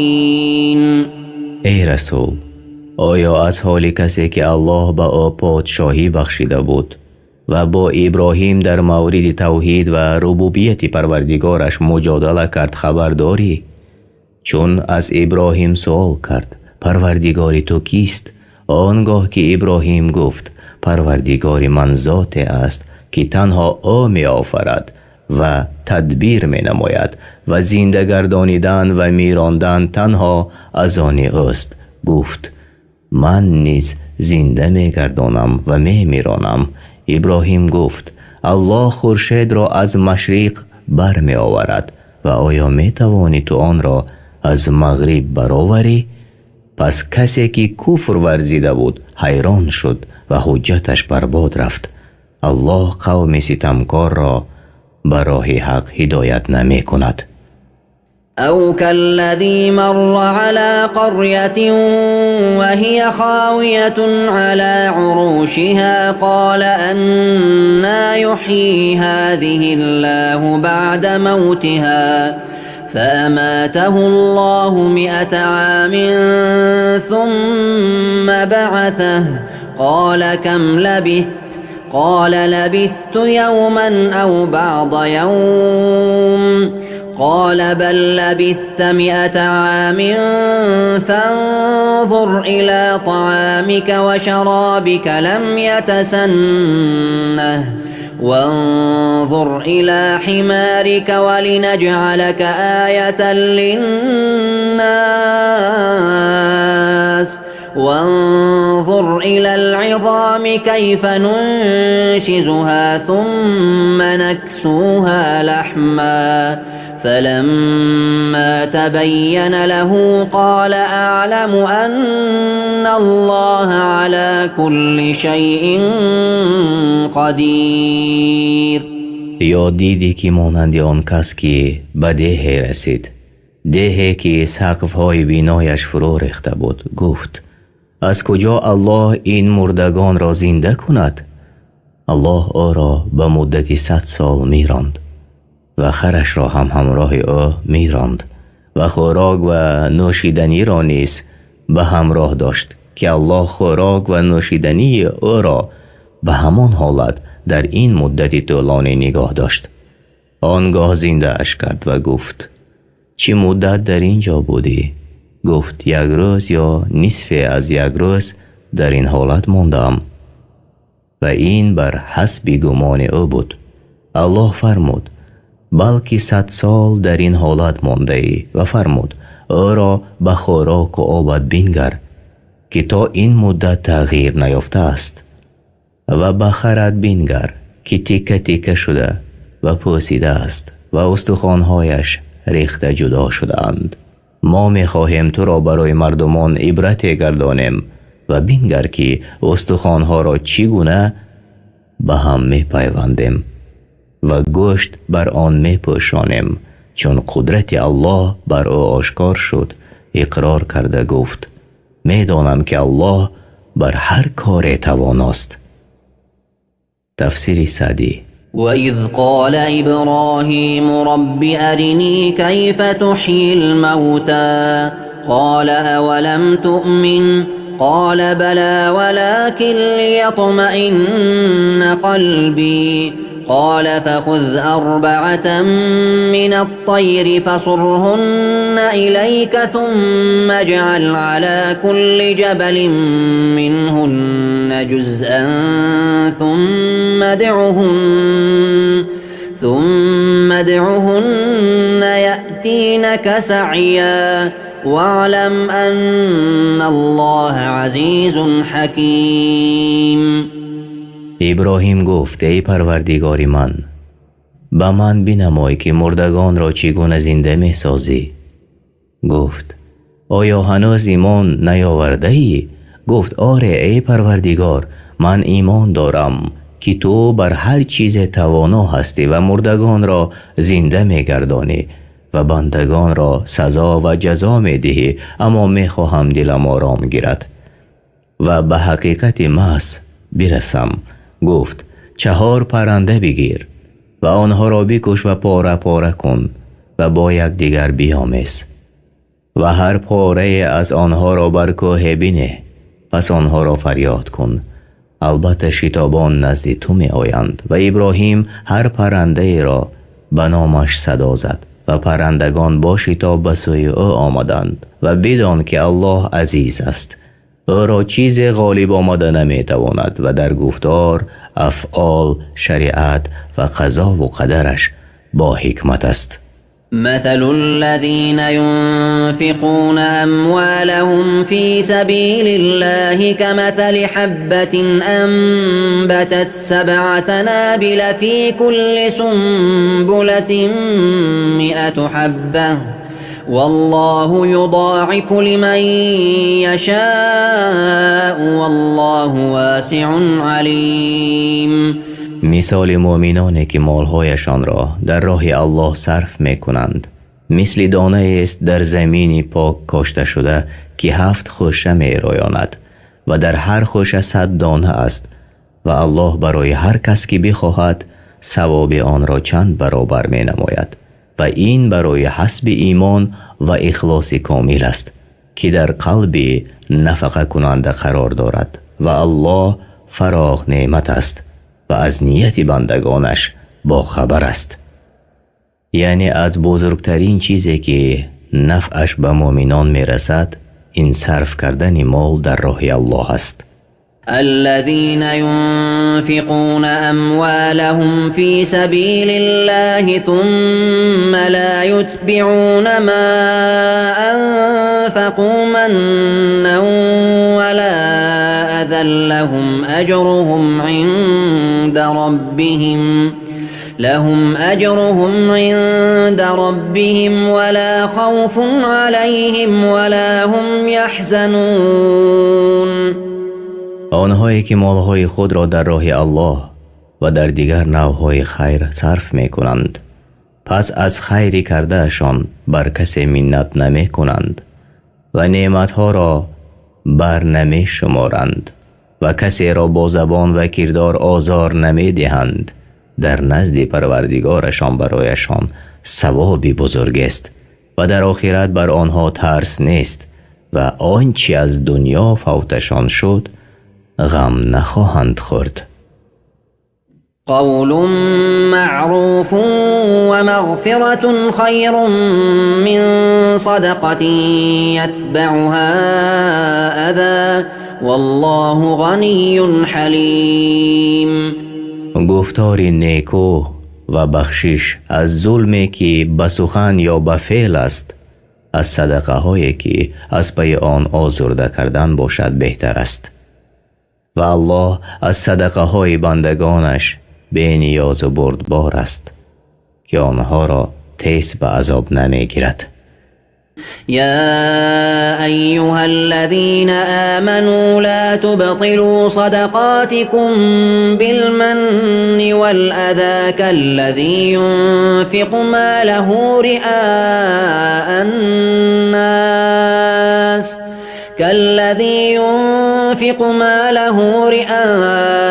الناس ولا يؤمن بالله واليوم الآخر فمثله كمثل صفوان عليه تراب فأصابه وابل فتركه صلدا لا يقدرون على شيء مما كسبوا والله لا يهدي القوم الكافرين.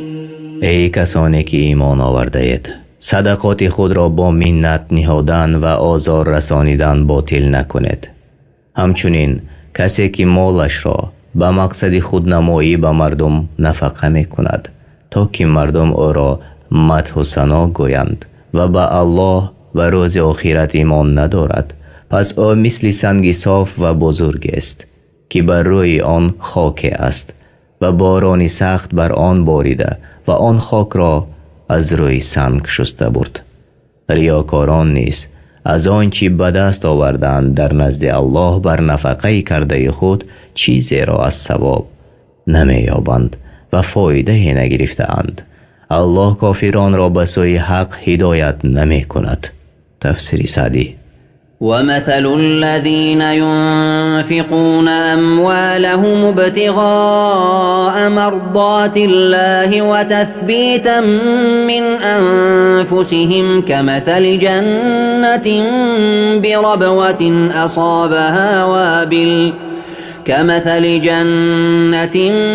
بربوة أصابها وابل فآتت أكلها ضعفين فإن لم يصبها وابل فطل والله بما تعملون بصير.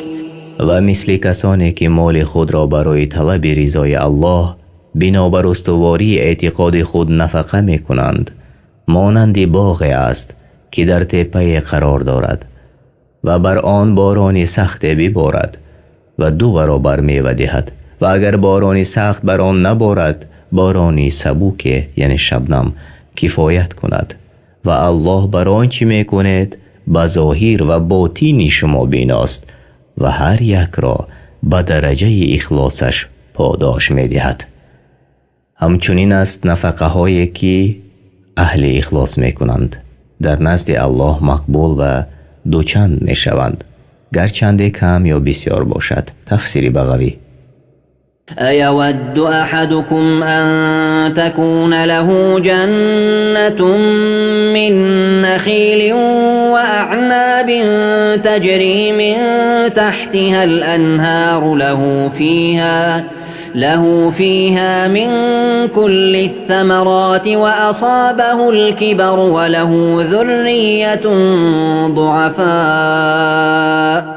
فأصابها إعصار فيه نار فاحترقت كذلك يبين الله لكم الآيات لعلكم تتفكرون.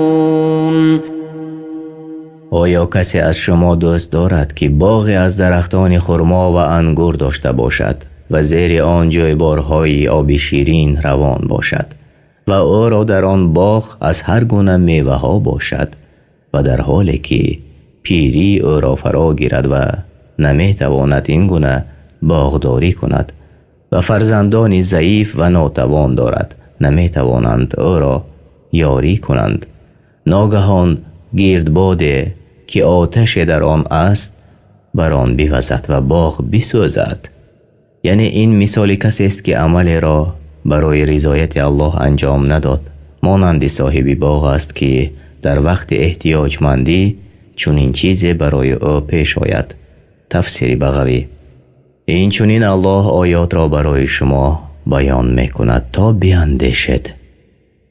يا أيها الذين آمنوا أنفقوا من طيبات ما كسبتم ومما أخرجنا لكم من الأرض ولا تيمموا الخبيث منه تنفقون ولستم بآخذيه إلا أن تغمضوا فيه واعلموا أن الله غني حمید. ای کسانی که ایمان به من آوردید و پیروی رسولان من هستید، از پاکیزه های آنچه شما به دست آورده اید، از آنچه ما از زمین برایتان رویانیدیم نفقه کنید و قصد نکنید که صفت پست آن را به کمبغلان بدهید. و حال آن که اگر این گونه چیز یعنی نفقه به شما داده شود خودتان گیرنده آن نیستید مگر آن که از بدی آن چشم بپوشید. پس چگونه راضی می شوید برای الله آن را که خود نمی پسندید؟ و بدانید که الله از صدقه های شما بی‌نیاز و در همه حال سزاوار ستایش است. الشیطان یعدکم الفقر و یأمرکم بالفحشاء والله یعدکم مغفرة منه و فضلا والله واسع علیم. این بخیلی و اختیار کردن صدقه پست صفت از شیطان است که شما را با تنگ دستی می ترساند و به بخیلی تشویق می نماید و به گناه امر می کند. الله شما را به آمرزش گناه هایتان و افزونی در نعمت وعده می دهد و الله فراخ نعمت است و به اعمال و نیت هایتان داناست. یؤتی الحکمت من یشاء و من یؤت الحکمت فقد اوتی خیرا کثیرا و ما یذکر الا اولو الالباب. حکمت را به کسی که خواهد می بخشد و هر کس که حکمت به او داده شود براستی که خیر بسیاری به او داده شده است و هیچ کار جز با حکمت انجام نمی یابد و جز خیرتمندان کسی پند نمی گیرند. حکمت یعنی علم مفید، معرفت درست و اندیشه سالم و درست کاری در گفتار و کردار. تفسیر بغوی. وما أنفقتم من نفقة أو نذرتم من نذر فإن الله يعلمه وما للظالمين من أنصار. و آنچه از مال یا غیر آن کم یا بسیار داده شدید و آن را برای رضایت الله نفقه کنید و یا نذر را که به گردن بگیرید، الله آن را می داند و بنابر نیتهایتان به شما ثواب می دهد و کسی که حق الله را منع می کند وی ستمکار است و ستمکاران را مددگار نیست که از عذاب الله آنها را خلاص گرداند.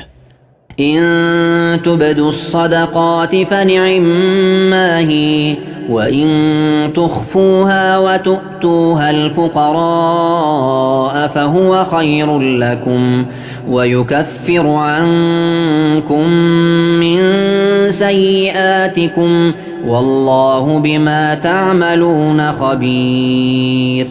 اگر صدقه ها را آشکار کنید کاری خوبی است و اگر آنها را پنهان نمایید و به نیازمندان یعنی بینوایان مسکینان بدهید برایتان بهتر است، زیرا صدقه به صورت پنهانی بر قوت اخلاص دلالت می نماید و الله گناهانتان را می پوشاند و الله با آنچه که می کنید آگاه است و از احوال شما چیزی بر او پنهان نمی ماند و هر یک را موافق به عملش جزای خواهد داد.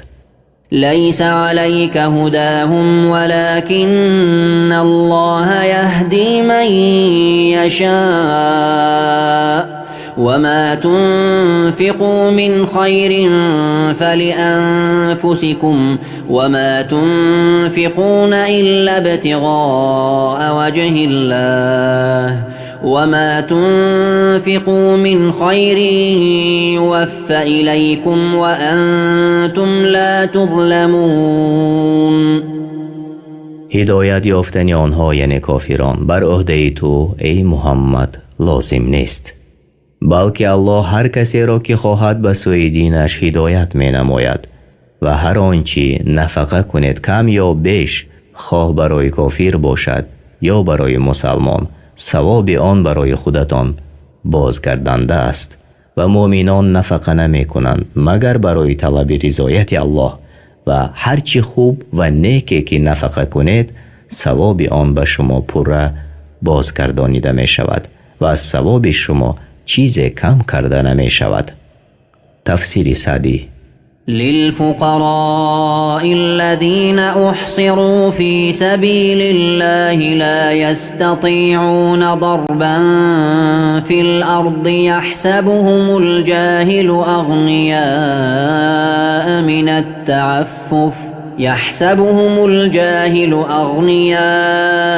من التعفف تعرفهم بسيماهم لا يسألون الناس إلحافا وما تنفقوا من خير فإن الله به عليم.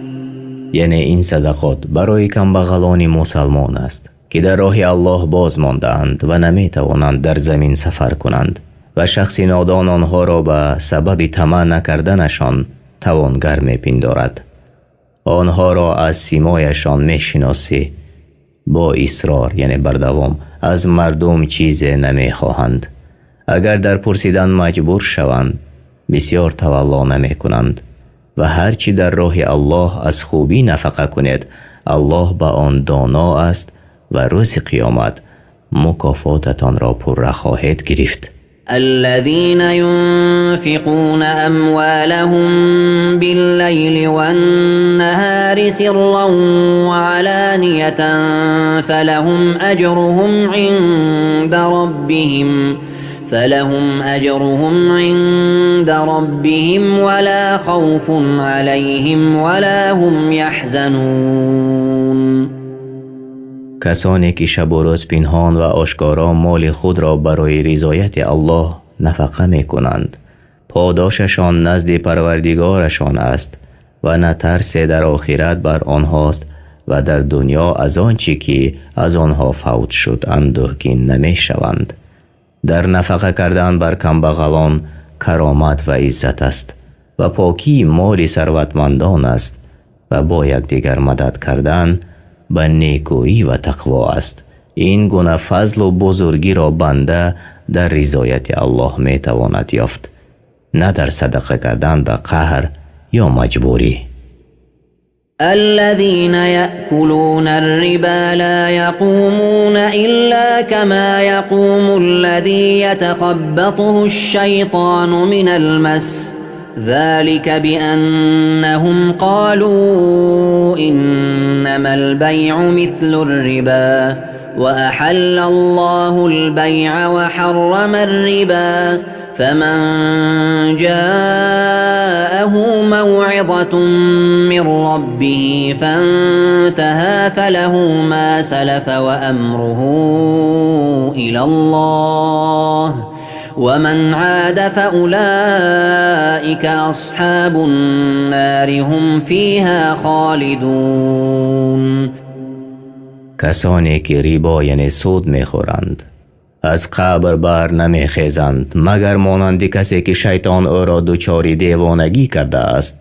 این بدان جهت است که آنها گفتند خرید و فروش عیناً مانند ریبا است. الله آنها را دروغ برآورد و بیان کرد. او خرید و فروش را حلال نموده و ریبا را حرام کرده است، زیرا در خرید و فروش برای هر فرد و جماعت منفعت است و در ریبا زیان و هلاکی است. پس کسی که پند از جانب پروردگارش به او رسید و از ریباخوری دست کشید و توبه کرد آنچه در گذشته به دست آورده است از آن او می باشد و کار او با الله است.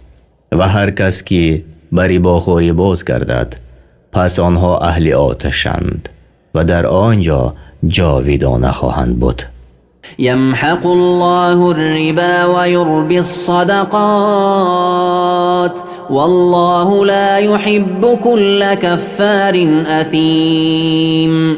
الله برکت ریبا را نابود می سازد و صدقات را افزایش می دهد و ثواب صدقه کنندگان را دوچند می گرداند و در مالهایشان برکت عطا می فرماید. الله حلال شمارنده خوردن ریبا و هر ناسپاس گناهکار را دوست ندارد. إن الذين آمنوا وعملوا الصالحات وأقاموا الصلاة وآتوا الزكاة لهم أجرهم عند ربهم ولا خوف عليهم ولا هم يحزنون. آنان که ایمان آوردند و کارهای نیکو کردند و نماز را چنان که الله و رسول فرمودند برپا داشتند و زکات مالشان را دادند، برایشان ثوابی بزرگ است در نزد پروردگارشان و آنها در آخرت بیم ندارند و در دنیا بر آن چیزی که نصیبه دنیایی آنها فوت شد غمگین نمی شوند. يا أيها الذين آمنوا اتقوا الله وذروا ما بقي من الربا إن كنتم مؤمنين. سپس مؤمنان را خطاب کرد و به آنها فرمود: ای کسانی که ایمان به الله آوردید و پیروی رسول او هستید، از او بترسید و پس مانده معامله های ربایی را که پیشتر انجام داده اید ترک کنید اگر شما مؤمنی حقیقی باشد. تفسیر ابن کثیر.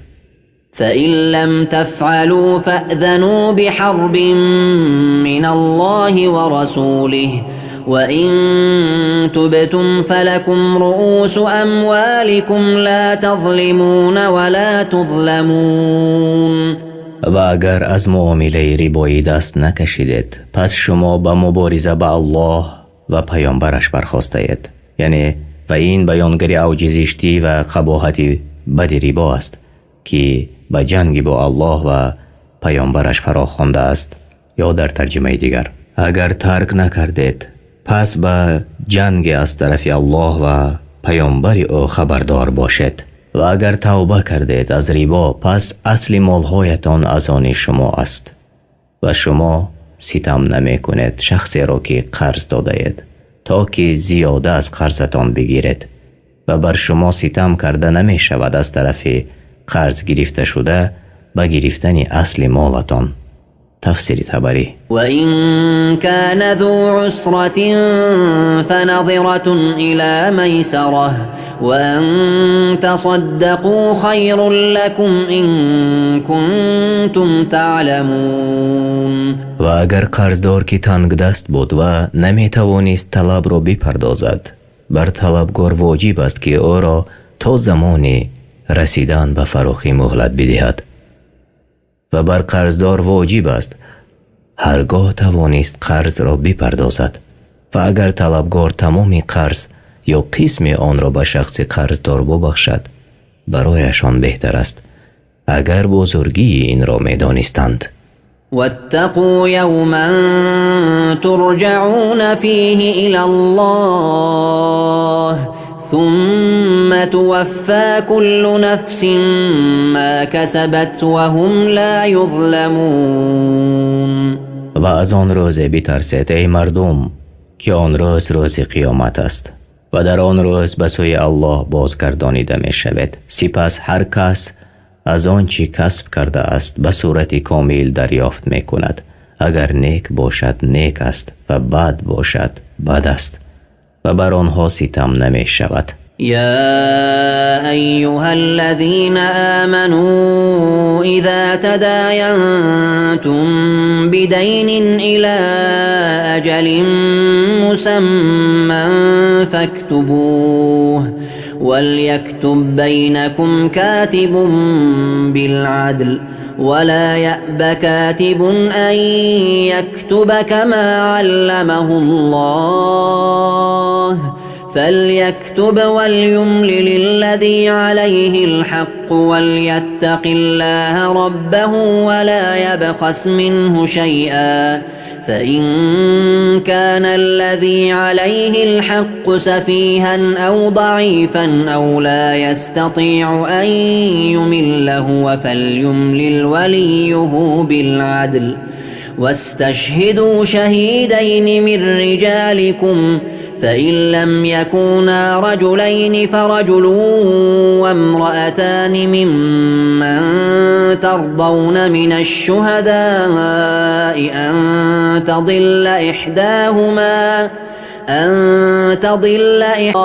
ولا يأبى الشهداء إذا ما دعوا ولا تسأموا أن تكتبوه صغيرا أو كبيرا إلى أجله ذلكم أقسط عند الله وأقوم للشهادة وأدنى ألا ترتابوا إلا أن تكون تجارة حاضرة تديرونها بينكم فليس عليكم جناح ألا تكتبوها وأشهدوا إذا تبايعتم ولا يضار كاتب ولا شهيد وإن تفعلوا فإنه فسوق بكم واتقوا الله ويعلمكم الله والله بكل شيء علیم. ای کسانی که ایمان آورده اید، اگر به هم دیگر تا مدت معین قرض دادید آن را بنویسید برای حفظ مال و دفع نزاع و باید که آن را نویسنده با انصاف بنویسد و هیچ نویسنده نباید به خاطر خویشاوندی یا به خاطر دشمنی از نوشتن آن گونه که الله به او آموخته است دست کشد. پس باید بنویسد و کسی که حق بر اوست یعنی قرض گیرنده املا کند و کاتب از پروردگارش بترسد و چیزی از آن کم نکند. پس اگر قرض گیرنده شخص بی عقل و نادان یا ناتوان بود یا نمی توانست املا کند، باید سرپرست او به عدل و انصاف املا کند و دو گواه از مردان مسلمان بالغ و عاقل از اهل عدالت بگیرد و اگر دو مرد نبود پس یک مرد و دو زن از گواهانی که می پسندید. یعنی سببش این است که تا اگر یکی از آن دو زن فراموش کرد دیگری با او یادآوری کند و هرگاه گواهان برای گواهی دادن دعوت شوند نباید رد کنند و از نوشتن قرض طبق وعده‌اش خواه کم باشد یا زیاد خسته نشوید. این نوشتن با انصافترین حکم است نزد الله و درستترین راه برای گواهی دادن و قریبتر از آن است که دچار شک نشوید، مگر این که سودای نقدی باشد که در میان خود دست به دست می کنید، پس در این صورت بر شما گناه نیست که آن را ننویسید و چون خرید و فروش کردید باید گواه بگیرید برای دفع نزاع و نباید نویسنده و شاهد زیان ببینند و اگر چون این کار کنید از فرمان الله سرپیچی کرده اید و از الله بترسید و الله نیکی دنیا و آخرت را به شما می آموزد و الله بر هر چیز داناست. وَإِن كُنتُمْ عَلَى سَفَرٍ وَلَمْ تَجِدُوا كَاتِبًا فَرِهَانٌ مَّقْبُوضَةٌ فَإِنْ أَمِنَ بَعْضُكُمْ بَعْضًا فَلْيُؤَدِّ الَّذِي اؤْتُمِنَ أَمَانَتَهُ وَلْيَتَّقِ اللَّهَ رَبَّهُ ولا تكتموا الشهادة ومن يكتمها فإنه آثم قلبه والله بما تعملون علیم. و اگر در سفر بودید و نویسنده نیافتید یا نویسنده وجود داشت، کاغذ یا قلم وجود نبود، پس باید چیزی به عوض نوشتن به گرو گرفته شود. و اگر کسی از شما دیگری را امین دانست، هیچ باکی نیست در ننوشتن و گواه نآوردنتان. پس آن کس که امین دانسته شد باید که امانت خود را ادا کند و از پروردگارش بترسد و گواهی را پنهان نکند. و هر کس که آن را پنهان کند دلش گناهگار است و الله به اسرار شما آگاه است و به آنچه میکنید داناست. لله ما في السماوات وما في الأرض وإن تبدوا ما في أنفسكم أو تخفوه يحاسبكم به الله فيغفر لمن يشاء ويعذب من يشاء والله على كل شيء قدیر. آنچه در آسمان ها و زمین است از آن الله است و اگر آنچه را در دل دارید آشکار کنید یا آن را پنهان نمایید، الله شما را بر آن حساب می کند. پس هر کس را که بخواهد می بخشد و هر کس را که بخواهد عذاب می دهد و الله بر هر چیز تواناست. یعنی الله با فضل و رحمت خود بندگانش را اکرام نموده است و آنچه در دلها نگاه می دارند تا آن را انجام ندهند یا به زبان نیاورند به حساب نمی گیرد. آمن الرسول بما أنزل إليه من ربه والمؤمنون كل آمن بالله وملائكته وكتبه ورسله لا نفرق بين أحد من رسله وقالوا سمعنا وأطعنا غفرانك ربنا وإليك المصير. پیامبر محمد صلی الله علیه و سلم به آنچه از جانب پروردگارش به آن نازل شد ایمان آورد و مؤمنان نیز همه به الله که او پروردگار و سزاوار عبادت و او را نامها و صفتهایی است که لایق به ذات و بزرگی او هستند و فرشتگان و کتابها و پیامبرانش ایمان آوردند و گفتند بین هیچ یک پیامبران او فرق نمی گذاریم و گفتند شنیدیم کلامت را و اطاعت کردیم امرت را. پروردگارا آمرزش تو را می خواهیم و بازگشت به سوی توست. لا يكلف الله نفسا إلا وسعها لها ما كسبت وعليها ما اكتسبت ربنا لا تؤاخذنا إن نسينا أو أخطأنا ربنا ولا تحمل علينا إصرا كما حملته على الذين من قبلنا ربنا ولا تحملنا ما لا طاقة لنا به واعف عنا واغفر لنا وارحمنا أنت مولانا فانصرنا على القوم الكافرين. دین الله آسان است و در آن مشقت نیست.